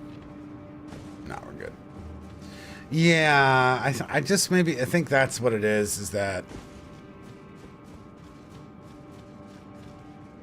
I'm not big into how Korean vegetables are prepared. Maybe. Yeah, salty briny stuff is not my thing. You're right, because that's the problem with kind of olives and some of the Greek salads. Bibimbap's really good. Yeah. That's true. I like bibimbap. I think it's bibimbap. I'm not sure. I'm saying that right.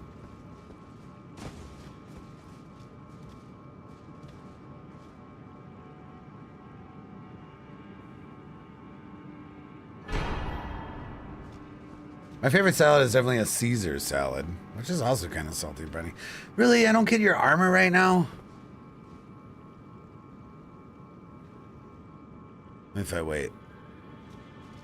Fuck. If I quit out, do I get his armor? I'm gonna try.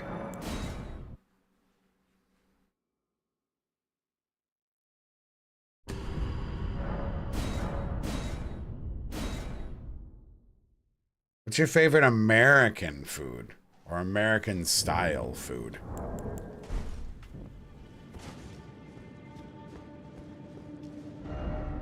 That's a good question. Oh my god, he doesn't even give me his fucking armor yet. Can you, okay, now we're crossing serious political territory here, Shrum. What did the other guy get timed out for? Pizza American? Oof. You opened up a whole can of worms there. People are about to be upset, man. They're about to be upset. After Sellen's quest? Let's go talk to her. I mean, I'm a sucker for a fucking ribeye, for sure. But it's not something you can eat often. Most American food is something you probably shouldn't eat often. This is the bodies only. But properly cooked ribeye is pretty hard to fucking beat. Should not be for Glinstone fact. You have to be good at cooking a ribeye, though. It makes a huge difference, you know? A huge difference, whether or not you know how to grill a ribeye or not. I mean, barbecue is so fire, actually. Barbecue is so fire. That's another one though that it's like it really takes a competent person to be responsible for it. Hopefully that's enough to get the freaking armor. Because like bad barbecue, the difference between bad barbecue and good barbecue is insane. Astronomical.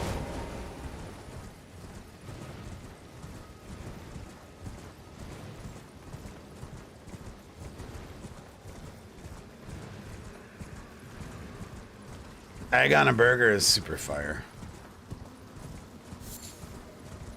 Burger is much harder to fuck up too. I'm not so picky with my burgers.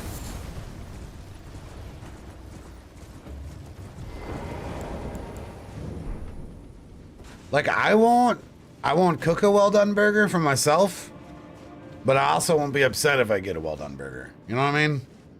Contrary to a ribeye. If you overcook a ribeye, it's fucking ruined. It is ruined.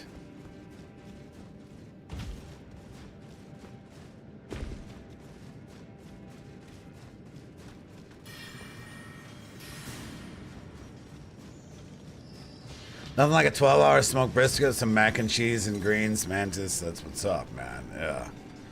That is what the fuck is up.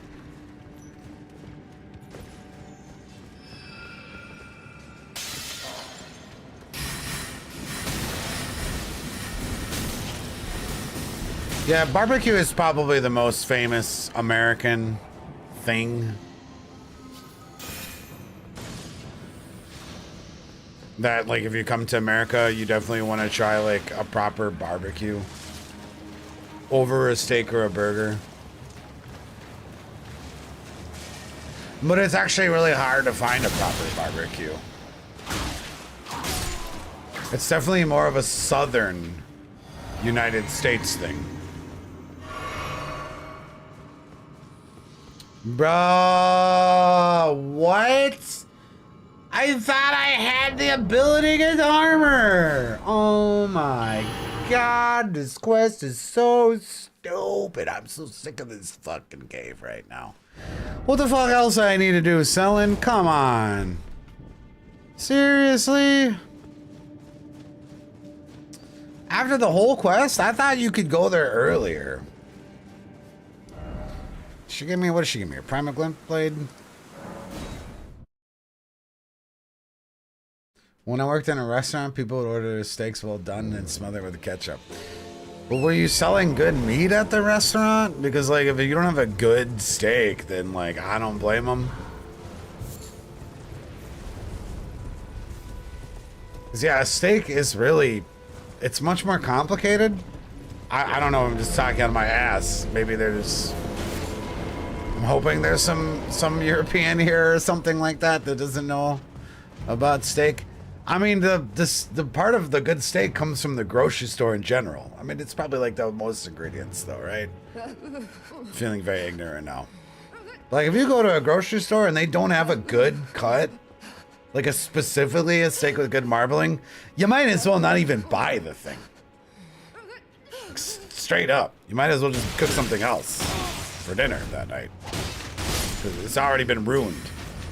My death would only be temporary. Your savagery achieves nothing.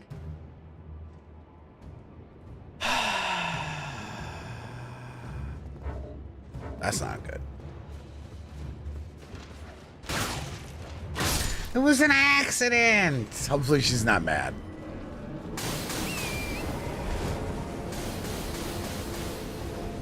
That was an accident. For the first time ever, I accidentally hit an NPC.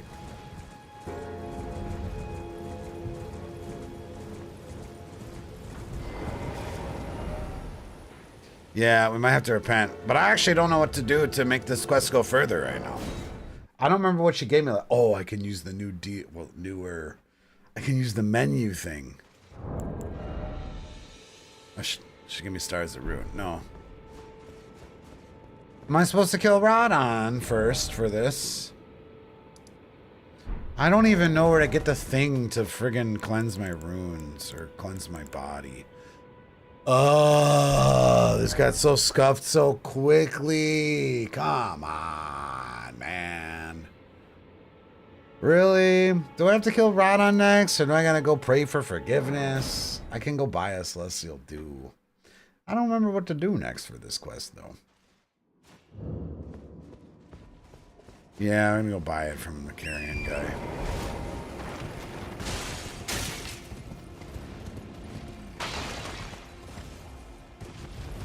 So Celestial Dew and then talk to Selin, or then what? Kill Radon?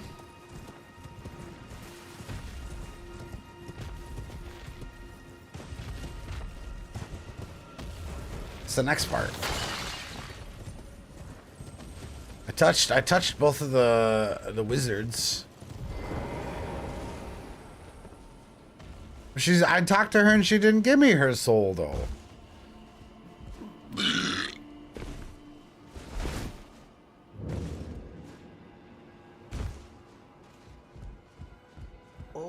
Gotta kill Radon for that to happen? Why not? A little.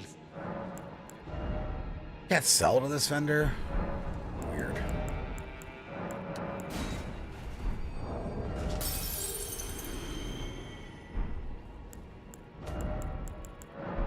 Oh my god, I might not have enough. Okay, well, just barely. Please.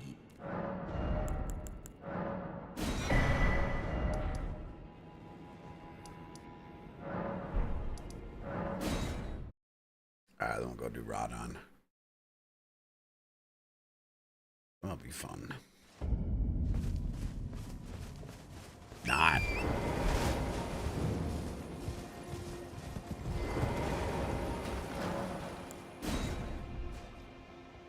Need Jerry? Okay. Let me go get the defense physic first. So oh god, I keep traveling all over the wrong fucking places in the world. This Elden Ring quest has me just clicking map spots over and over again. Oh.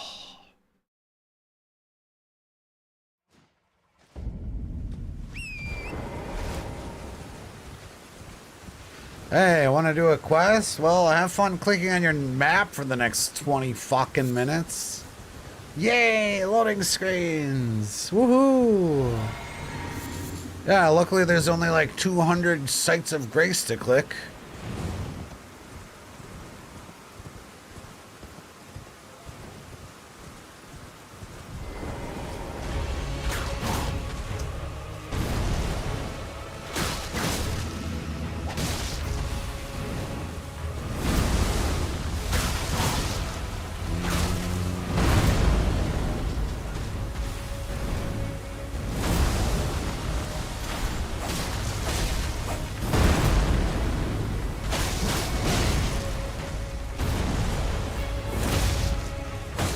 I was pretty sure you could get this quest done for the armor with less effort. I mean, we need to do the whole quest anyways, I suppose. How do people even figure out FromSoft NPC quests?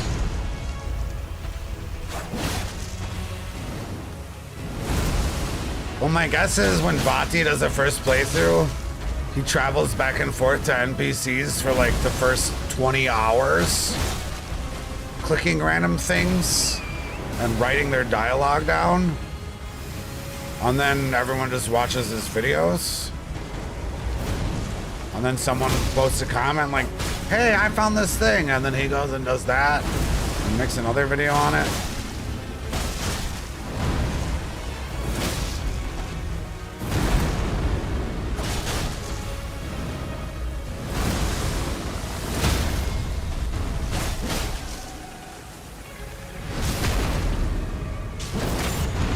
Yeah, he goes everywhere and talks to everyone after everything he does. Yeah, that's what I think.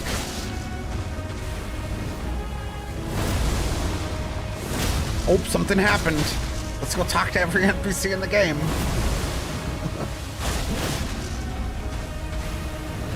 This fucking monitor is full of post-it notes from the last dialogue from every single NPC, right?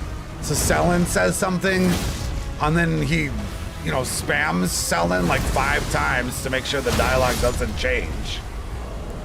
And then he writes that down, sticks it on the monitor, and then he goes and talks to someone else, sits at the bonfire, talks to them 5 different times, make sure their dialogue's not changing, sticks that on the monitor, and then he does some progress and he comes back and then, you know, he'll like cross out a post-it note if the dialogue didn't change. If the dialogue does change, then he puts a big ass circle around that post-it note, and then he goes and talks to everyone else and makes sure that no one, you know, some shit like that. Probably. This is my guess. Right, that's why you got to do everything 5 times, because it's shit like St. Trina or Fia's Hugs, you know? You got to do everything at least 5 times. Absolutely.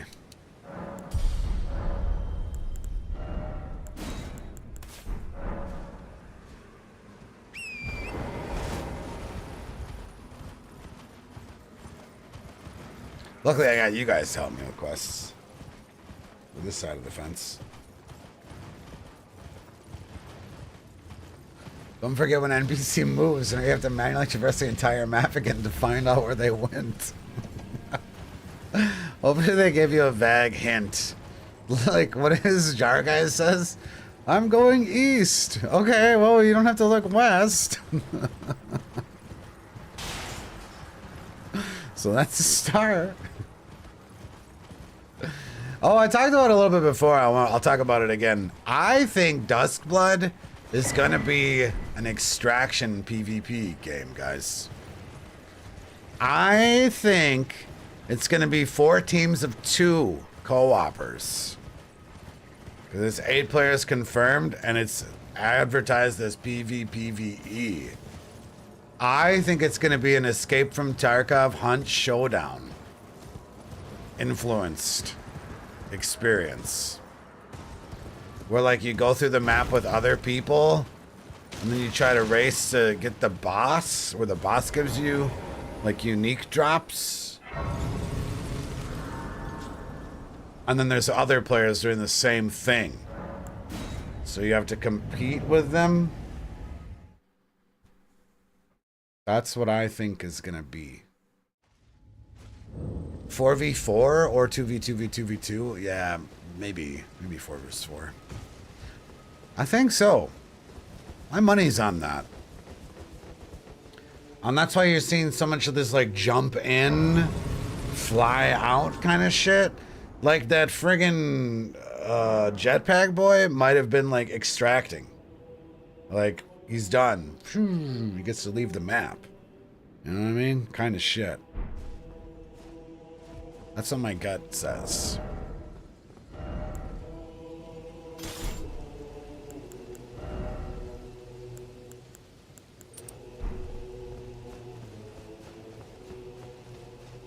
You had a feeling they made a they already made a vampire game, Bloodborne. What do you think you are in all of Bloodborne? You're a vampire hunter that's hunting werewolves and blood. It's like the whole fucking game. That's why you need blood, because you're a fucking vampire. But now. Right? I just talked about it, Mike. It's like literally just, did you just come here like literally right now? I just 30 seconds ago talked about it. Holy fuck. Bad timing. 10 seconds. Oh my god. Seriously, bro? I feel like you've been trolling me with the kite and armor shit now too. I think it's when you said werewolves. Fuck's sake, dude. Yeah. After 4 hours, I haven't talked about it until about a minute ago now. I think it's gonna be Bloodborne times Tarkov or Hunt Showdown. That's what I think it's gonna be.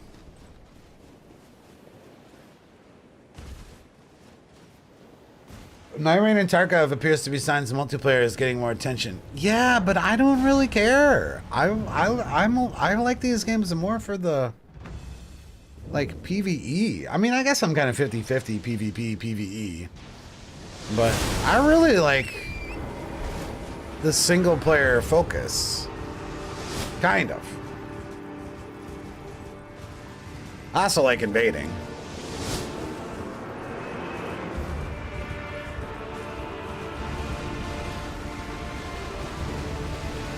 Yeah, maybe zombie.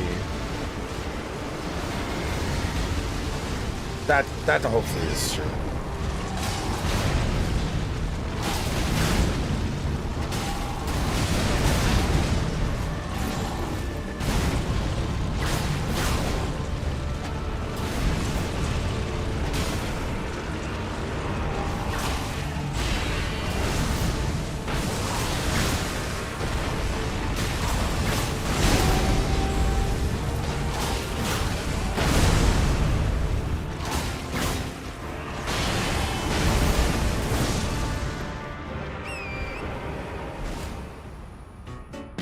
Hey, Qui-Gon, man. Thank you again for the second gift of sub of the day.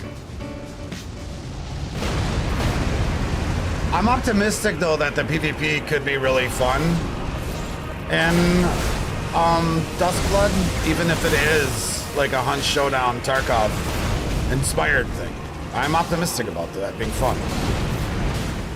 It's like, if we're gonna get all these weird kids and gamer dead Nintendo crowd and our, you know, Souls PvP comes through, that sounds fun. Like if we get rewarded by, you know, being good at Souls PvP, that could be a good situation that I could see myself really embracing. Right, because the Tarkov style Hunt Showdown stuff is very rewarding for people that are good at PvP, right? Because you can literally kill people and take their shit. That sounds pretty nice, in theory.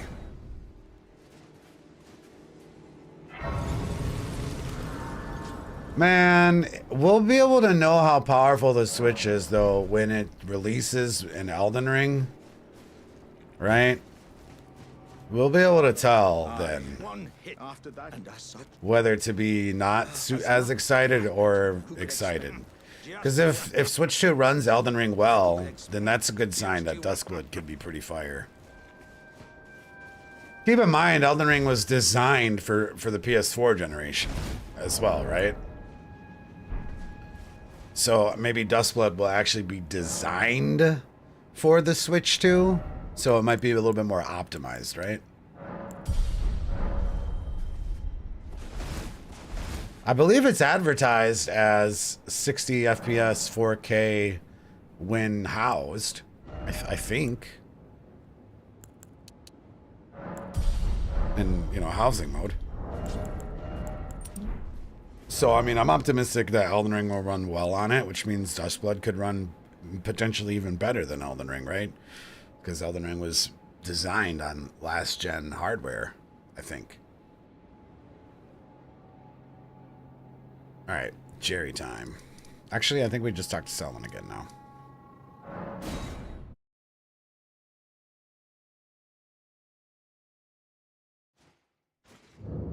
Well, I don't think it's going to be a smaller game like as small as Night Rain. My body.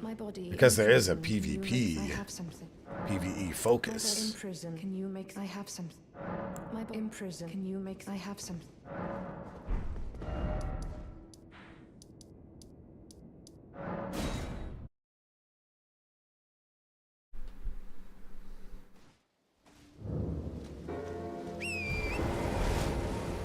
Well, like all the signs are there that it's going to be some sort of Tarkov-inspired thing.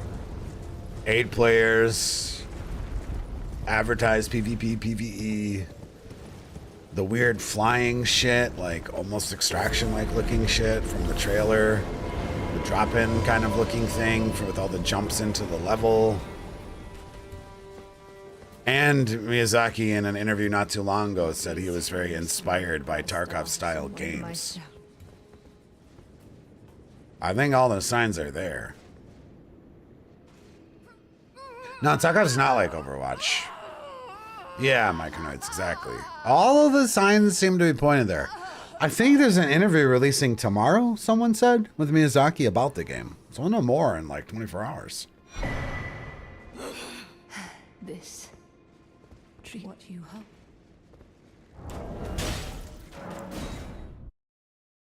Not a long time to wait. I'm sure we'll have little to no RPG elements. I mean, Tarkov has RPG elements as far as your gear is concerned, kind of, right? You kind of build a character, but it's very gear based. I don't think you'll be able to. I don't know if you'll necessarily be able to level up. Thought he was supposed to be here. Let's go talk to Jerry.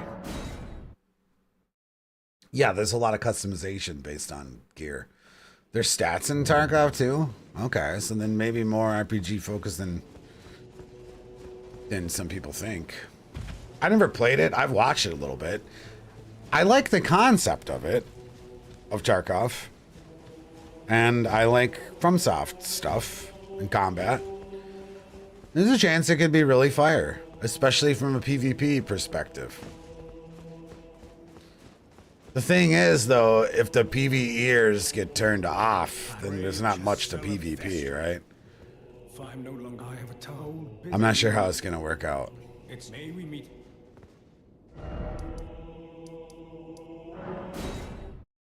Because, like, if it's going to be a bunch of, like, sweaties, like, coming in and shitting on the Nintendo fan base, that might turn off a lot of people.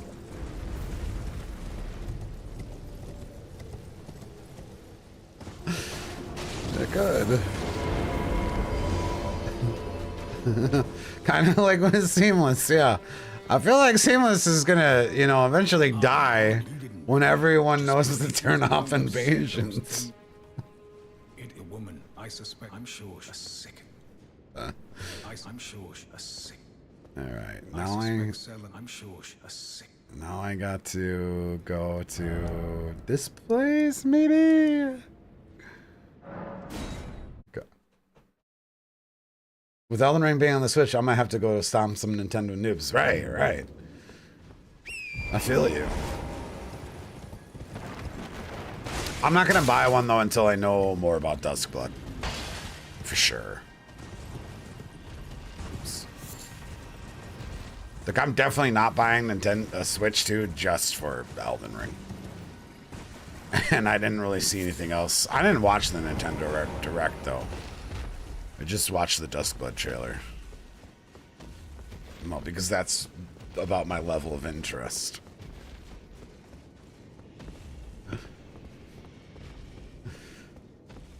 What would my Nintendo noob build for Elden Ring? What do you mean?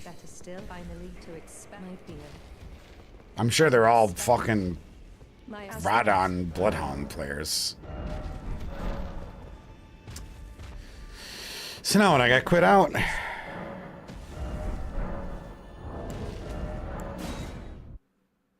Tarkov has quest 2 basically, like you can progress missions.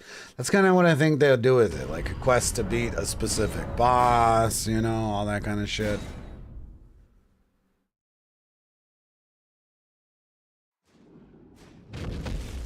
Okay, so she's gone. But I don't think she said go to Ronnie's yet. I'll look.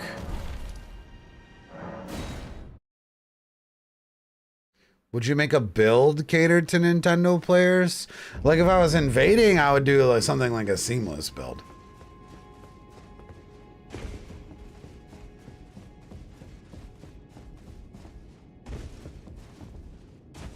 Nice. Assist Selin.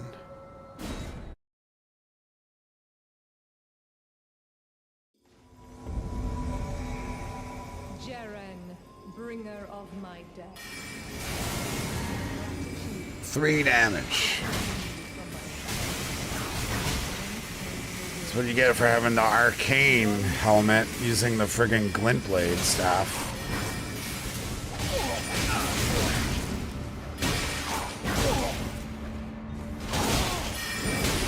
It's not even Demi Queen, Selin. What are you doing? You don't got 40 int on that build?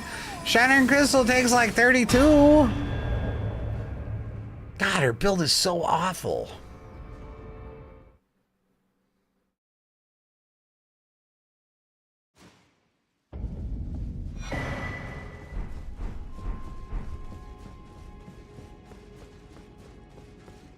You've saved my. Do you see that with the body so that my apprentice? You have your own. But do think of your teacher. You will all rest assured. No, my apprentice. Oh, you're right. Phone Arena Star 652 int. When you She's using the Academy Glintstone staff, right? Maybe that is the best one between 40 and 60. Maybe she is cooking a little bit.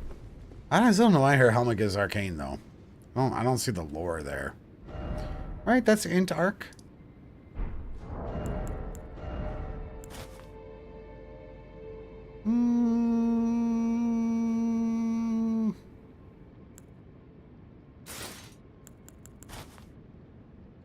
Nah.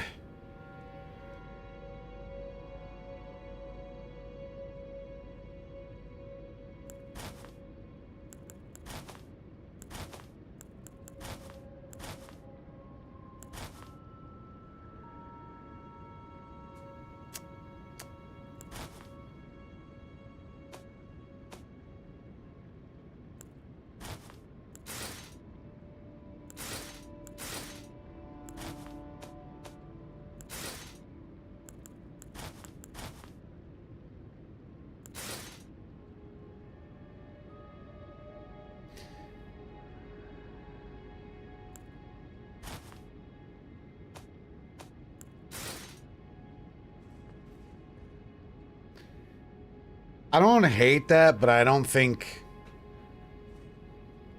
the Sikh have that flamboyant of like mixed match colors. Eh?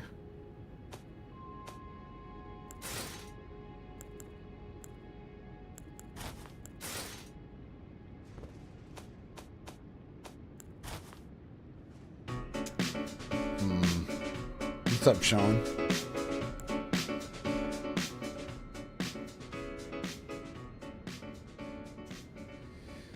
We're gonna go get loose ends. I just figured we'd look at this armor first. But yeah, I don't see it. And Sean, welcome in. Just chilling, trying to make a India themed warrior build here. And we'll go check Lucett's helmet.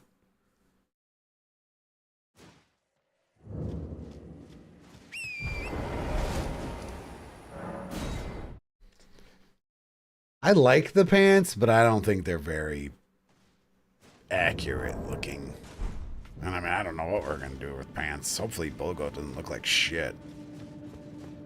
Which it always does. In every scenario.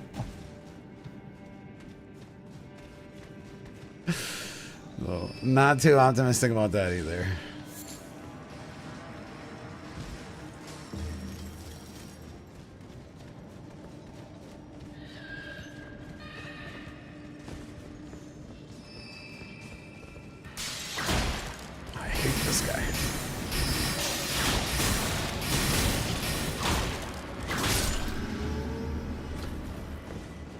Would be nice if we didn't have that guy. Oh my god, someone's yelling. I'm not gonna read it at all. Don't yell.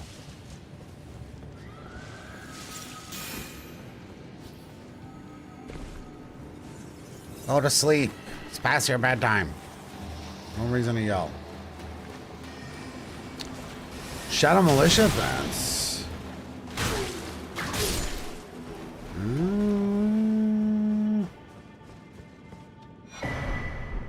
Let's take a look at this. Fuck, I keep coming down here with all sorts of runes, man. Damn it. I've probably thrown away like 50k in here. Probably. Shadow Militia. It's not a bad idea.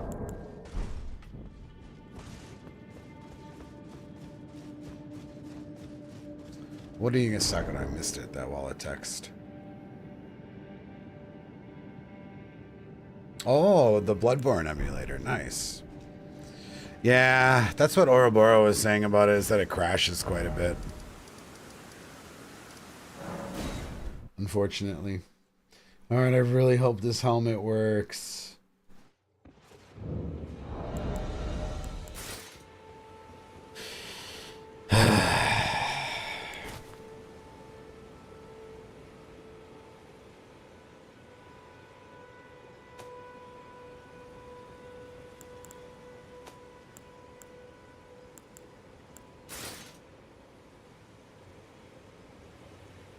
I was hoping I'd at least see my beard.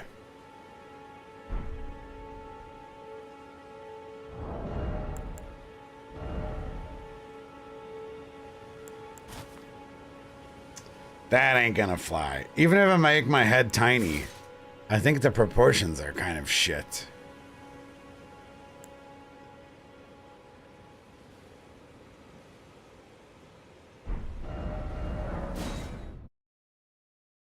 Let me try to make my helmet my head really small.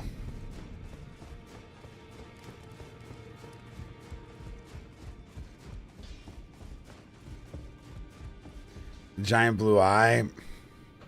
No, but the navy blue color is historically accurate. I mean, it's not even really navy blue.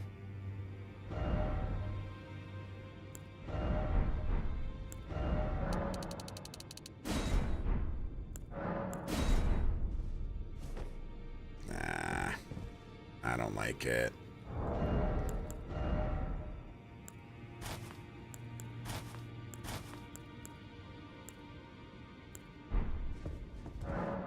Yeah, it's not working.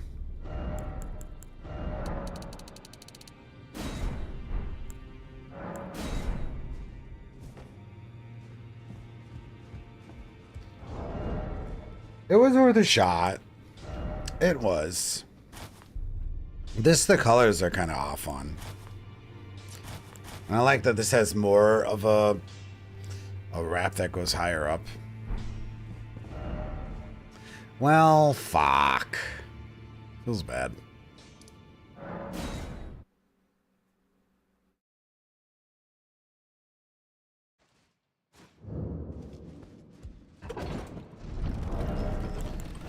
Yeah, I mean, this matches the carrying armor pretty well, but maybe we find some other armor that this matches, or even this matches.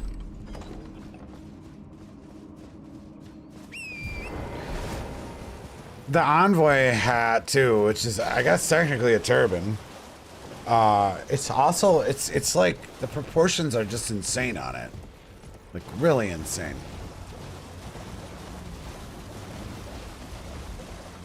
Even more wild than that. So that didn't look good to me either.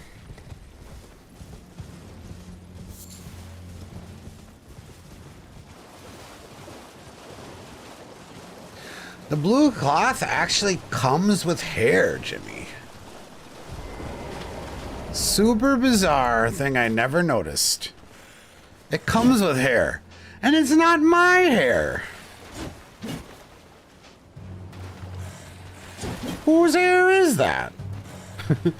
And someone has said it's fur. No, it's definitely hair. That is hair. When I Google Sikh warriors, I get results which resemble the Envoy crown, though.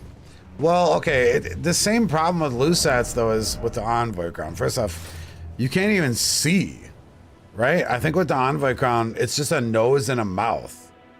First kind of problem with it. And I think it would be more of like, it wouldn't be a warrior's turban, I don't think. I think it would be more of like a religious figure turban. I think.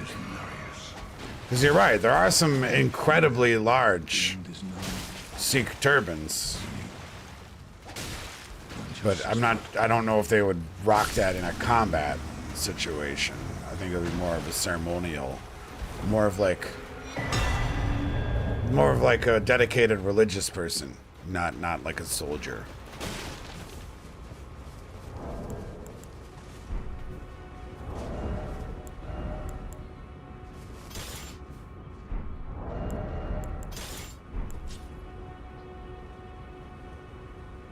Yeah, that's way too high fantasy.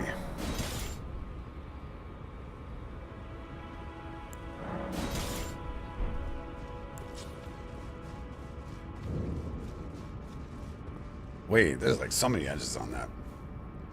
Take it easy, guitar. I mean, I think we have the best headset best helmet possible. I think.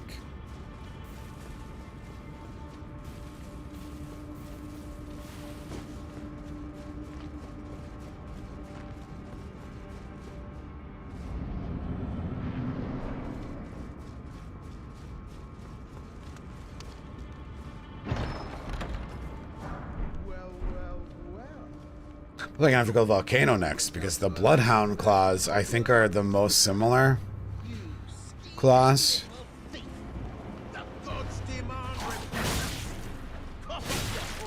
Bizarrely. Wait, please. I surrender. White flag and all. Doesn't Salsa's hood actually also hide your head? I think I tried that one on too. Like you can't see your face, I'm pretty sure. You're a man of reason. True and true.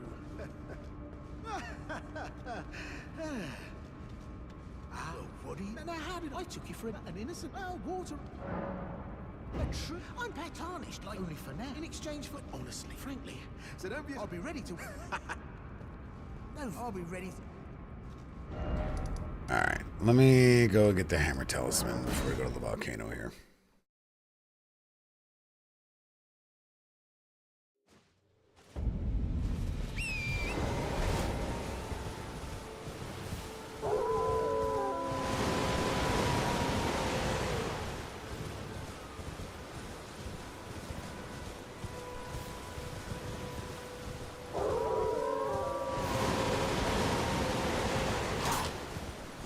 Just gotta remember what other mandatory base game stuff we need.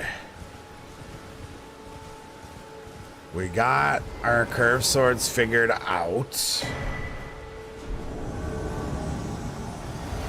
I can farm the bandit curved sword in my own time, but we want to go kill the dancer in the DLC for our last curved sword. We're going with the Bloodhound claws. We got Qatar already.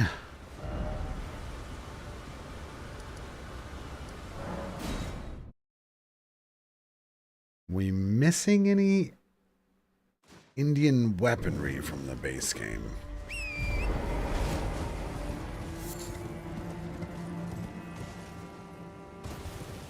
Oh, we kind of do want to go for the Nox hammer, I think, actually.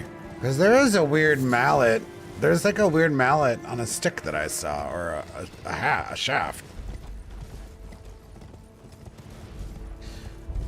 We're not sure about backhand blades actually being a real thing. Like, well, the thing is you have to use them backhanded. And I mean, maybe not. It is, Mario. Yeah, we're going to be invading tomorrow and Friday. And there will be no Saturday Sunday stream this week. Got real life shit.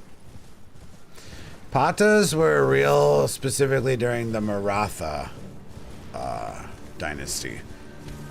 We're the dynasty afterwards. With the chakram. That's something we need to pick up from the DLC. Tomorrow, is it actually Thursday today? Oh my god. I thought today was Wednesday until 4 fucking p.m. Fuck. That's gotta be a new record for me. Well, we're invading on the bill tomorrow. I was trying to do invasions on Thursday as well, so because I was gonna miss this Saturday Sunday stream. Fuck. Maybe we'll invade Monday instead then. Son of a bitch. Oh yeah, I gotta really kick these builds off into next gear then.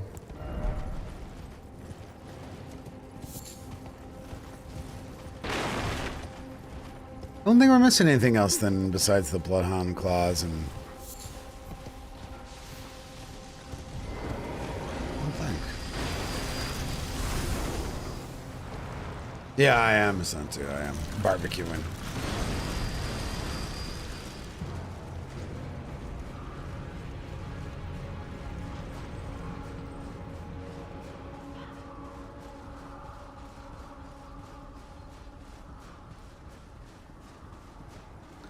So make a DLC push next then.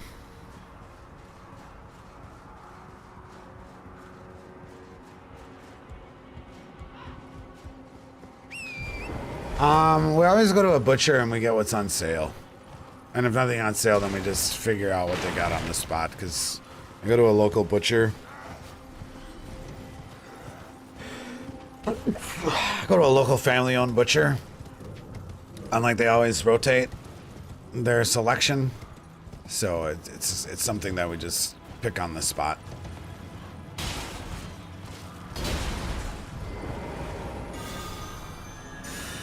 Haven't had tri-tip in a while though, and someone did bring it up.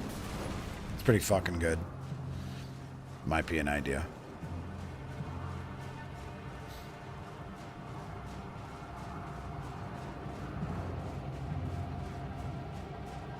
Or what is it? Picana? Saying that right?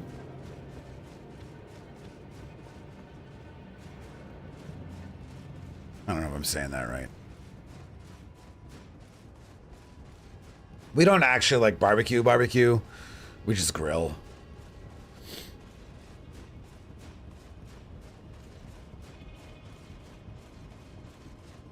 Yeah, I don't have a smoker. Welcome, dear customer. Yes, right this Isn't a barbecue a grill? way. Well, it's a verb and a noun.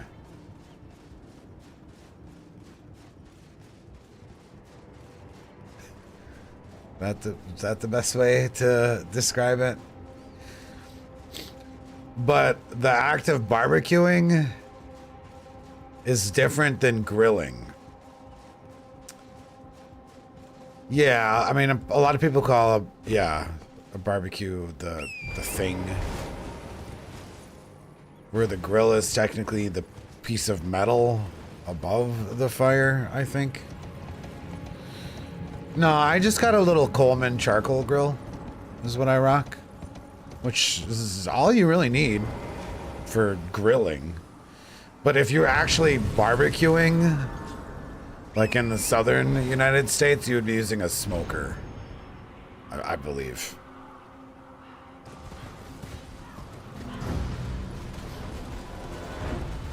So we're just grilling using a barbecue. Yeah, it's complicated.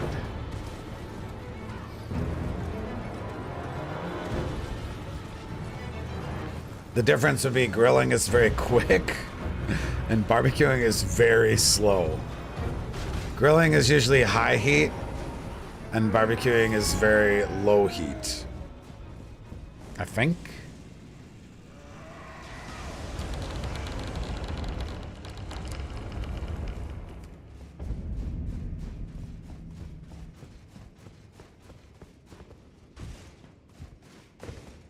Yeah, I don't actually know how to barbecue worth the shit or like smoke meats. My buddy does. One of these days he might bring it over actually. Maybe we should get in the habit of that. He's got a truck.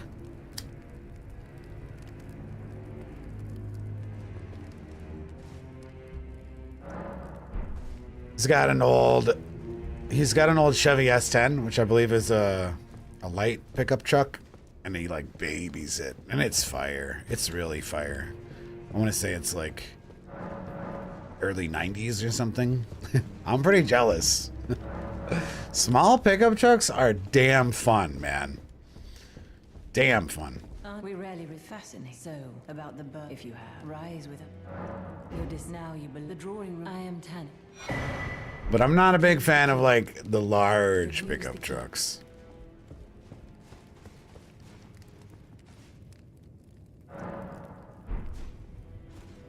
When you miss in North America's brisket, that thing's a delicacy and sadly not a thing in Europe. Yeah, that does. Brisket is fire.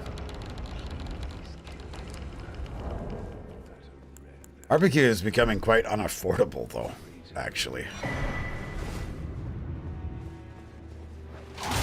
Like a proper barbecue. It's getting pretty priced out right now with the economy the way it is.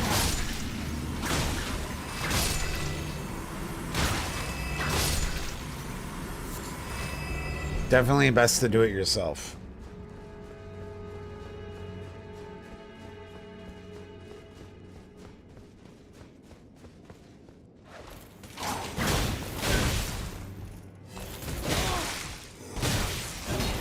I was trying to parry. Maybe I should not. This guy does a lot of damage. Oh god. Let's not parry.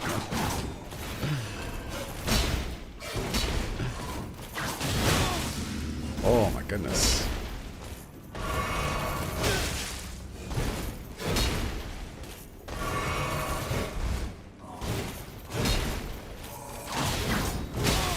Ouch. God. I want to parry him so bad. He's so relentless. Fuck him.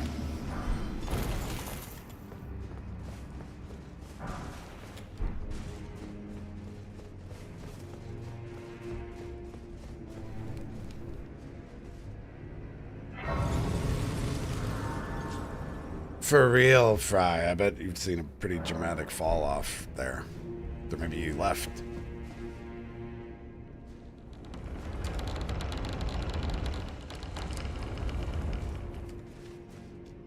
Yeah, where I live, a proper barbecue meal that will actually fill up 2 people is about $100 eating out.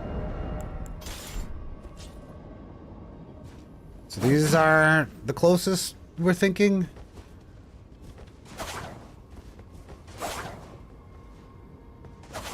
To the Sikh claws. They're pretty fucking big. I didn't realize they were gonna be so large.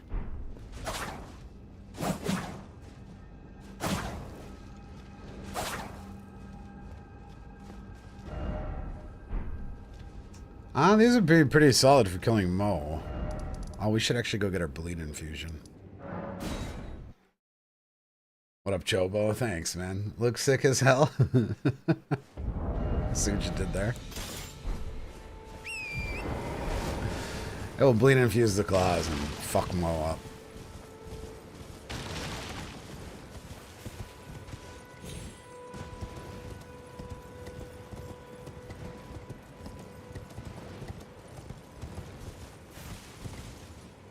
Maybe we use those for the volcano missions also.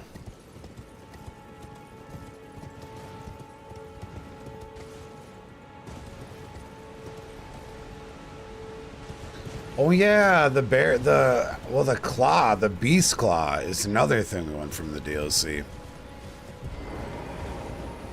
That may or may not look more accurate. I actually don't know what they look like. They're so small. I don't really pay attention to them. I don't think we can actually use the bare hands though. I don't think. But beast claw is a possibility.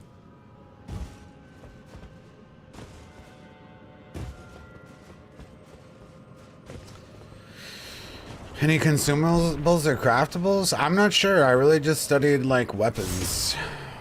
And by study, I mean I just took a look at it and I was like, oh, there's a lot. Oh God, that almost pushed me off.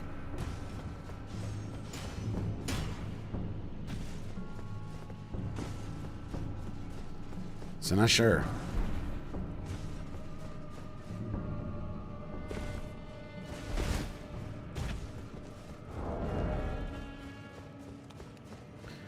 Trying to think about final talismans too for this setup.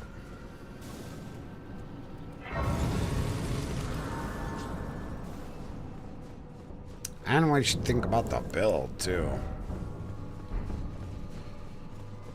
Because the Urami is definitely gonna really be best on a pure dex build.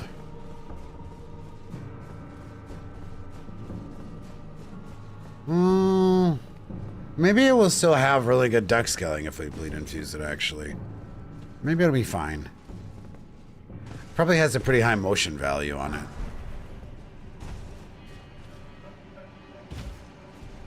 So I could bleed everything.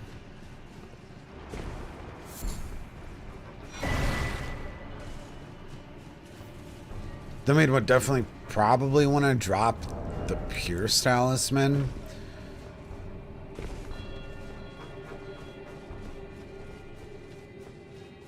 We'll probably use the Chakram as the main hand weapon for this setup. So I guess we'd want a dedicated Smithscript Circ setup. So maybe we want the Smithscript Talisman. And then just multi-hit and Alexander Shard.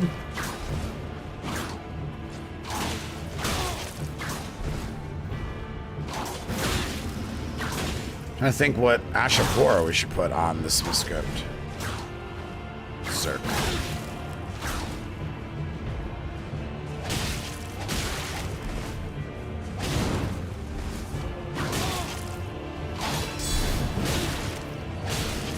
Oh, and we were thinking about doing guard counter instead. But I guess that really does depend on if we can somehow hit, was it 67 poise people were saying before? 67, 68? And then we need to do both. Yo, he's trying to parry me. He prediction parried me. I guess he was doing Ashapor maybe. That was weird.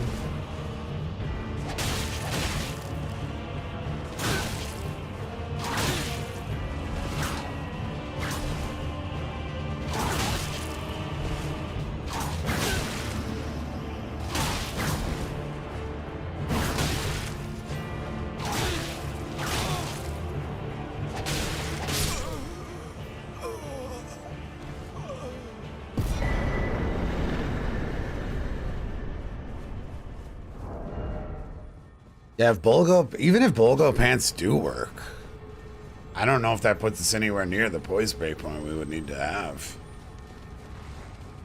And that's a big if.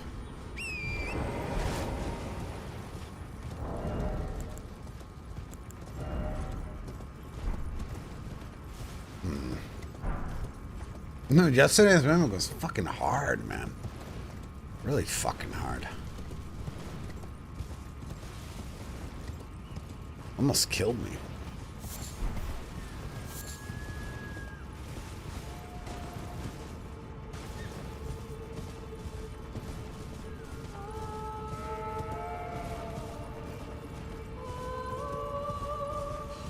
Yeah, the problem is almost all the high poise stuff is probably going to clash pretty hard with our current armor.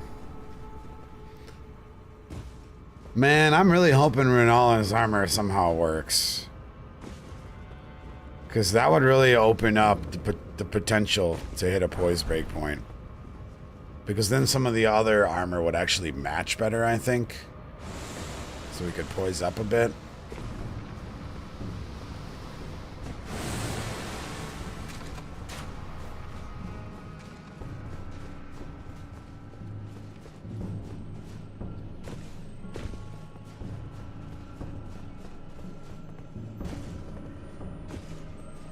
Unless there's something we haven't thought about.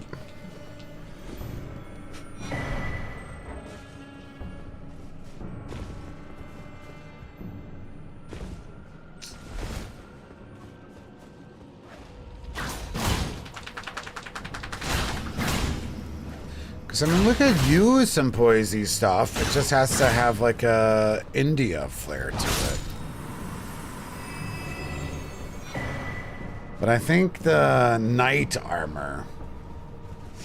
Oh yeah, where do I get the hammer from, Cranky? I'm glad you said something. Is it around here? Thought it was in the other spot of the underground.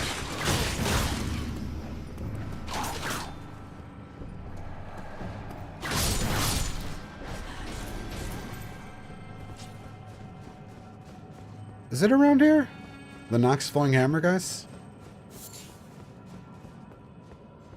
Jumped the hallway towards the mimic. Okay. Thank you. Yeah, I thought it was where I thought it was Nokron.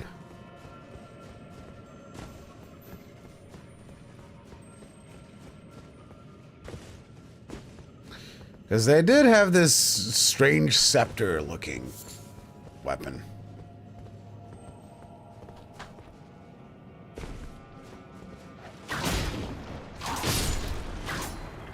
I wonder if Gideon's... Well, it has a hand on it, doesn't it?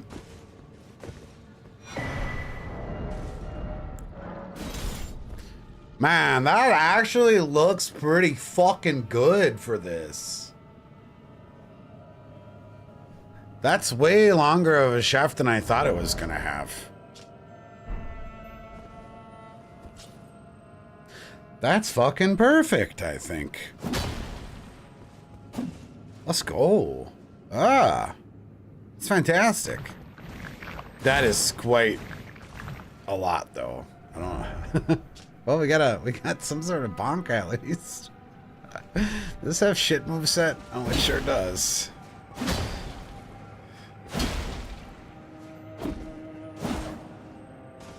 Ah.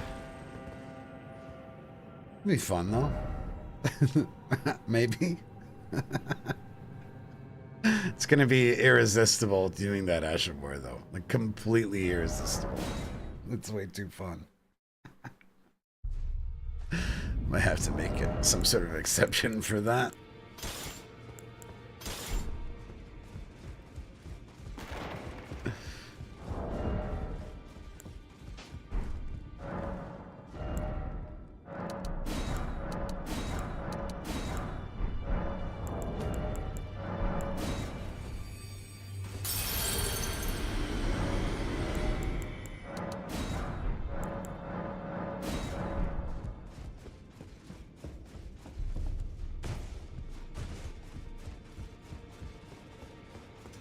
I'm not sure if what Ash of War is going to be good for claws. Well, I took you no matter lay out your own.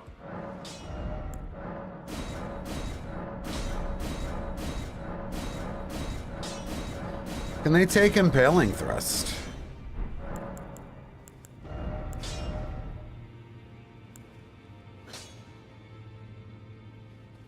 They can? That works. Oh yeah, the Qatar comes with Impaling Thrust, but you can't actually put Impaling Thrust in the Qatar, right? Speaking of. Oh no, I went to the volcano before buying it. Well, we need to do a volcano mission anyways. Fuck it. Forgot.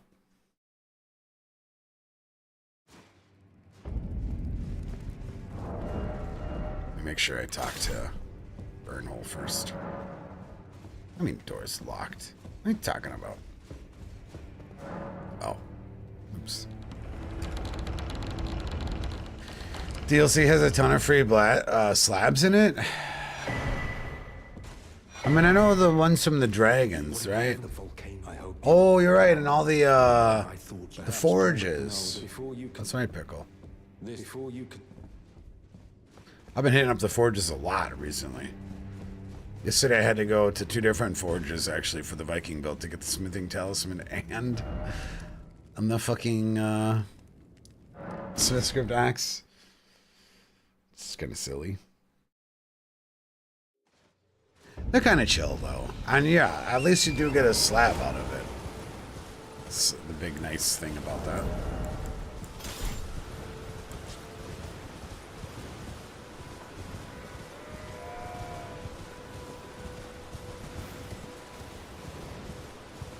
Does anyone know if the fist parry is like better frames than a curved sword parry?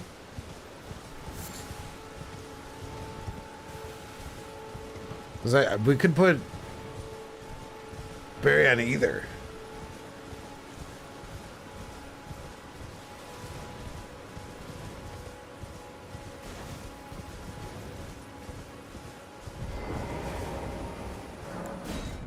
But I have absolutely no idea if there's an optimal one between the two.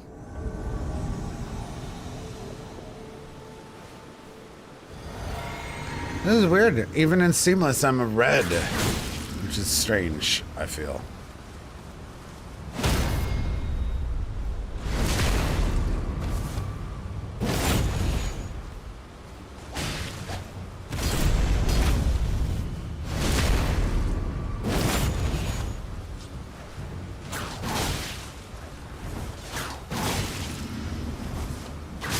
Damn, he got fucked, dude. God damn, sit down, Iveston. Sit the fuck down. Parried and backstab and then Urami R2'd. Tough time for that guy.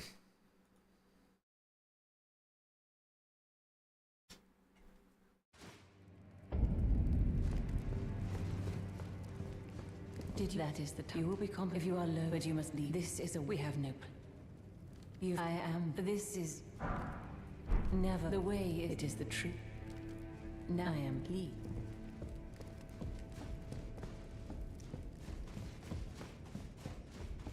I need to use your hat more on builds. It gives you dex and it looks good with no downsides. Then I shall banal recusant. Why not add?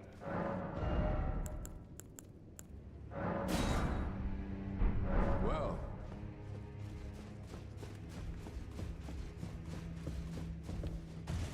Alright, impaling thrust acquired. Hopefully patches gives me a thing now. Well, I don't believe it. All good though. We'll do good. Oh, that is important. Are you? I always. I thought I could. Not to mention. I guess so much. Even after I've never seen. Cheers for that.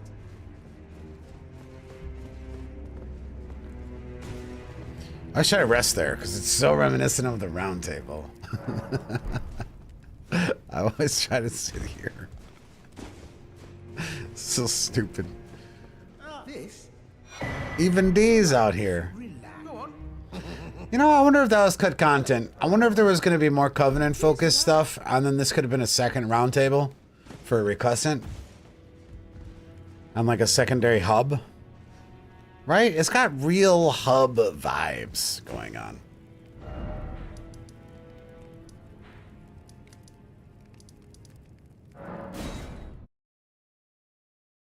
Right, if only. I mean, you even got Patches as your vendor there, too.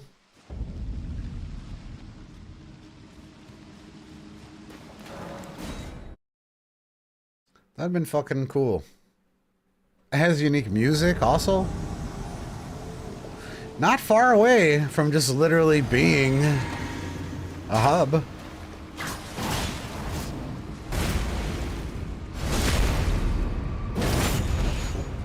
Yeah, the round table should have been an orange blue hub. I don't know why I tried to parry that. That's not a great hammer. That's a colossal. Oh, he got hyperthermed through. Oh, I tried to parry that one though.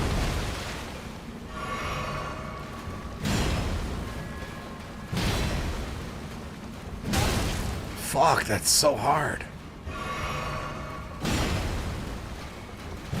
Oh my god, the stamina penalty is absurd. I'm trying to parry this fucking giant coaster. I'm negative a lot.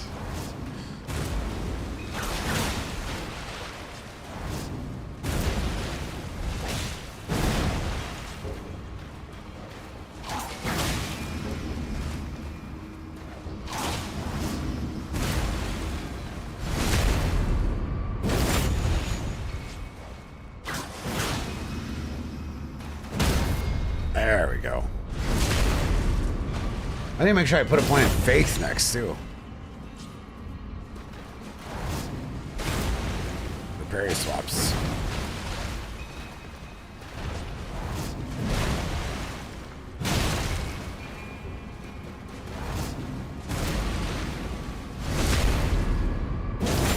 Could I have parried his overhead attack? I didn't think I could. Should have tried. I was thinking about it. I was thinking I was gonna probably get one shot. I should have gone for it, man. Alright, please don't look like shit. Please don't look like shit. Come on. Okay, let's first try the gloves. That's not gonna work at all.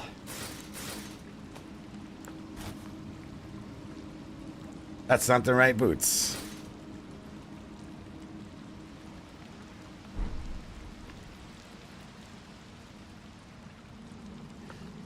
You know, the carrion armor really hides the ugliness of the legs quite a bit. Especially from the back. We finished the feather run, dude. 19-minute long Rodon fight, dude. 19-minute long. It doesn't look that offensive from the back.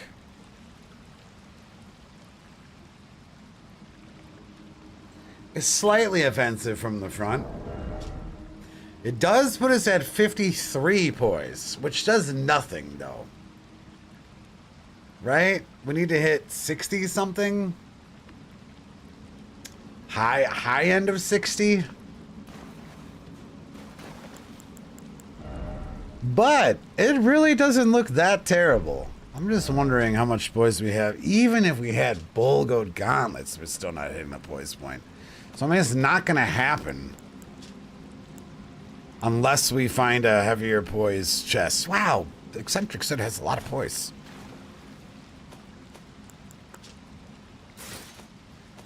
I mean, that's definitely closer for poise-wise. With the poise talisman, is it 88 poise, the PvP breakpoint, or 81, 84? I think it's one of those. The problem is, even with the Bulgo talisman, it does nothing in PvP. Nothing.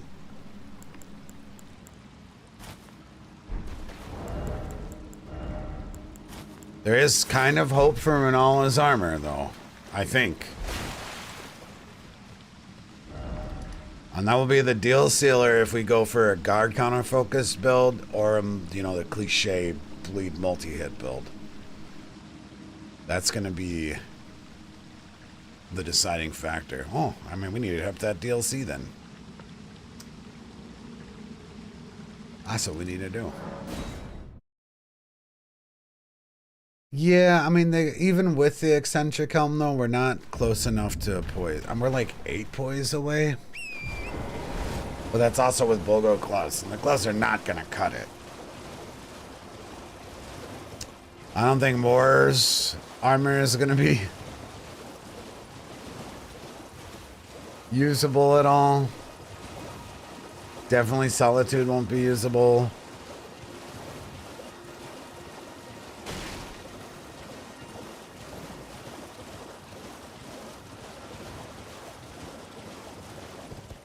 And of all the big poise pants, is it really only 5 more? Fuck, I was hoping it was more than that, Bucky. Shit. Does the Renala armor have boobs? Even if you're body type A? You know what? We could try Beast Champion stuff. I wish I would have killed him first.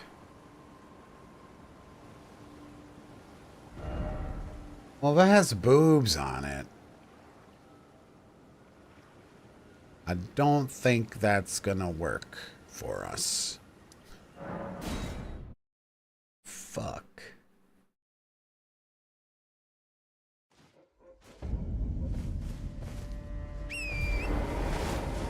And now in order to get Bernal's armor, I need to do all the volcano missions and then go to Farum Azula to get invaded.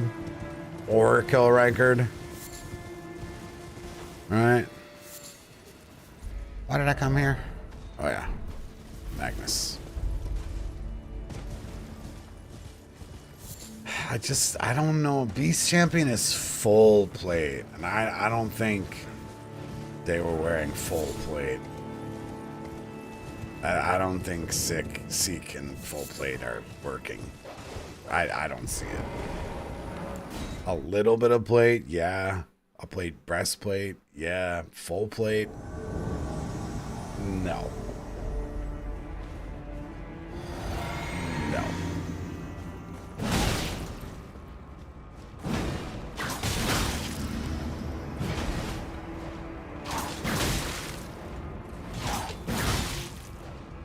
Man, the range on this is disgusting. Oh my god.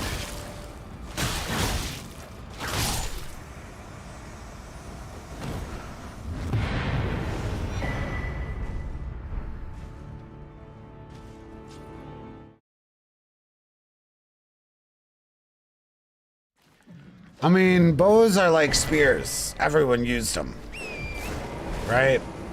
The difference is in Elden Ring, spears are good and bows are pretty bad. So, I'm just opting out. I mean, it's cool to know, right? But the only viable bows in PvP are Ansbach and the bone bow. If we go for a Native American, we will 100% use the bone bow. Because natives probably often used bows made of bone, maybe. Yeah, but like not for this build. This build is definitely going to be Curved Sword Chakram. Because it's easily identifiable, you know, in the culture of India.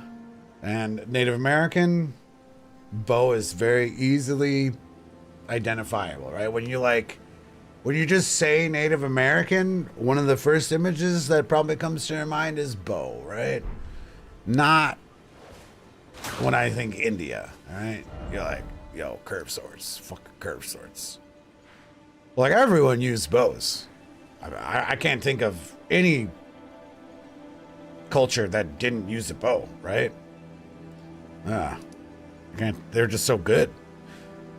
Killing things from range, you know, without danger. Pretty fucking solid, man. Pretty overpowered. Okay, we got Magnus. Let's go get the Pure Blood Medal. What's up, Bow Bandit?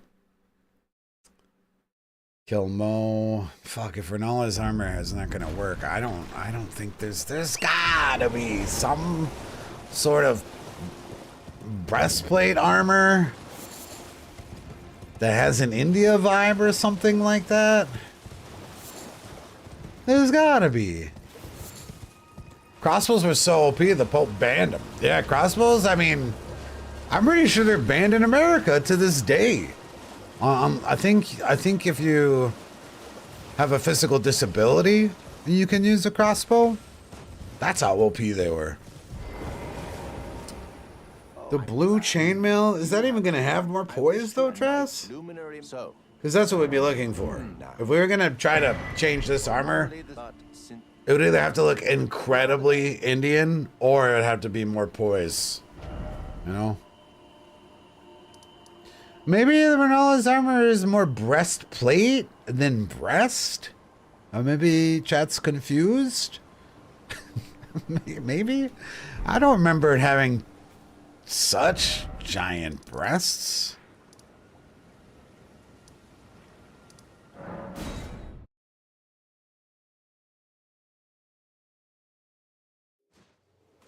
The gold head wraps? What are those? Oh shit, we need to check out those gold bracelets too.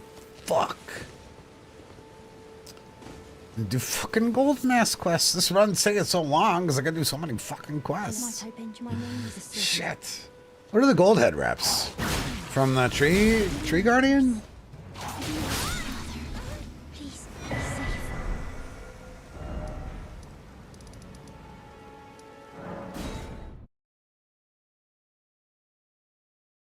Are they really like that prominent? They're pointy? They have nipples?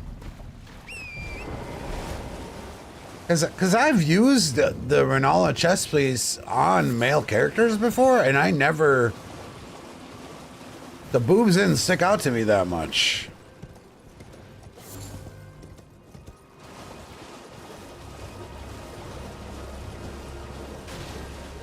The envoy stuff? Yeah, it's... It would be more ceremonial and less soldiery. I find. I think. Complete and with this a night now. This. Also, I need to make sure my hair's not poking out here. Is that my hair? No, that's not my hair. Oh, good heavens. What is that? Clench your That's teeth bothering me. or something.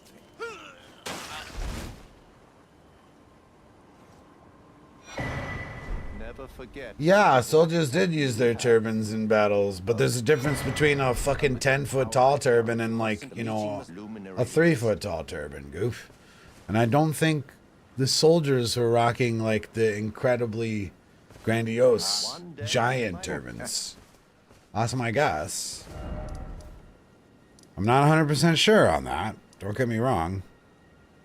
Like, I don't think you understand how insane the Bubble People's turban is. I don't think you understand.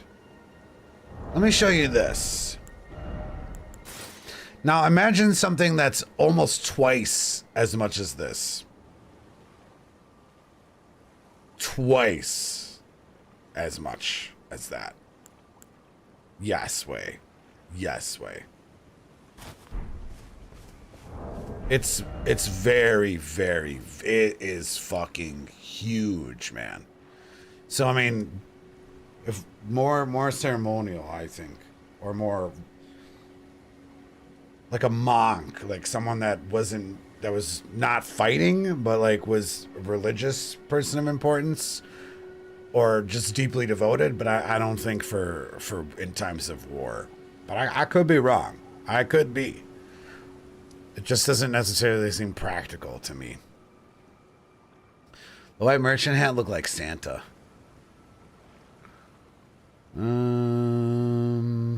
Okay, we got that. Let's go, Mo.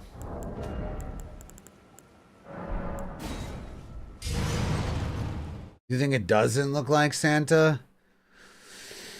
I think it looks... Isn't the face fully covered on it? First thing? I can't remember.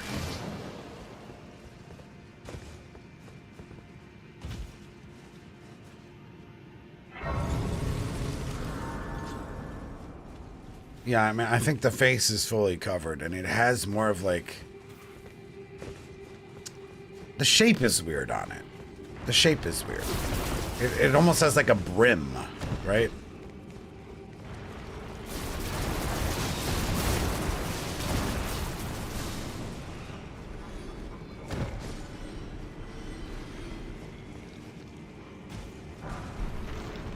So it has a mask on it.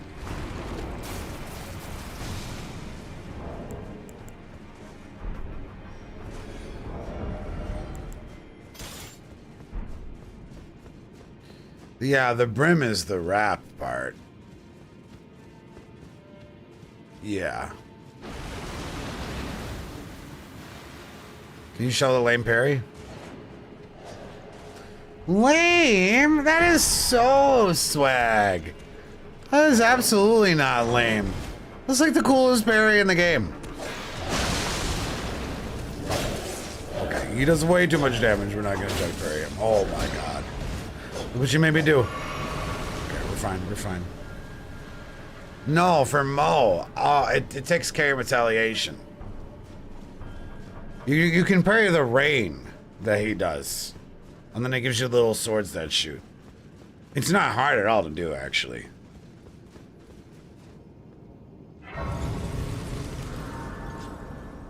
Why are you going toe to toe? I was trying to show off the parry. Oh yeah, we need... Actually, we need more fate. We're gonna need Godric's Graven for that.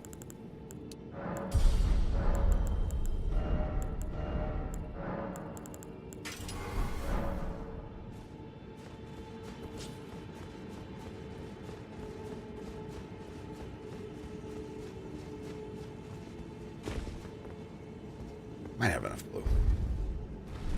Skeleton parry? They did it in Dark Souls 1 also, I think.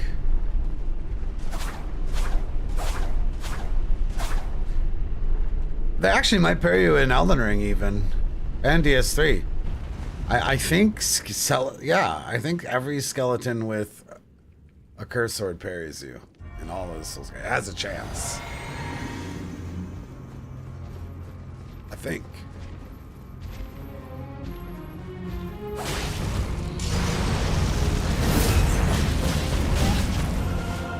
Fuck.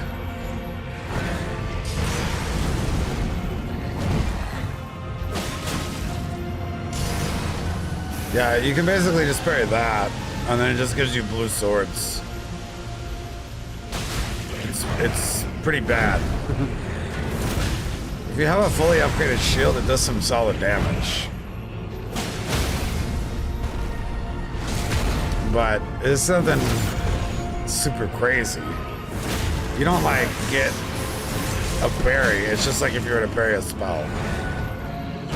You don't get like to crit him.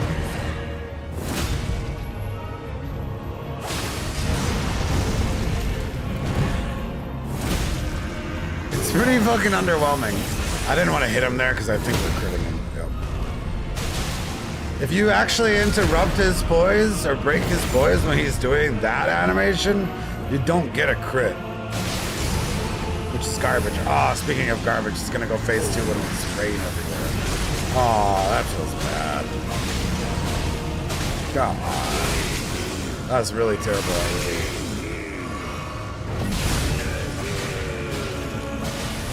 Oops. It's mine. He was in a goofy spot. Ah, I got my fucking setup all wrong there. I forgot that backhand is a hitbox. That's okay, now we get a chance to hit listen. Fuck, this weapon is destroying him, though. Oh my god. Absolutely destroying him. These are so good. Especially when you put them next to the guitar. They're so fucking good.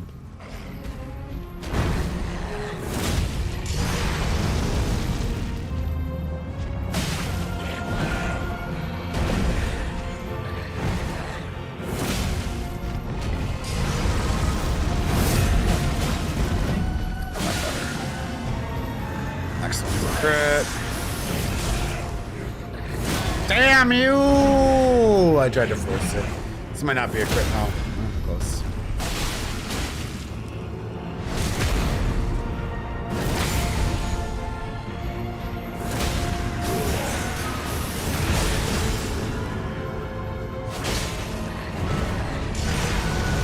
Man, the charged R2 on the claws does like a very, very high poise damage. I'm surprised.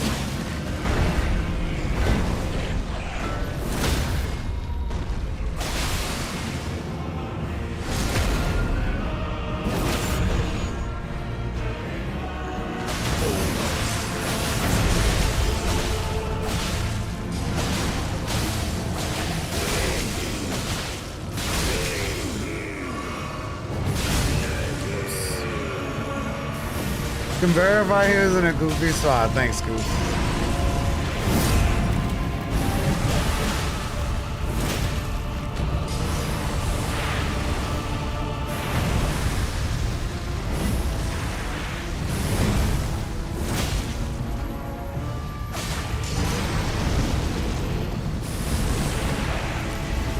These are so good.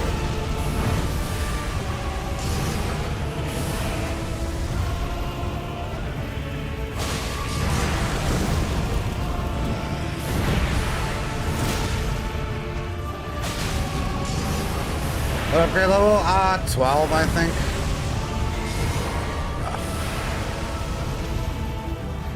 The bleed god is very weak to bleed, which was an interesting design choice by FromSoft team.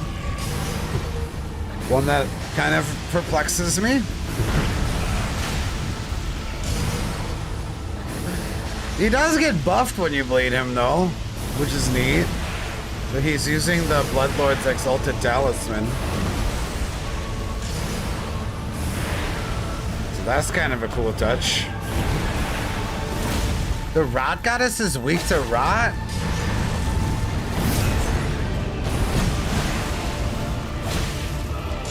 Melania?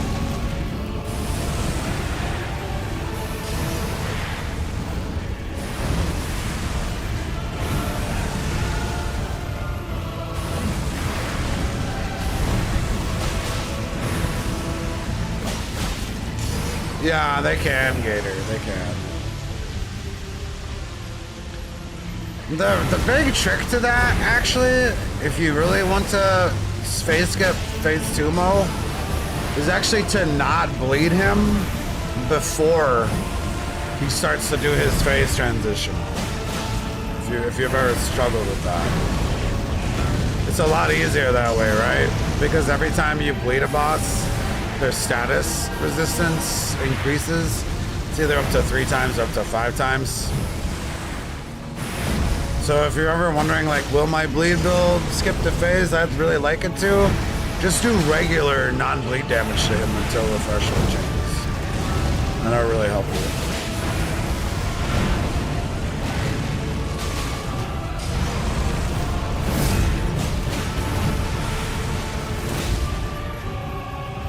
I don't think with a plus 12 weapon we were gonna get a phase skip though.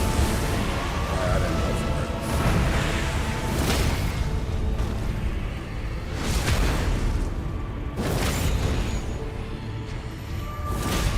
Whoa, you're alive.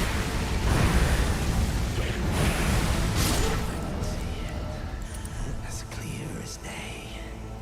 Is it like an anti-boss rush mechanic? I mean, I think it's just a difficulty thing in general. Yeah. What's up, Kota? Yeah, I think they added it because they realized that if they didn't have it, bleed builds would be too strong in PvE. I mean, they're already really strong, right? Imagine if that wasn't a thing, how much stronger they would be. That would be fucking crazy. I want to go health for DLC.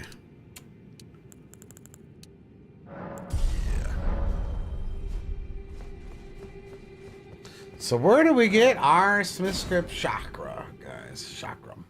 Which Smith script are we going to first? I want to fuck with these things.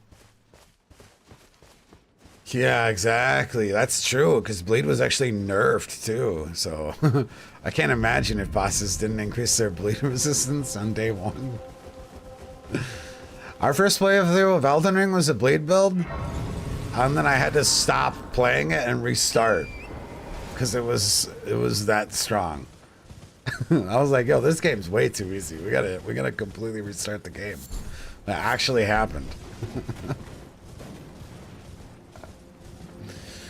Ugh. That's how strong. And we were just using Bloody Slash. Starfall Forge. Thank you. Thank you, buddy.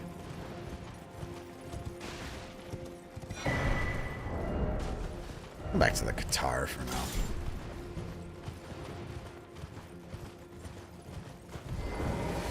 Well, Nitro, the problem is if we can't hit the PvP poise breakpoint, I don't think I really want to go for guard counter stuff.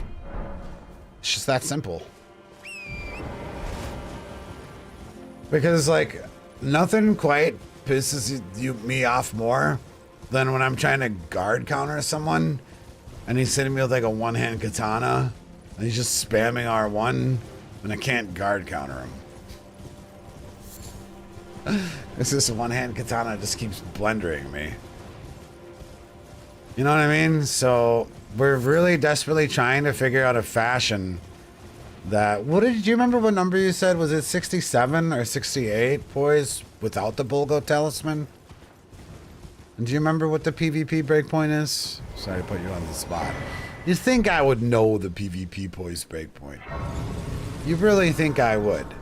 It's definitely like 81 or 88 or 84. It's definitely in the 80s. Rusty said it was 67. Thank you. So we need to hit 67 poise without Bulgo. Right now we have 36. With Bulgo pants, which I like the look of, we have 53. That means we would need 14 poise improvement on this build. Trice, you got one?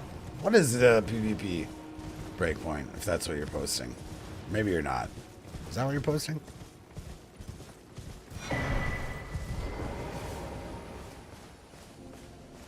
One-handed katanas. That's like the most important, right? It's 80 something.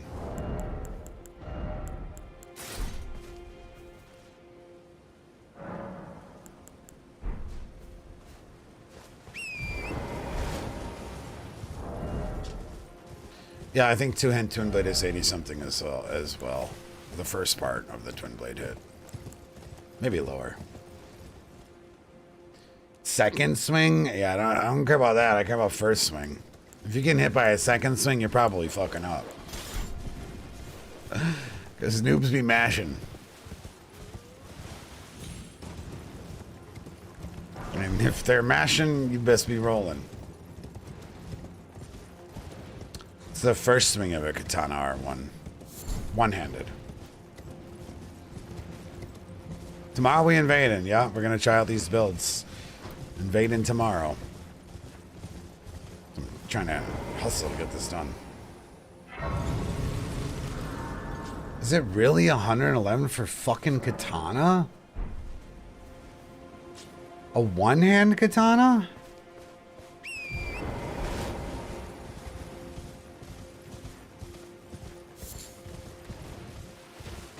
Right.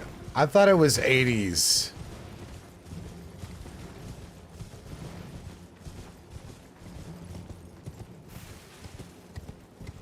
Well, I guess that you're right that the second swing is the important one if you're guard countering, though. Aren't you? Yeah, I see what you're saying there. I see what you're saying.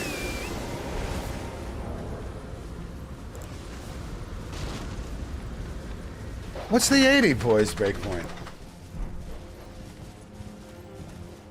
Yeah, no, you're right, you're right. You're right, if we're guard countering, it's the second swing that matters.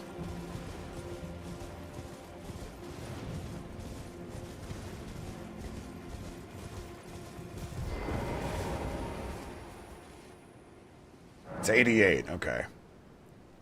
Yeah, that's my bad. You think 68? I always thought it was 88 for small weapons, but maybe not all weapons are the same amount of poise damage on the second swing.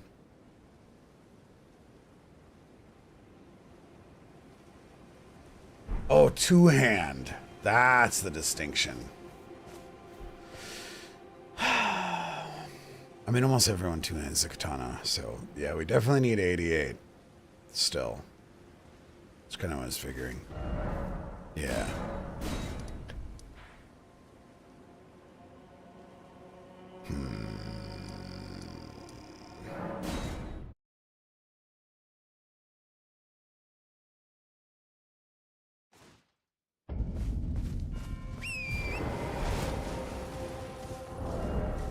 Well, thank you for the number. Yeah, no, it's 88 that we need. Because that's when the guard counter would occur. And katanas are so fast, too, right? There's probably only a few, if any, guard counters that even hit that quickly before a second swing out of a hit stun. I guess it's not a hit stun, it's a guard counter.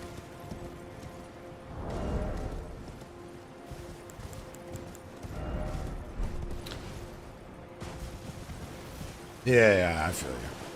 That's fine. Forgot rear guard cover. That's the whole thing.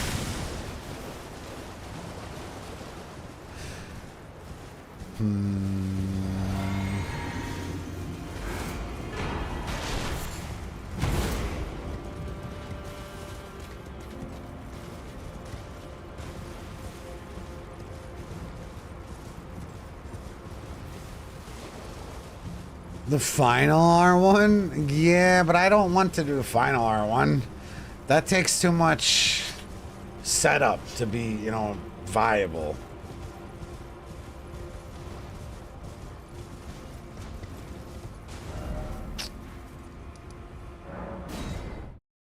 I know, like, I gotta hope this guy fucking swings on me 4 times, which might happen more than you think, but then we have to be blocking 3 swings, or we have to like roll 2 and then block the 3rd one, and I gotta be counting and hoping this guy's doing the full attack chain. No, we need to be able to poise the second swing of small weapons if we are going to entertain the guard counter idea on this build, which I'd like to.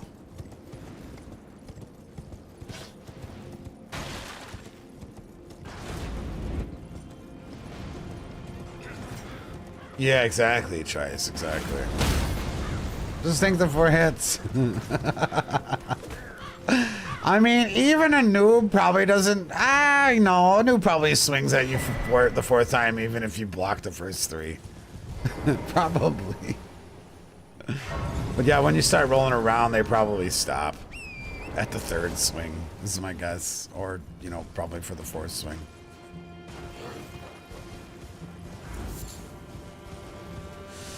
I'm gonna go get Bogo Talisman so I stop having to, well, do math. Well, I mean, it's 67. I got it locked in. We need somehow to get 14 poise and look Indian with armor and gloves. It's gonna be impossible.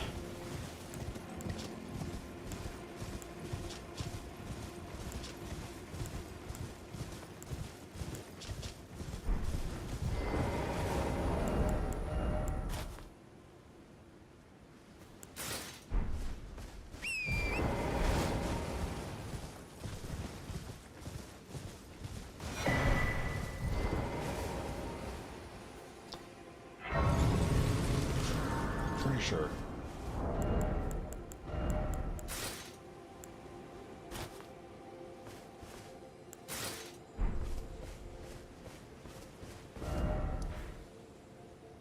I'm surprised they didn't put a better Bulgo Talisman actually in the DLC, eh?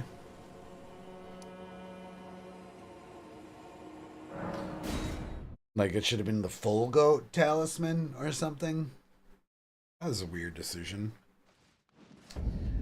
I bet a lot of PvPers would have been pretty excited. Don't forget, we're getting new condom.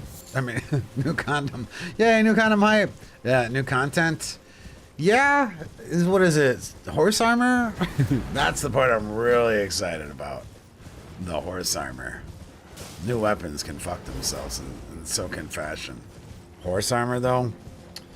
Been waiting all my life, man. Hopefully we get fishing, too. Well, gee whiz, that would be great. Shit, I forgot to get my chakram. We'll hit the next bonfire and then we'll prioritize the Smith script stuff.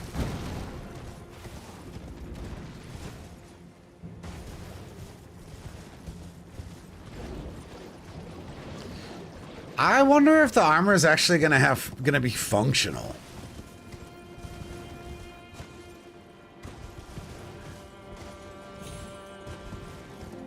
Like, I'm wondering how that would even really have an impact.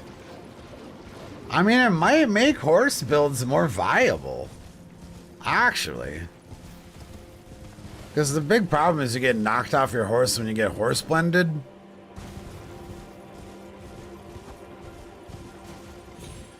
Maybe the horse armor would actually be functional. Because, boy, does that fucking Lance Talisman get no fucking love.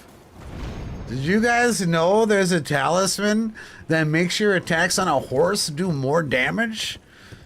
That's a thing in this game that exists that I feel like very few people use.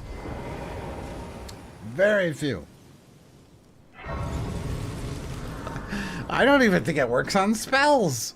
I think it's just literal melee attacks on the horse. That's so bad. That's so fucking trash. Use it on your first playthrough? Yeah, but you probably didn't find any other talismans. You're probably sitting there casting your freaking comment on horseback thinking it worked and didn't even work. No, I'm just messing with you. You also bet the horn raisins. Well, maybe you're just role-playing as horse enjoyer. How'd it work for you, actually? I'm curious. That must have been annoying. Did you fall off the horse all the time? Use it for dragons sometimes. I use it to first dragons sometimes. I like fighting them on horseback. Torrent does love raisins, and I have often found myself desiring raisins to feed Torrent. But I also don't really mess with the horse much. Is it actually a pretty big talisman? I didn't realize the percentage was so good. Man, I keep forgetting. You know what we could end, what we could cap this series of runs off with? That gives me an idea. We could finally do that cheat engine horse always script, and then we could do a Mongolian playthrough of the game.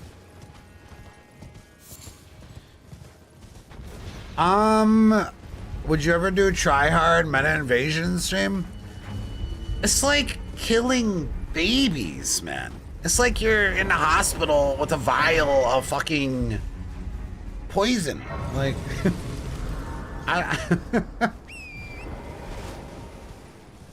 especially in Seamless. Especially.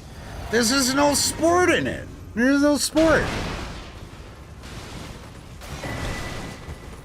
Like, the problem with sweating when you invade in this game is like you find one optimized gank for like every 20 noobs that you find. There's just no sport in it. I'm like, certainly at meta, noobs can blend you with magic and stuff like that. I feel that. I feel that. But I do just fine without using the best shit in the game. I do just fine. People say the optimal gank isn't winnable. They're pussies that have no imagination.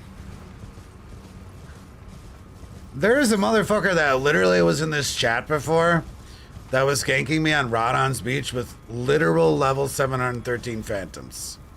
That was ganking me at Rodon's Beach. You can outwit them. You can.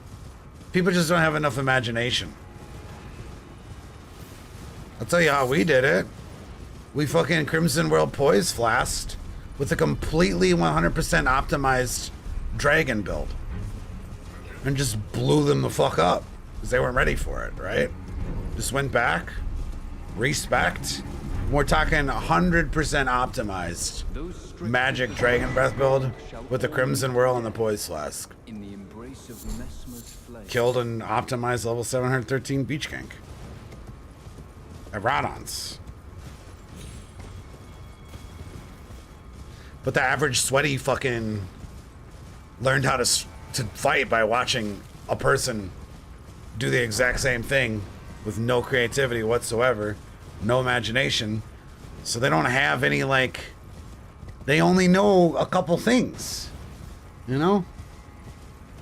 Yeah, that too, Trice. Could have tried to rod on him in the water. Exactly, see?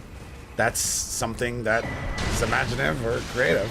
That's another way that you could have done it. Absolutely. But motherfuckers want to sit there with their starfists and endure back and forth on Rodon's Beach like, this is impossible to win! This is impossible to win! Motherfucker, what are you doing? You're not, what are you doing? Like, that's on you, bro. That's on Rue. I have never, ever found a gank in 10,000 hours of Dark Souls 3 and Elden Ring that is, quote, impossible to beat. Never. And that's because, like, the really good players, the best players, they don't be ganking. They might be fight clubbing, but it's so is. They're usually invading or they're in the arena. What's up, Prod? How you doing, man? How you doing, everybody? So we're making a Sikh warrior, which comes from India. And that's what we're doing here. So high fantasy, well, not high fantasy. We're making it historically accurate, but all the Indian weapons are super fucking cool. So that's what we're doing. We're trying to go for historical correctness here. We just hit the DLC because we're trying to get the chakram. That's what we're doing. Right, like meta players have, they're just so locked in to trying the same shit over and over again. They just don't have enough creativity, I feel like. They just can't think outside the box often. I don't know. Just had a question about, we had someone bring up the point that there's such a thing as an unwinnable gank. And I hard disagree. Over thousands of hours of Souls games, I've never fought an unwinnable gank. I've had ganks that beat me when I've made salty runbacks, and I've had ganks beat me. But I can identify opportunities that I missed, misplays, and things that I could have changed to maybe beat them. Would never say anything's been unwinnable.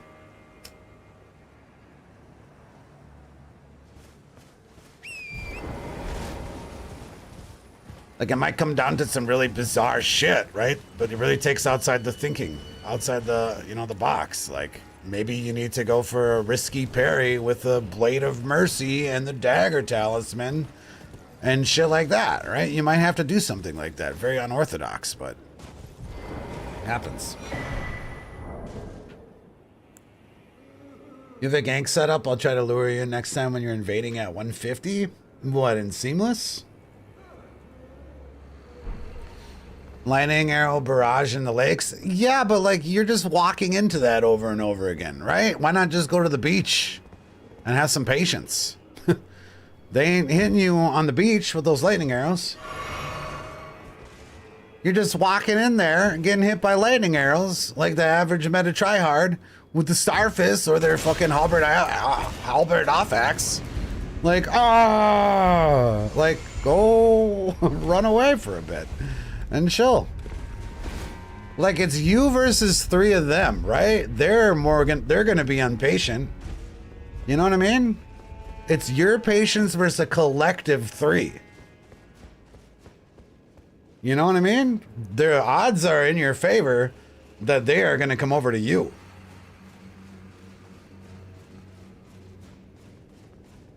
Like, they're the 3 of them are just chilling, right? They want to farm invaders. What's the worst that could happen? Why wouldn't they just come over to you eventually? Because you can go sit on that lakeshore and fucking put a movie on your second monitor. They're definitely coming over. There definitely are. As far as close quarter ganks go, like, you know, Radon's Fogwall, Rykard's Fogwall, well, then you take your spawn frame advantage. You have to make the absolute best play you can make, and then 10 seconds. You have to blow someone up. That's why, especially in Elden Ring, where you get such generous spawn frames, I think the ganks are more beatable. Like, because in Dark Souls 3, there were often times where people were spawn camping the various spawn locations at Pontiff, right? Where they knew all of like the 5 different spawn points you could be, and they would be at, you know, with 3 or 4 of them at, you know, 50% of the possible spawn locations. That was much more hard because you would be jumped on immediately.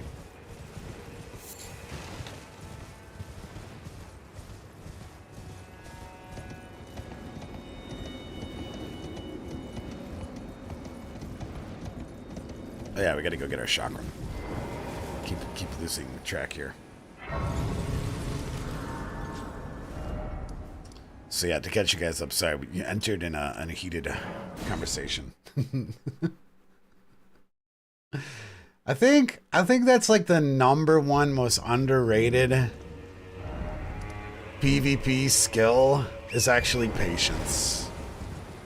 That's what I think is a big difference between good or bad invaders, or success or failure, is patience. Like the #1 thing.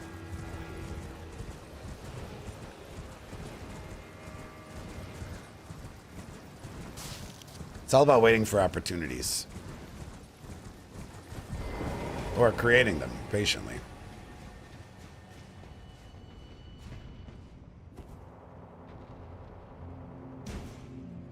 I mean, I don't even use consumes, and I do just fine. Like, we've been doing a lot of silly seamless builds, but before this, I was a PSN meta, like, main. That was my main invasion. I have 10 different PSN invasion builds, you know? But seamless has been a breath of fresh air. Because it is hard to get away with these builds on meta PSN. I'm not gonna deny that, for sure. Seamless is so nice for them.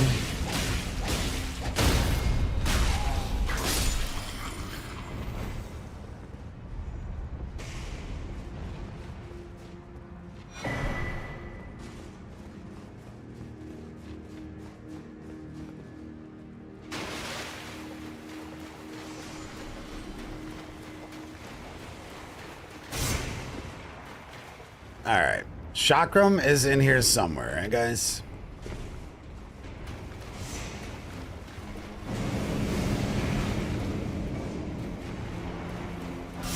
The Poseidon build? Yeah.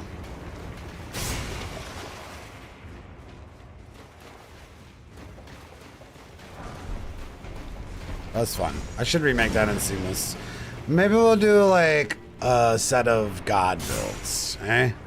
We can take different gods from different cultures as well and try to portray them. That'd be fun.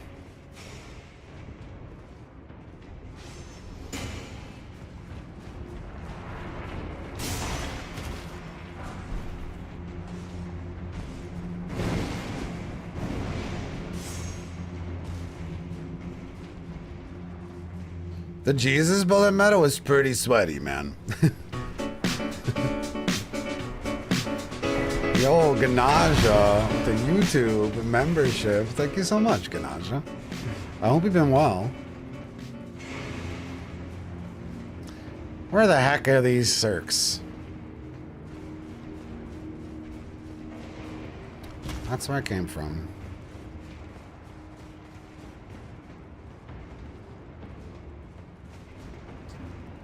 Where's Cirque? God, I'm so lost already. Am I supposed to pull a lever or something?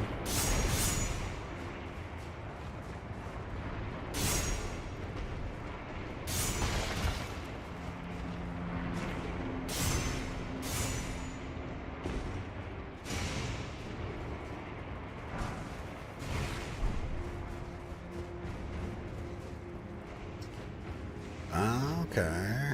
Thought this is the same lever I pulled earlier. I feel like I'm running in circles, guys. On a body at the end of the sewage waterfall. Oh no, was I supposed to run across there? Oh my god.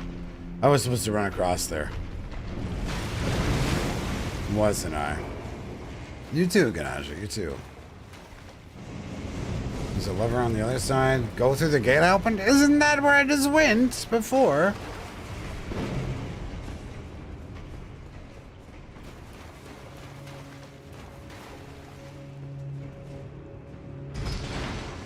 Circus through the gate. Nah, this is the other gate.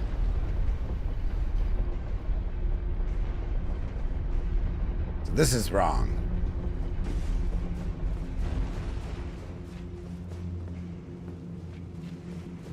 I haven't even seen a sewage waterfall. Am I wrong or is this right? I have no fucking idea where these damn things are. Jesus Christ. Well, now I'm all sorts of fucked up because now I can't pull the lever. Damn it!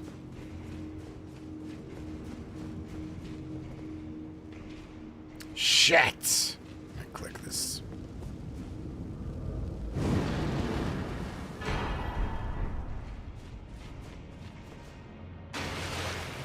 What I gotta do for a shock? Oh, no, this was the first room gate. I see. I see. I've discovered the errors of my ways.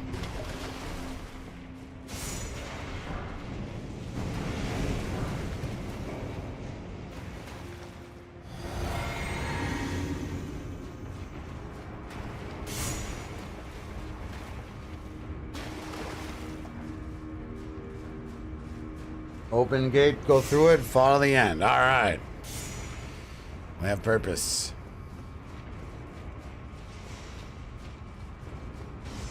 I haven't really messed around this weapon much.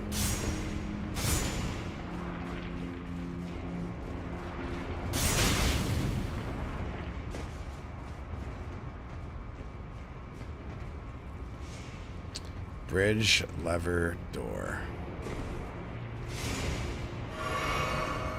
This guy must be on break.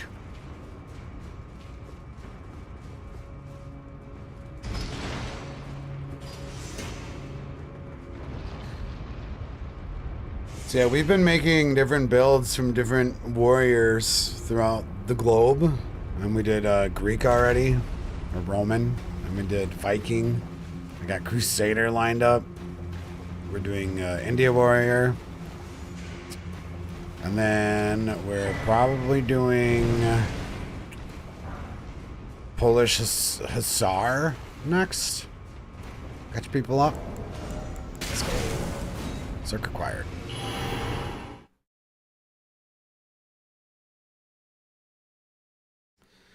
Rami is pretty one-dimensional, but it, you know, it makes it better than other whips at least. So, you know, Endure R2 build has been, you know, the famous one.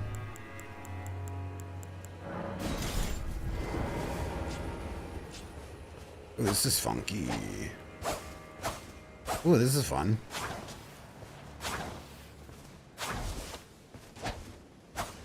Nice.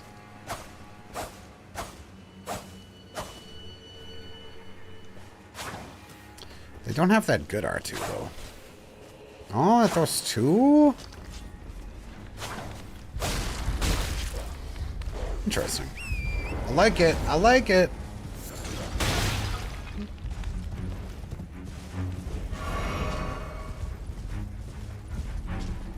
Godric's Great Rune gets us those requirements as well.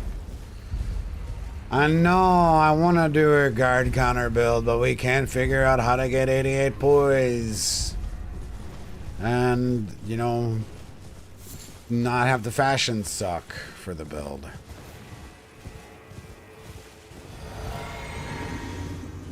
That's the whole problem.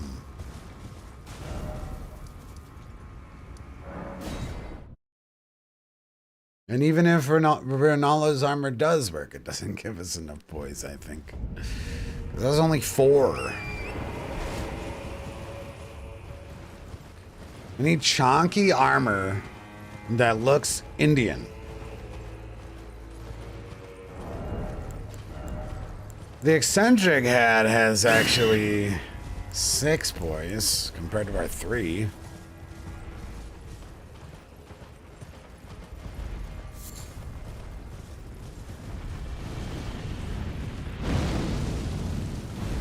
How much poise does Death Knight armor have?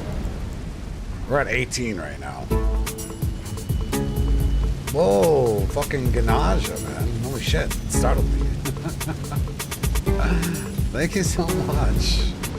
Thank you so fucking much. Are you locked out of Switch or something? Fucking A. Saying this so loud. I'm not used to getting YouTube money, so it's very loud. Thank you.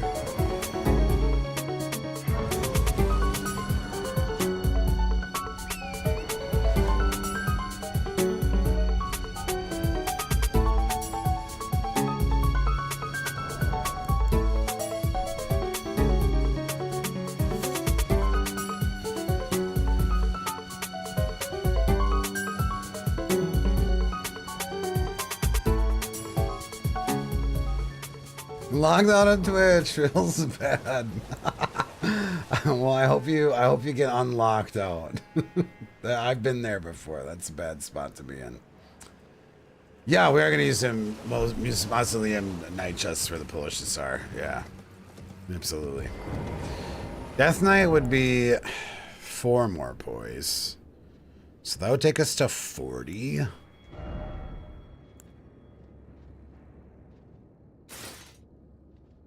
So we'd be like 53. Yeah,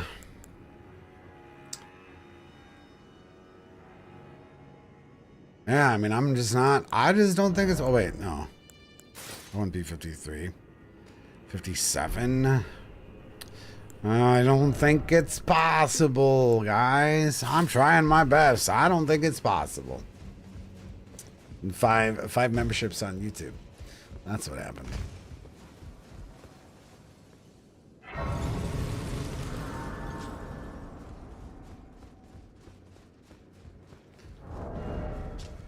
Yeah, I might just have to go the multi-hit route instead of guard counter stuff. I mean, we could fuck around with guard counters and try them out, but I don't think, like, we're gonna have a lot of success if we don't hit 88 poise, basically.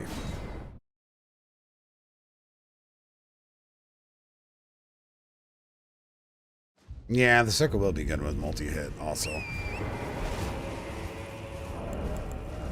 And I got the smithing talisman.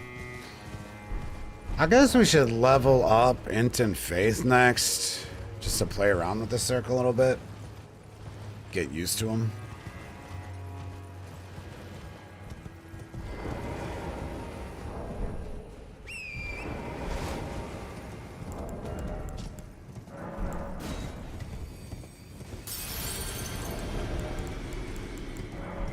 Because I am very inexperienced with backhand blades.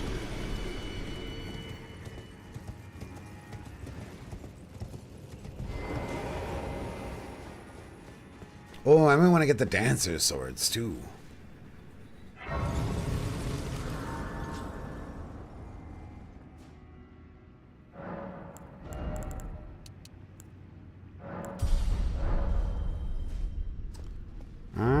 I guess we'll run through here real quick. I don't think there's anything that's like progress gated for our build. Right? Besides the dancer swords? Also, dancer sword would be good for multi-hit. Yeah. That'll be good. 25 guard boost.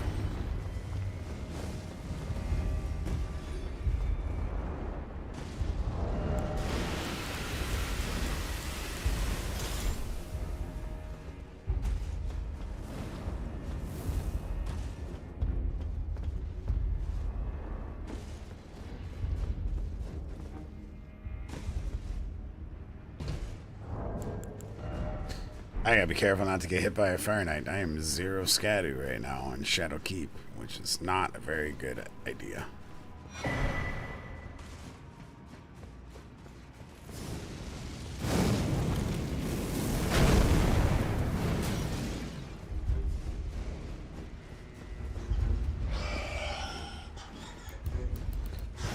And we could get, I mean, I guess I'll farm the other Cirques too. Because those would be good as well for the build.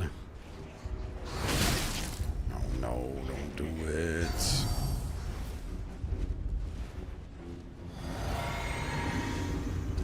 Nah, I don't think I want to do Celtic.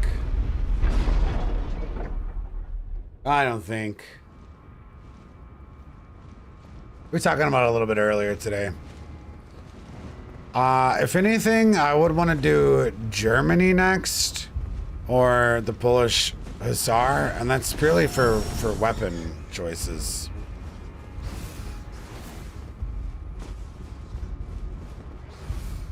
So I'm picking the cultures that we represent very carefully. Like, obviously the Celts get the Claymore, right? That's the big one. Germans get the Zweihander.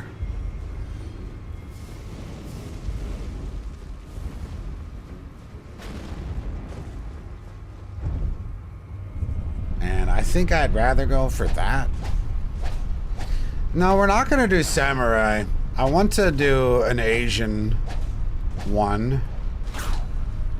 But I don't want to do Samurai because it's too cliche and overly represented. Words in Elden Ring.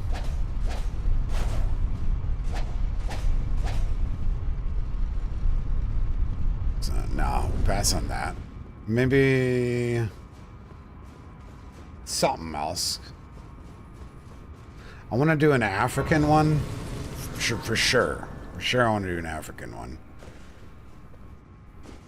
And I want to do an Asian one.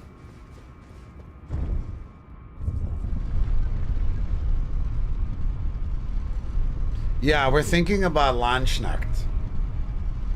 Because I think they get some larger weapons, right?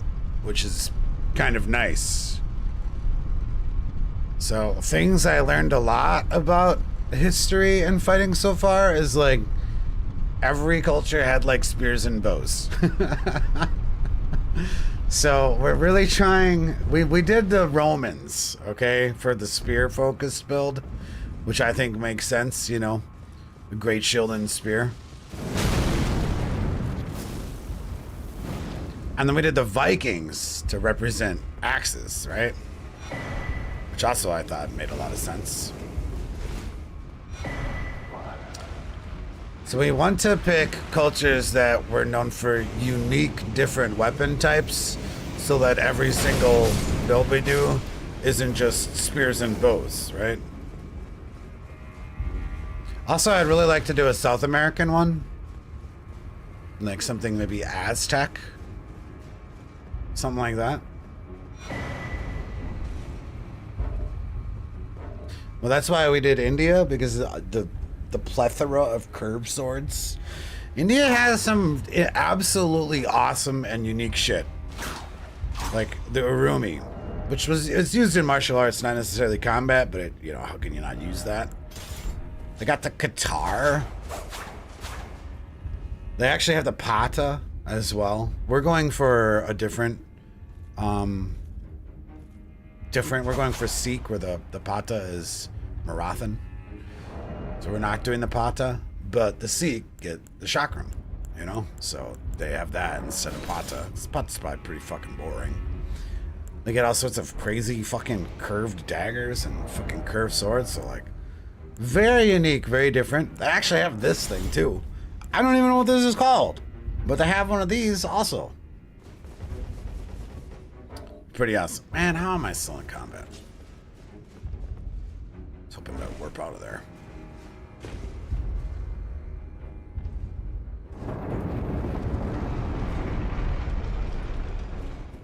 There was a warrior that used swords that had hooks in them. I wonder what that one is. Yeah, Ganaj, that's what we've been doing.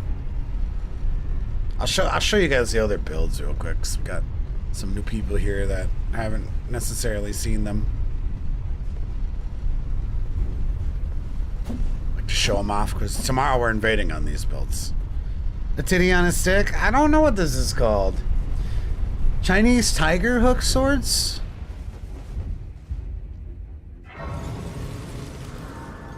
Yeah, because I haven't decided what Asian build I wanted to do yet.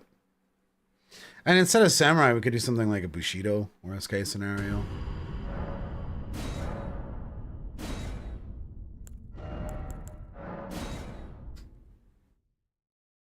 But I don't want to over-represent Europe, basically. Because, like, this shit is fucking fire. This shit turned out so fucking good, man. Like, so fucking good. And it's super fun to play on Seamless, too. We even got the shield wall. Check it out.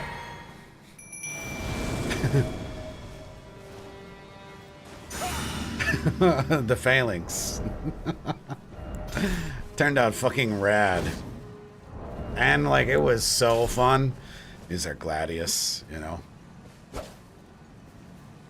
We're actually not allowed to use like the high fantasy Ashes of War either. Like, I'm not allowed to do this, right? But that pretty much sucks anyway, so this sort of light worked really good. It's the closest depiction that we could find to the Gladius. Yeah, so we're Centurion, which was fucking... It was really fun to play. I got the Kai assist, which was also more of a martial arts, not necessarily warring weapon, but we got that too, because it's Roman. Yeah, we were really toying around the Regalia versus the sort of light. It was definitely very hotly disputed.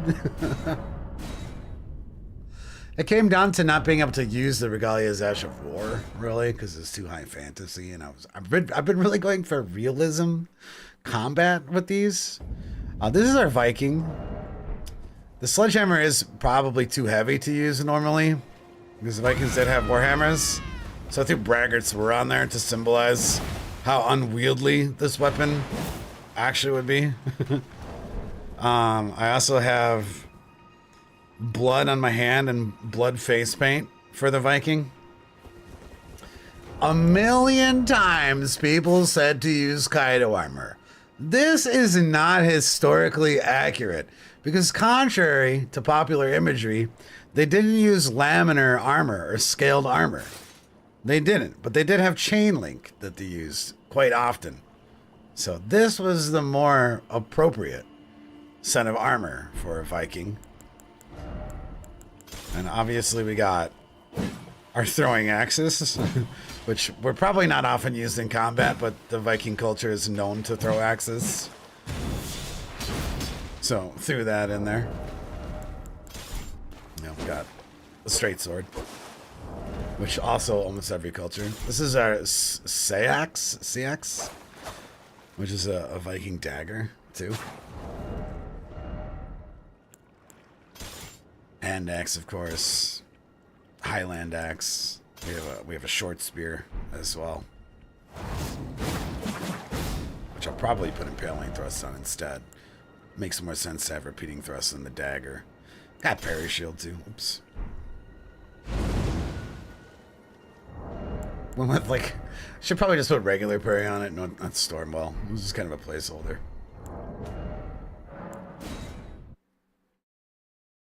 Pronounced like sex, okay. Our Viking sex.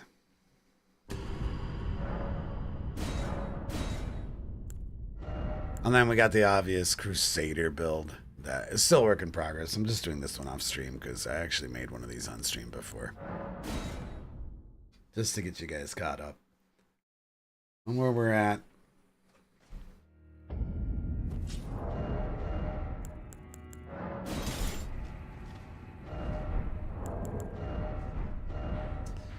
Okay, Dancer means we gotta go through Dragon Man. I think is the easiest route.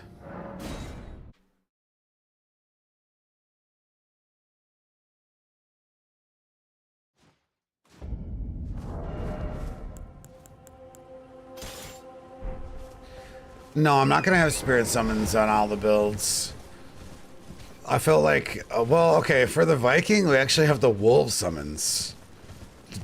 One thing I learned of making the Viking build was that the Vikings had such a close relationship to dogs that they're often buried with their dog. So I actually have the wolf summon for the Vikings. Like we're on a hunting party or something like that, or maybe we're hunting down somebody.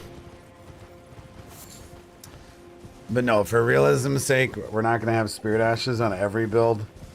But the Phalanx being, you know, so culturally significant, I felt like it was a pretty good idea to use the Spirit Summons on that build. What was that Dong Bonk? I don't know what it's called. I don't know if someone can look it up. But the Sikh did have like a scepter weapon.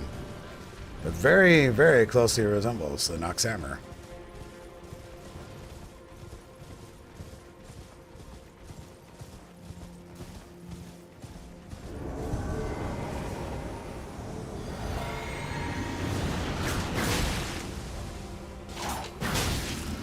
Did I forget to use my Scadu? Don't let me forget this before we go on the boss fight.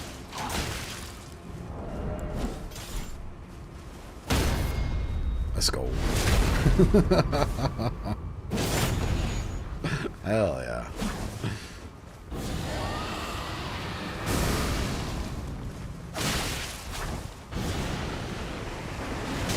Oh, I jumped right into it. Oh my god.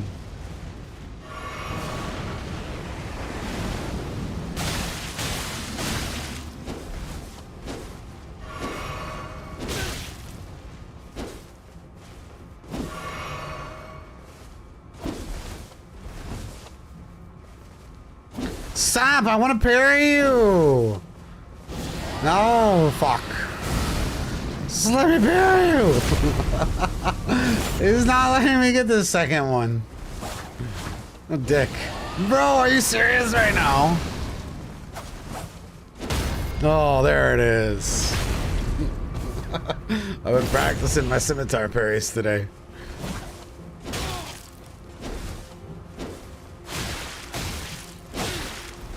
Oh, looks like it's pretty. Brah. Brah! Oop, too early. Nice.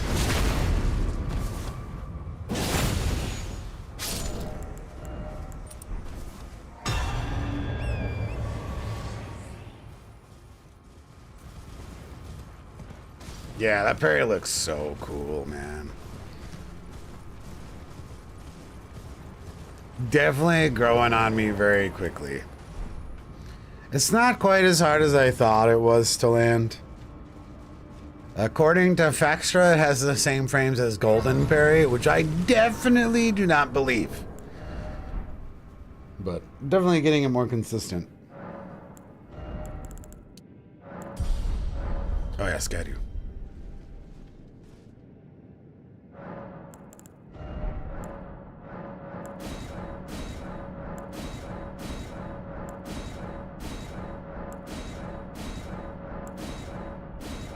Sorta Milo kind of looks like the Macahutul. What is that from? Which culture? Aztec, eh? That'd be neat. I miss the rapier parry and I miss the katana parry, man. I don't know why they removed those. Why couldn't you put katana parry ash on? Why couldn't you put parry ash on the katana? It's like they had to remove functionality. Like I could have just left it from Dark Souls 3. Same with the rapier. They did give us the man gooch, which is a rapier that has that parry, technically. But it's a pretty bad weapon, I think. Yeah, they could have just ported the animation. Well, the wakizashi is a dagger, not a katana. And that dagger parry has been in there since Dark Souls 1. Like, I don't see the correlation there.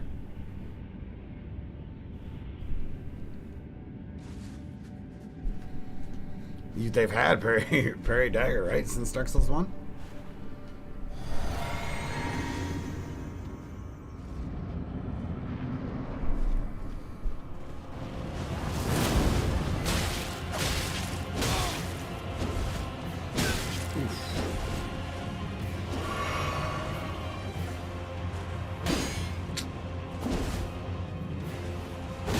Oh.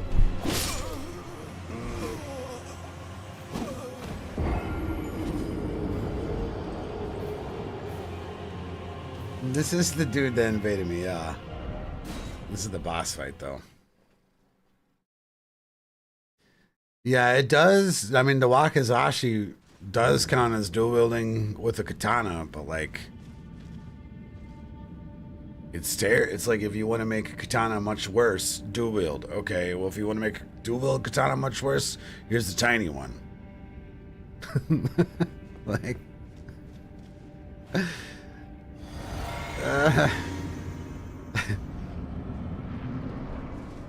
not to mention, you could just like Nagakiba with an offhand dagger.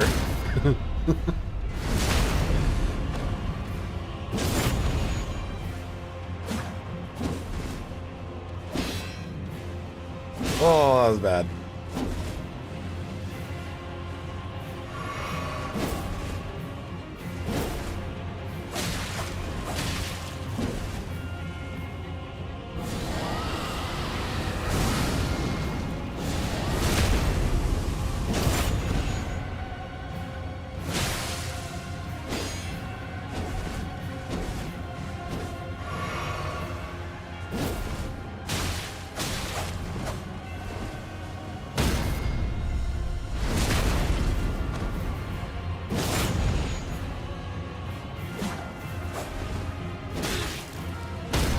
Oof.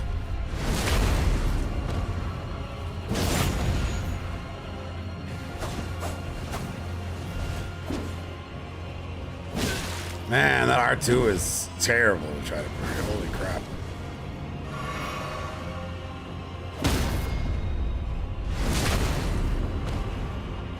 We need to visit some churches. Ah! Probably wouldn't hurt.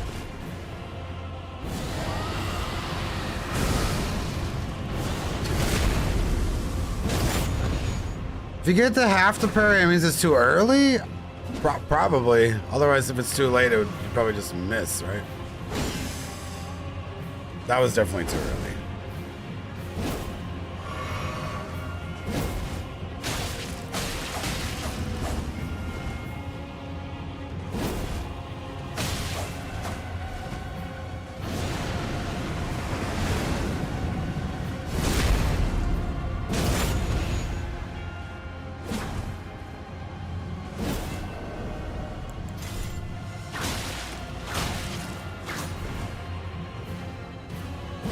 Oh, I can't believe that one missed. I felt good about that.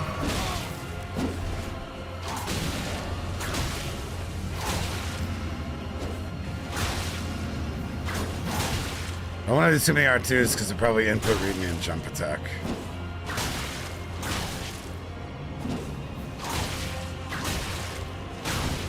He's really not liking this whip.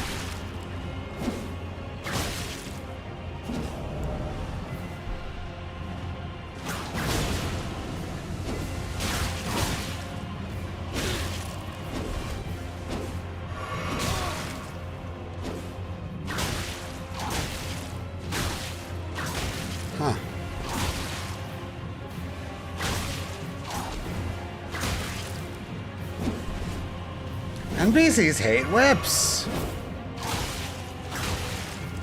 Or maybe this is just a Dragon Man specific thing?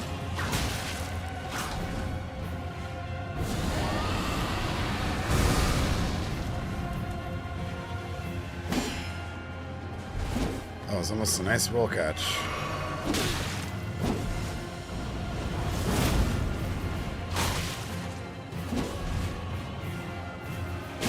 Uh-oh. Okay, you know what? I'm not gonna go for the final parry. I was thinking, I'm like, I really don't want to do that again. That was quite a fucking long fight. I never changed my mind.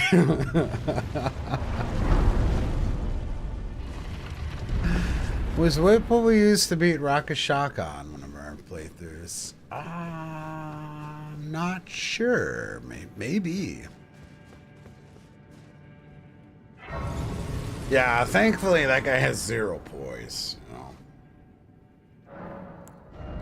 Yeah, we're going for like as historically accurate as possible on these CEOs. So, man, my camera. Trying to be as historically accurate as possible. That's why India is great, because like there are literal curved swords used in India that are in this game. That's what we're trying to look for while we look at different build ideas.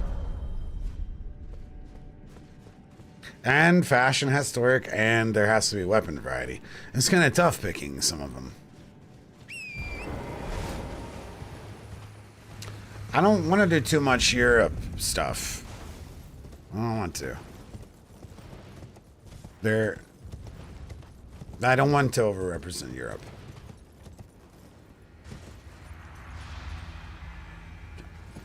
Sorry about that. Things to do after stream. Make YouTube sound alerts quieter and change my camera. Fix it better.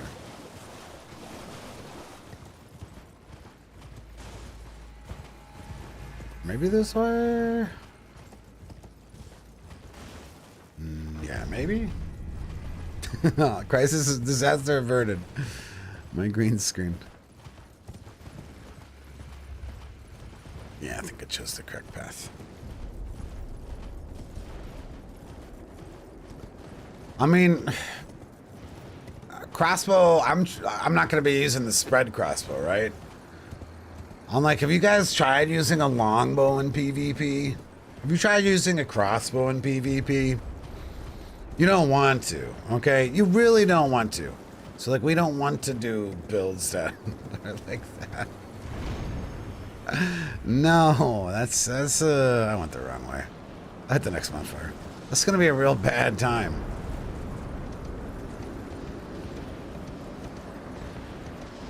We might do bone bow for Native American though. We might.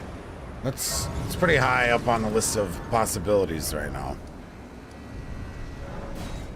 Cause that would make that build kind of fuck. Have you thought about thrusting swords and heavy thrusting swords? People were saying that the Polish Hussar used a thrusting sword and some sort of lance.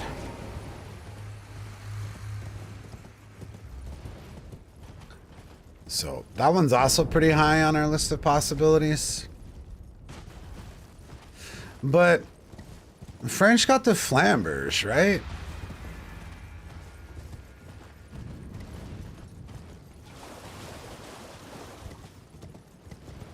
Was it actually used in combat, the flambers?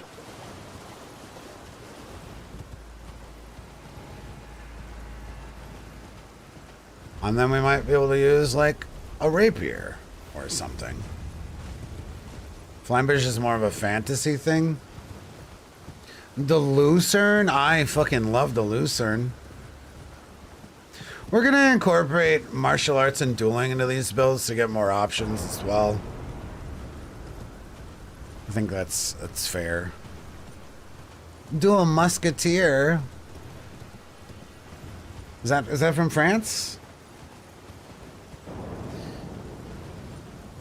Lucerne is French as well, right? Because there's Flambers, Lucerne, Misericord.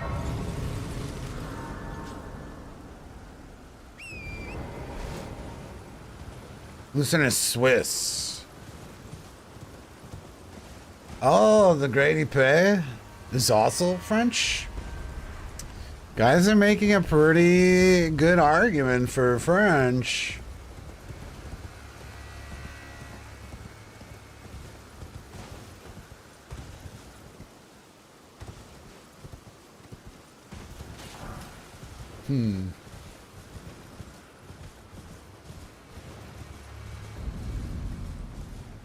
Trying to think about Egyptian too. Was the shuttle actually something used in Egypt?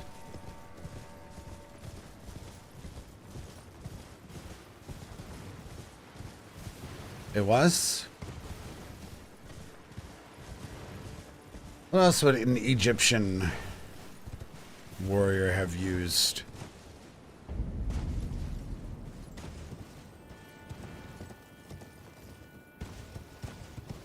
It was made to go over shields. That's fucking cool. Chariots. Yeah, we can just invade the chariot dungeons.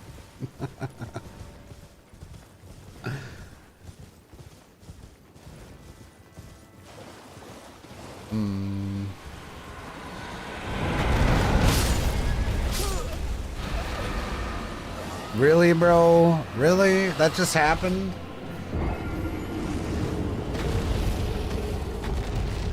That just happened? What? How? How did that just happen? That was fucked up, man. That was fucked up. Imagine losing a Deathless one like that. Just not paying attention for a second. Dragon comes in and hits you with like 2 incredibly staggered hitboxes. That was fucked up, man. The Perfumer shield is very Egyptian. What other weapons would they get though to be used that were used in combat? Because we need weapon variety to make the build fun to play, right? That's like the bottom line on any of these builds. Spears, boring.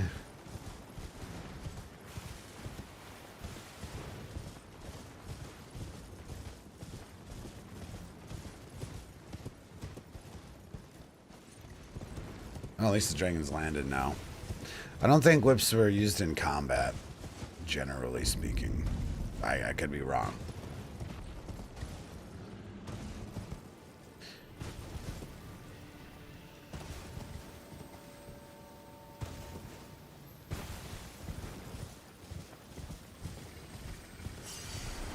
Caveman sounds dumb as fuck. That sounds stupid. Like, where do you even pick what caveman from where? Could use the stone sheath sword though. It sounds terrible.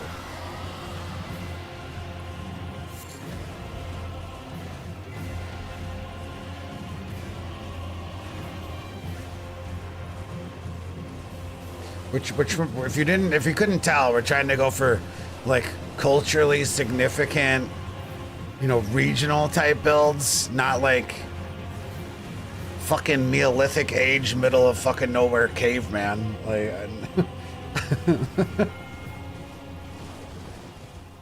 that sounds terrible. Oh.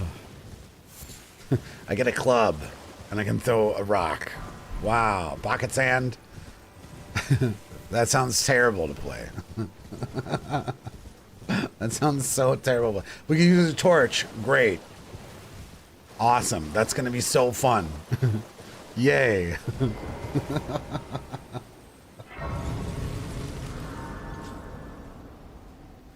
I'll do some research on what ones to do next.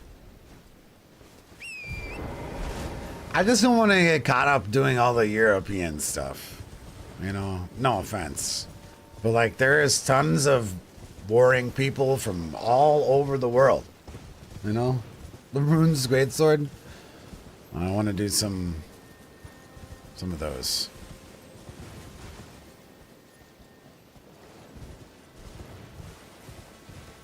Yeah, I'm not sure. I have to do a little bit of studying as far as African cultures. What's cool about African stuff is that they have really colorful armor and gear. So that'd be really fun with shields and stuff. Yeah, I know Egypt is African, but it would be nice to do more than one African one. And Egypt is not sounding great so far. We get a shottle, and we got a shield. It's not sounding very fun. Man, where is this damn thing that I'm supposed to walk into? What the fuck is going on? Like a giant hole in the ground here? Hell yeah, Little John.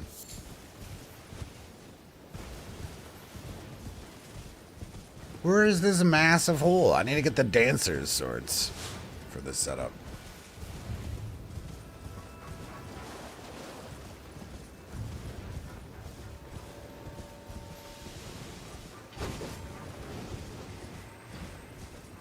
Oh, it's right here.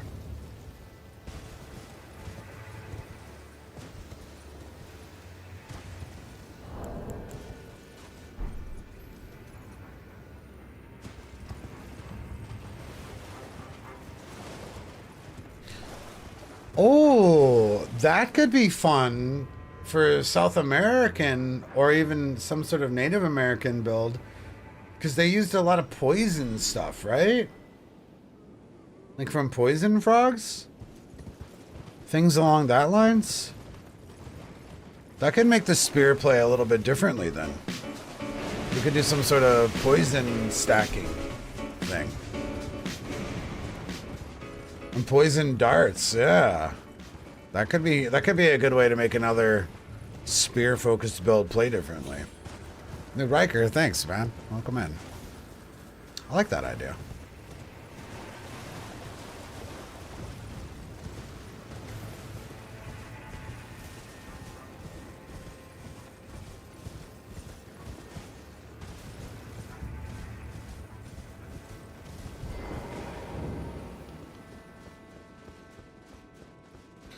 Ooh, I just realized this sword is going to be a somber weapon, right? It has absolutely zero arcane scaling. Well, we're going to have to take a look at it. It's going to have to be pretty fucking spot on. God, it really does look kind of spot on. Well, I don't know. It's kind of bendy. I'm not sure if that's gonna work.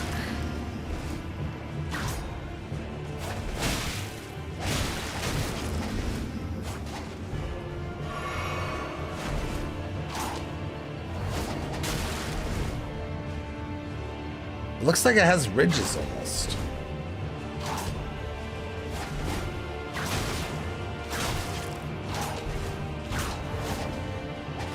I can parry that. I think you can.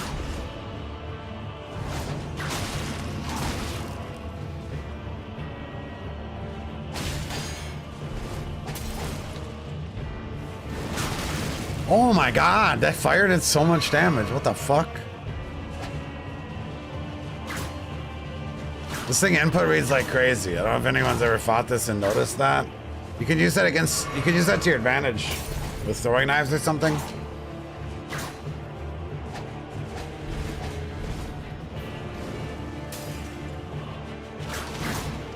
I'll actually be able to do it with R2.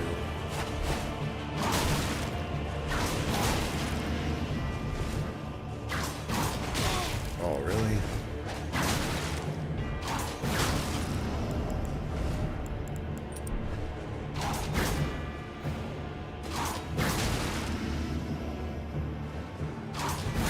Ah.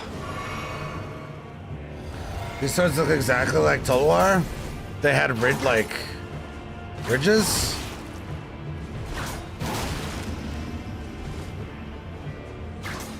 Because I was from the shape of these, I was thinking that the Bandit's Curse Sword is pretty similar.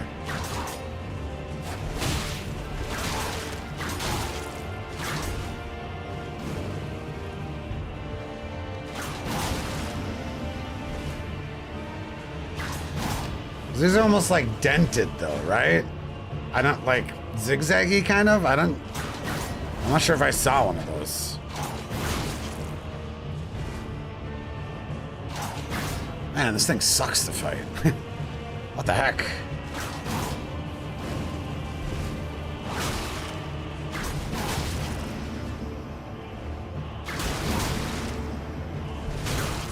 There we go.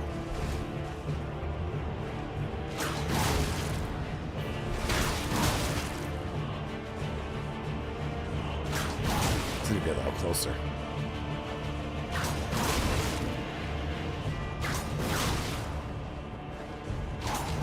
See if we can back her into a corner.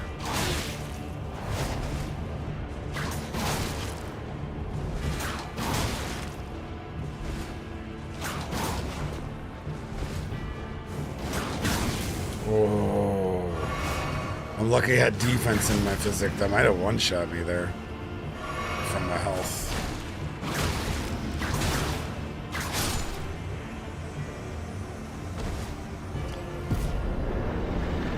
We gotta take a look at these in better light.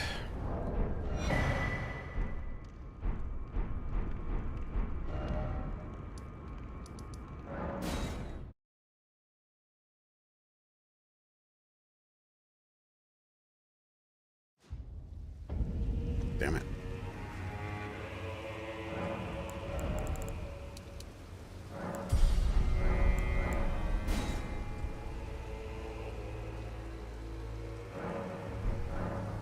This is noon. Jesus Christ. That's not very helpful. What is that, Weeping Peninsula 2?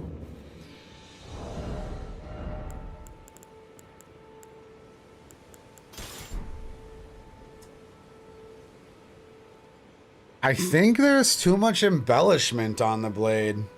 Like, what do you even call those? It's too wavy?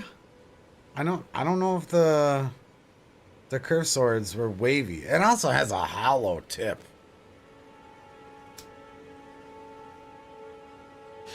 Huh. The hilt is good. I think it's too high fantasy though.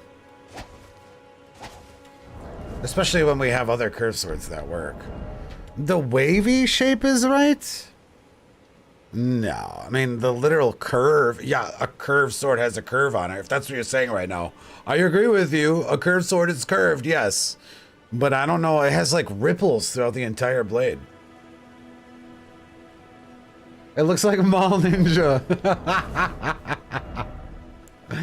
Yeah, I think that's a pass. But it's okay. The bandit curse sword's perfect, shape-wise.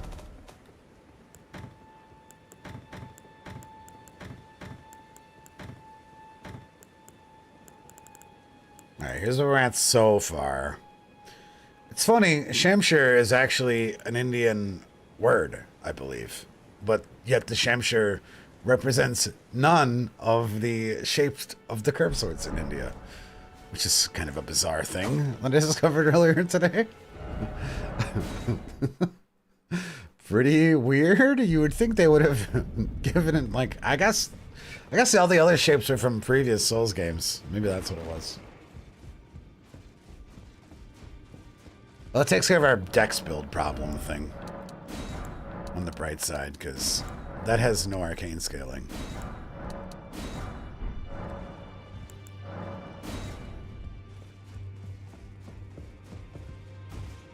So is there anything else that's like mandatory that we're going to need to invade tomorrow, guys, for this build?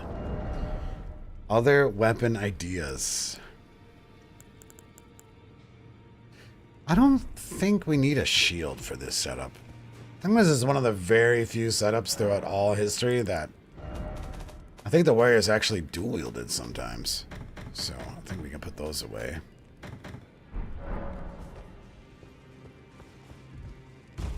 They probably do wielded swords.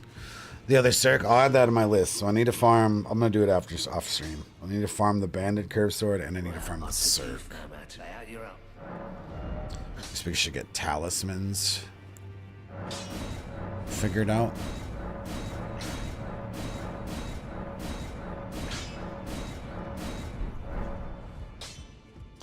What about Rolana's armor? The sad thing about it is, even with Rolana's armor and bull goat pants, we're still not even really close to the poise breakpoint that we would need to be at. That's just the reality of the situation, I think. So, I think this is better fashion. Really.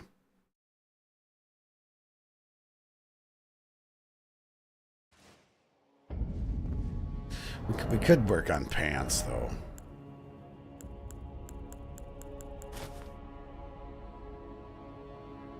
Oh yeah, someone said Shadow Militia pants might be good. You think sandals is historically accurate? Maybe these pants are actually not bad. I mean, they were in the desert, but I don't know if they use sandals or boots in combat. Man, they did, goof. Some poor bastard. I could just rock these two and get some endurance. Some poor bastard got helped, and then like people were back and forth helping and then not helping the noob. It's, you know, those people that come into Twitch chats and like, hey, I'm stuck on a boss, can you help me? Just like out of nowhere. Just like completely out of the blue. Hey, you're doing some sort of a hit list run. Can you help me with Godskin? And it's like, what? That's why that was invented. that helped the noob redeem. For those guys. And there's been some pretty funny ones, actually. It's definitely a good redeem to have. There was probably like 1 million channel points or more involved in that.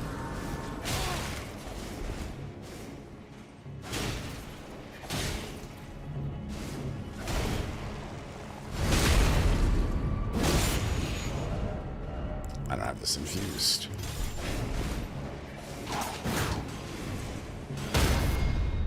Shit. I don't have the stats for this. Damn it. Friggin' whips, man. Main hand whip. Ah, I tried to soft swap with two hand.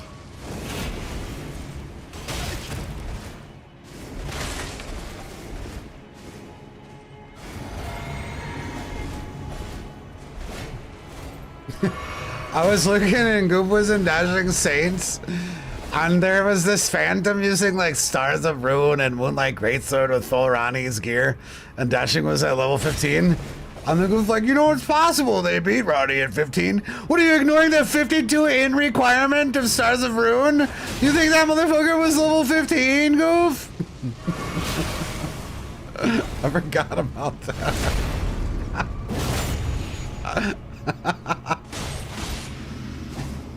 They were absolutely not level 15.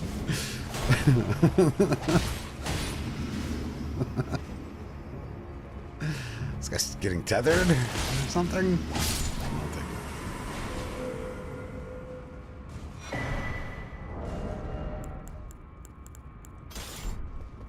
Oh, and I got this plus 10. Ah, it's fine.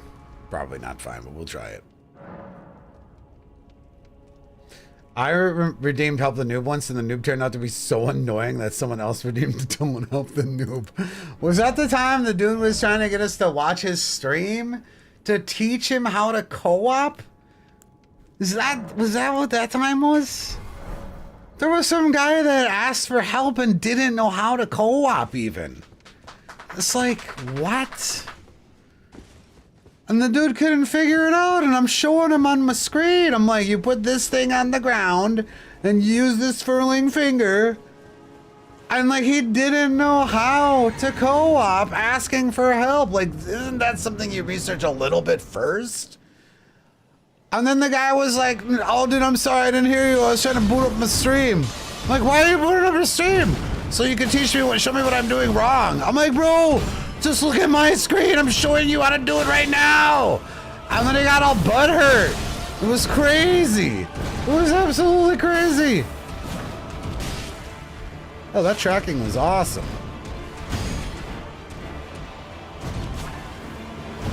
That one, not so much.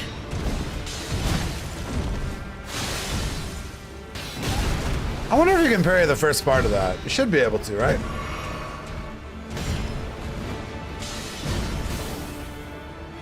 Oh, way early. Too late. Right, that's kind of what I was thinking, Google. It was like an elaborate ploy to like actually have us watch his stream the whole time. It was bizarre. I'm like, bro, we're not gonna go watch your stream. That one didn't even hit me.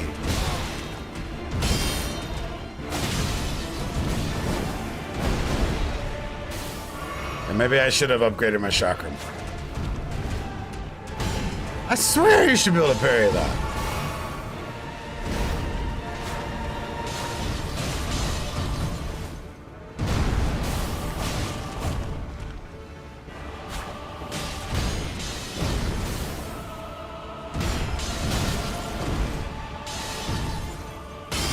Ah, you can.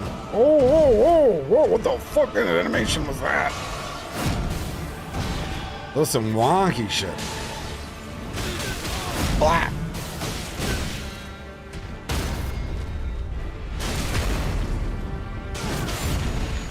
Is it, Kota? Someone checked the frames once? It seems so hard to land that.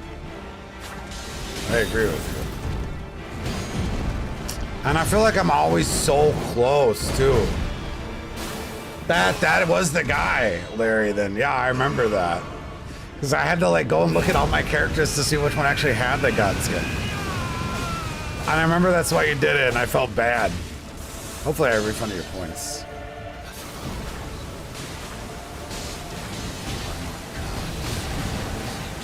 Oh, this shotgun is pretty fun.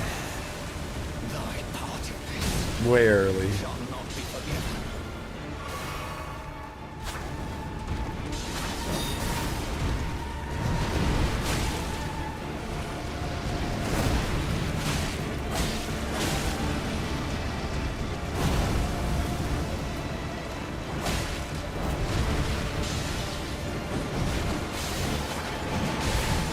This is cool. Man, those go really slow. They're sweet.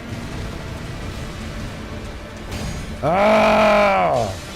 One day I'm gonna hit that parry. Probably not with a cursor.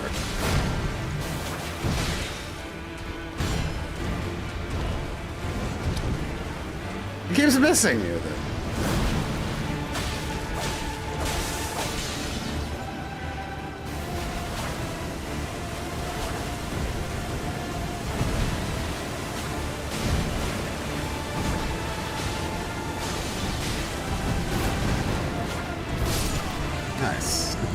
That was pretty fun.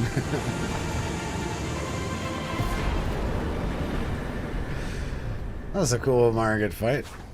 Oh yeah, this has that really interesting running attack that I don't really understand how to use effectively.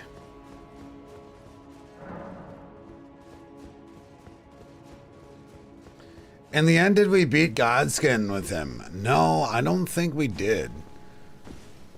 He got real upset because I kept calling him a noob, and how he had the audacity to try to ask someone for help without even researching how to co-op in the game first. I was giving him a pretty hard time about that. And then I got real salty when he was trying to get us to watch his stream. Shall I let my hand share them? No, I'm pretty sure he actually got banned because he started calling me bad names. I'm not 100%. I think he started using gamer words or something. Got to be, yeah, kind of stylish. Yeah, I don't even think we got summoned the whole thing. Cause like I was like starting off, I was laughing that he didn't know how to do it, but then I was very patiently explaining him how to summon, like step by step. All you had to do was be watching the screen, and you would have been able to summon. I was like, all right, man, here's what we got to do. First thing, start system. Go to your menu, turn cross and region play to perform matchmaking. Okay, next we're gonna go to this screen and do the password. This is the password, lowercase, it's right on the screen. Then you need to go into the multiplayer and do the sign and eat the flower. And like, dude was literally not even watching, which pissed me off. I taught him how to craft a fur calling finger remedy and everything. I did the whole shebang, the whole thing. And he was like, "Oh, I'm sorry. I was trying to get my stream to work." That shit fucking pissed me off, man. You mean you haven't been listening to what it might, like the literal question you asked? You just haven't been listening to me at all? You know, there's like 150 people here, and you just haven't even been listening at all to a single word that I've been saying. You haven't been paying attention.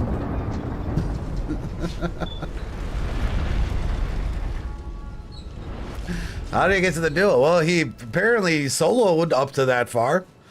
That much was blatantly obvious. He didn't, you don't get summons. So respect to that. We had a really fun redeem too for Tree Sentinel one time. The very beginning of the game, Tree Sentinel, where I got the dude to hide in the Church of Ella while I soloed the boss for him. That was really funny. I think that's on YouTube. I mean, let me check actually. I remember that shit was pretty fucking funny.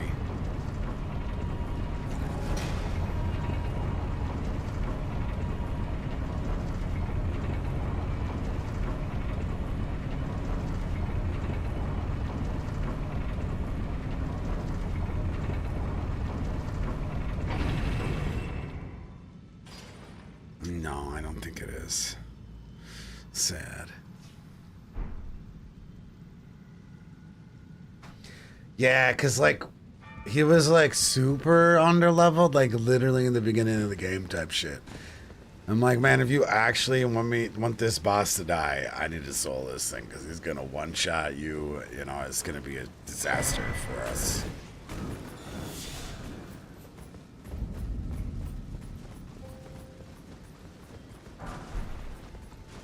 Yeah, I did. That was pretty fun. The night before the DLC, we were being a phantom with a Mo killing build. Which is that's probably the only honest co-op I have ever done since ever playing a Souls game. Ever. I don't think I've ever done like actual put my sign down and get summoned randomly by people. It was just for Mo fight, but it was nefarious because then there are people that I was going to be invading the next day. So maybe honest co-op isn't the way. I'm like, how am I gonna invade these guys in the DLC if they can't get to the DLC? We gotta beat Mo for them, you know? So maybe not that wholesome at all. It was fun though. It was actually pretty fun. We tried a couple different builds. Made a whole day of it. A whole like 8-hour session. Tried like a tank build with like the duelist set because it actually makes you draw aggro more frequently. And then we had some cool throwing knife tech where we would spam throwing knives every second that we could to make sure the boss stayed aggro to us, which actually works surprisingly well. So if you're ever trying to do like a tank build, the trick is, you know, use the talisman that gives you more threat and the duelist armor. But the real secret trick is throwing knives. Because bosses change their aggro targets kind of unpredictably, right? And if you're continuously throwing knives at them every second you have downtime where they're like doing a move, roll, throw a knife, then they actually will stay pretty glued to you.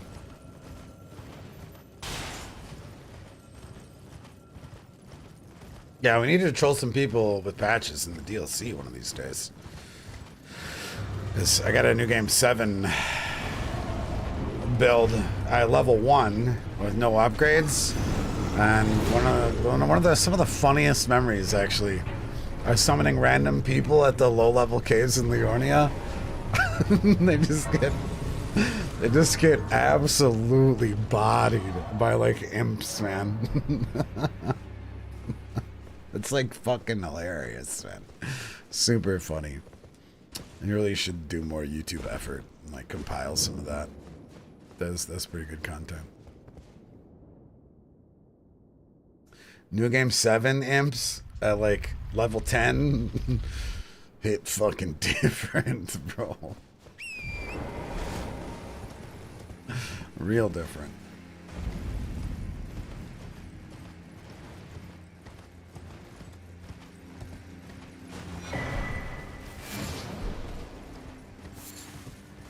I always change my character name when I do those streams to Napstraf Twitch TV. It's a farm reactions from people too. There was this dude that was so pissed once. Anchovy Tim. He was so pissed.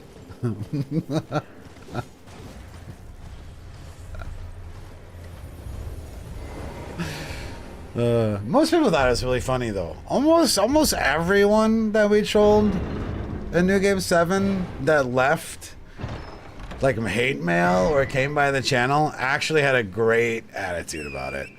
Most of them were probably veterans that knew patches, right? From previous games. And so they really kind of respected the troll, I think. Because we did a whole patches cosplay, right?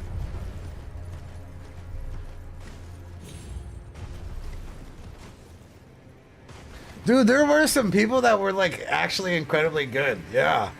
We really couldn't believe that they were killing these New Game 7 bosses at like level 30. The average player would like die to like literally the first imp in the cave. You know? That was like the average summon.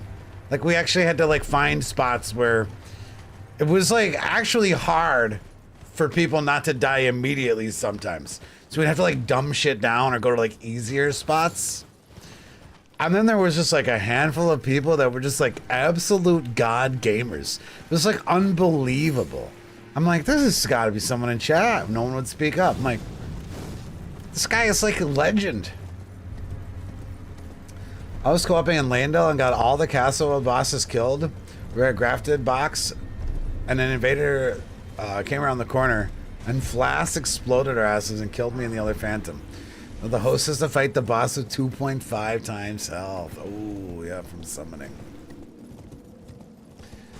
They're doing good, Akumai. They're doing good. Little rabbit had triplets. So that was pretty awesome. Look, I'm soaked in. Bait on the spill tomorrow.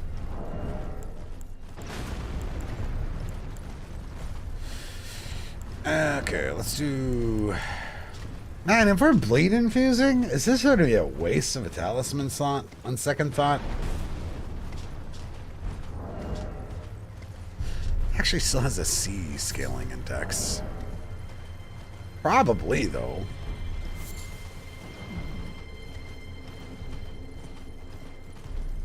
That's a clever use of the explosion in flat zombie.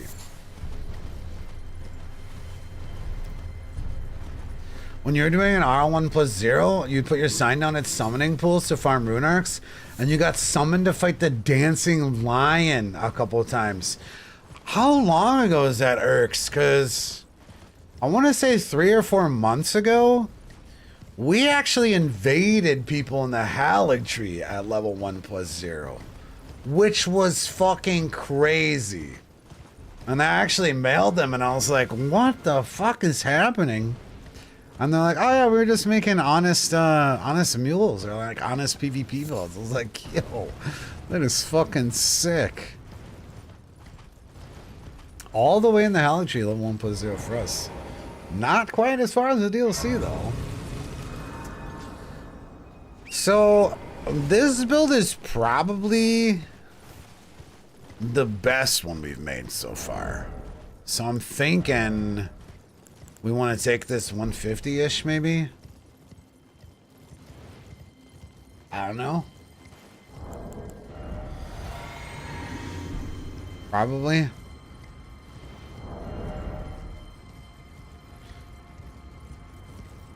I think that sounds about right. Actually, let me upgrade weapons before fighting this dragon. It's going to take way too long.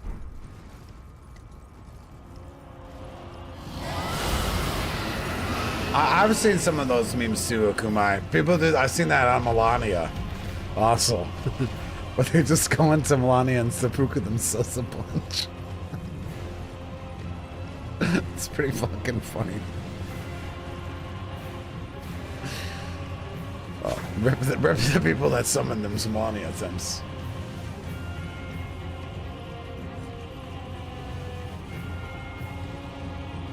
On Ural 1 plus 0, the latest boss I've been summoned for is Kaled stuff.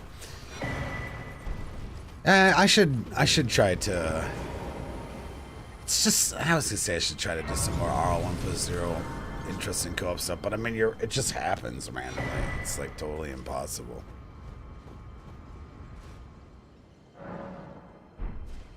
Oh, you shouldn't, Turks. There's a difference between maliciously stream sniping and just a happen chance, man. Like I don't remember it. If it means any difference, if it makes a difference, it didn't impact me negatively. Because that shit happens sometimes. I mean, the PvP community is only so big.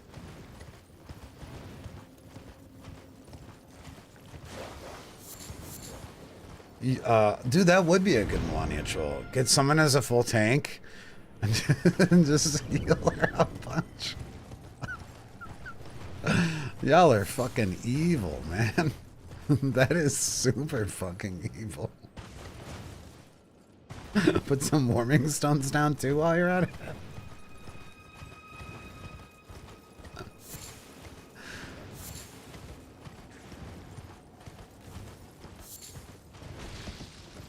No, that's fucked up. That'd be funny though.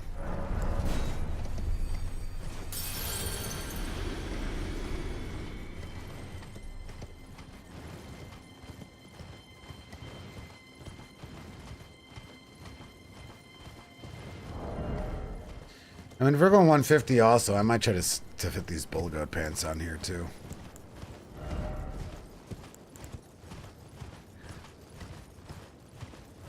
So do Millicent's, Rotten, Sword Insignia. What is an Ash of War that we should put on the Smithscript Circ, guys?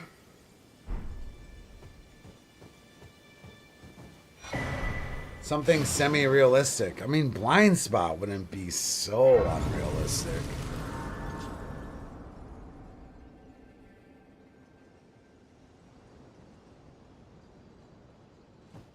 Kind of dirty.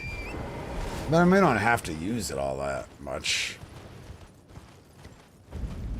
Honestly, not that dirty. Nothing's too dirty when you invade in Elden Ring, to be completely honest. They are seamless players, though. I mean, why not? Why not? Quick step. Oh, can you put double slash on a backhand blade? I don't know.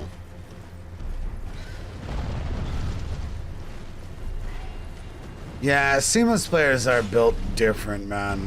They really are. I mean, at 150, every once in a while you invade a fight club where people are like just sweating so hard, right? But generally, it's like pretty mind-blowing. Like, the thing I think that's really crazy about seamless invasions, right? It's like, y'all are playing on computer. I know you could Google how to make a build. You're playing on a fucking computer.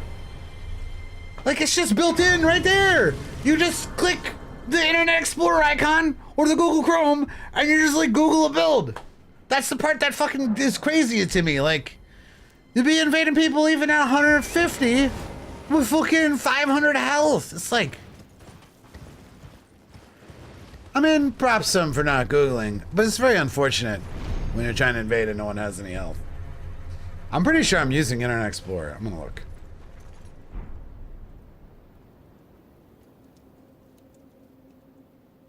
I don't actually know. I think that, no, this is probably Chrome. It's got Copilot, so that means it's got to be Chrome. Is Internet Explorer not cool anymore? A long time ago. Okay, are you sure? Are you sure? I mean, I just uninstalled MSN. You know, MSN Online, probably 6 months or so.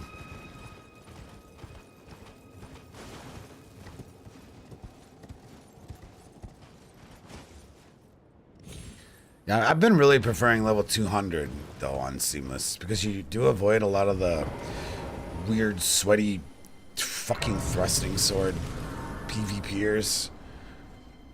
And then you're kind of forced to level up health, which is pretty nice. It's called Edge, the Google one. No, wait. Internet Explorer is called Edge, or it's Google Edge?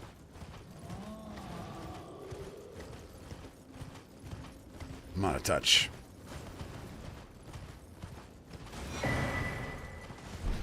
They stopped adding features to Internet Explorer in 2016. Holy shit! Oh, Internet Explorer is now Edge. Okay. I have no idea which one I'm using. I think it was Chrome because, yeah, I had that weird AI thing.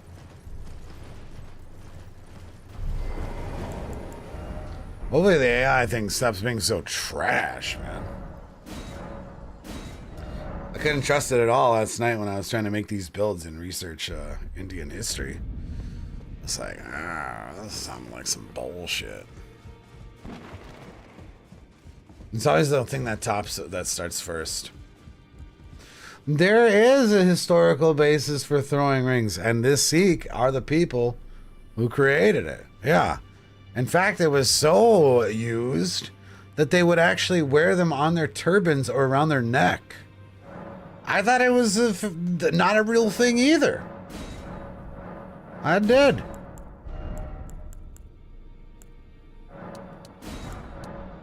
It was a pretty nice surprise last night. And that's what specifically why we settled on the Sikh.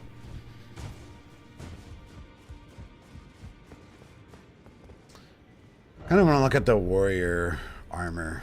Like, I'm not 100%. I don't know if we look Indian enough. It's kind of a bottom line here. What do you guys think? Do we actually look Indian enough?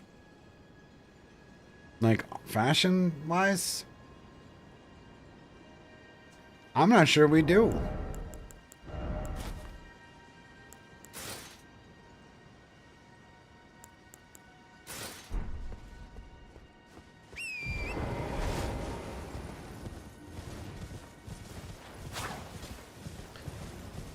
Like, I think it is kind of historically accurate, what we're wearing, but I don't think to the common eye it really makes a lot of sense.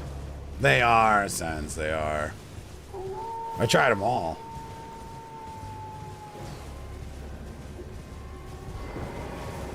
What has been and how can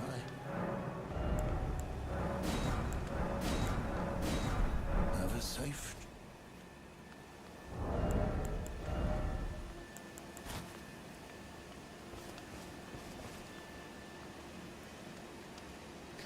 I mean, that definitely has more India vibes to it, right? Even if the other one is kind of also historically accurate.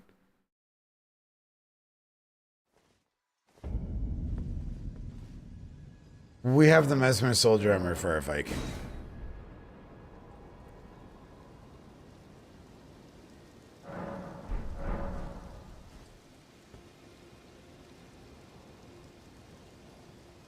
Man, the helmet actually looks really nice with this, but it might be the rain. God damn it. How come there's not just like a fashion button where you just get like nice weather? We have the Rami. And no, not too many people have asked, Black Cody. Thank you for being considerate of that. I think this just looks more on point.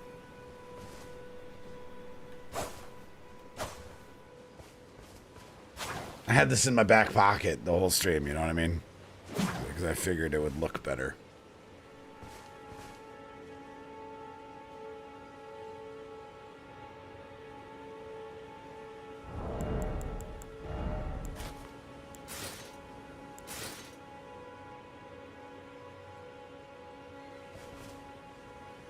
What should we do for pants, though?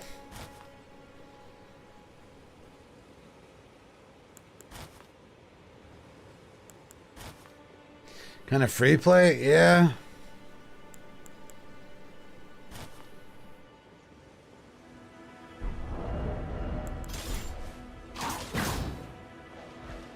Just in case I forgot to answer your question. Yeah, we look awesome. We look swag as fuck. Yeah, that chest piece really dialed in to solidify the build, I think. That's nice. Someone asked about other hats. Man, I tried them all. Ooh, that kind of pops too. Still looks terrible.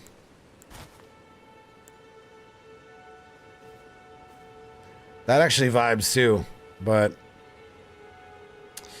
shit, maybe we should go try the navy hood. Oh, my eyes are red from something I did in the game. This is the wrong color, but like, I'm looking at that, I'm like, if this was a different color, that might be pretty solid.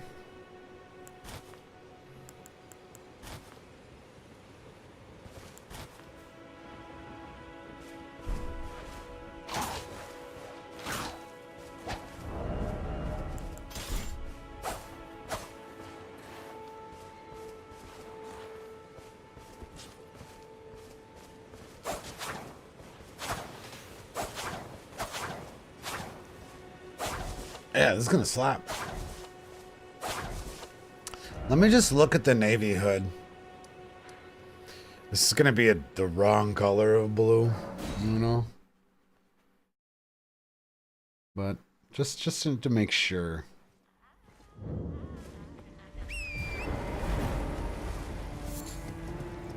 It really sucks that you can't show the beard with this helmet, man. Or like for some reason, almost all of the turbans or head covers in this game, none of them are wearable with a beard. Fucking strange. Strange coincidence.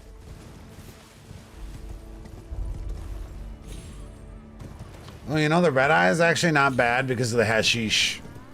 Now that I think about it. Maybe I won't change the eyes.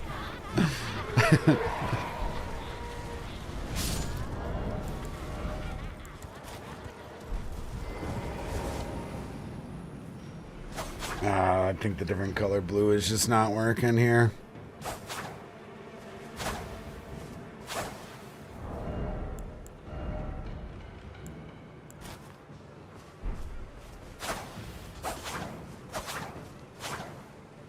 Alright, I'm hungry. I think I'm gonna call it there, guys. I've been trying to catch up on some sleep recently, so my apologies for ending streams a little bit early the last couple days. My bad. I've just been fucking tired of shit. Fucking tired and hungry. But we'll be back tomorrow to invade on these builds. Give them a try. So I'm gonna like make some food and chill and farm some fucking dragons and go to New Game Plus and just relax with the lady. I don't know why I have this habit. I'm on PlayStation, look at my phone to raid people. It's been like months we've been playing Seamless and I still have this habit. Let's see here today.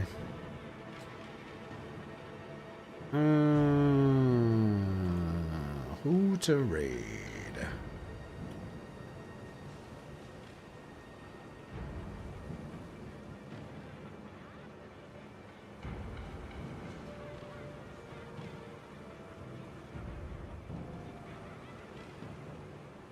Let's go say hello to Storyteller.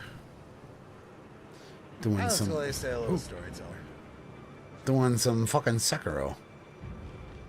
See if it's like first playthrough. Talking about Vampire Souls too. Come say hi, guys. Pretty please. That'd be very cool. And I'll catch you tomorrow. No stream Saturday, Sunday. No stream this weekend. I'm barbecuing. I'm getting drunk. So, just to throw that out there again. I'll miss you, but I'm going to hang out with the homie.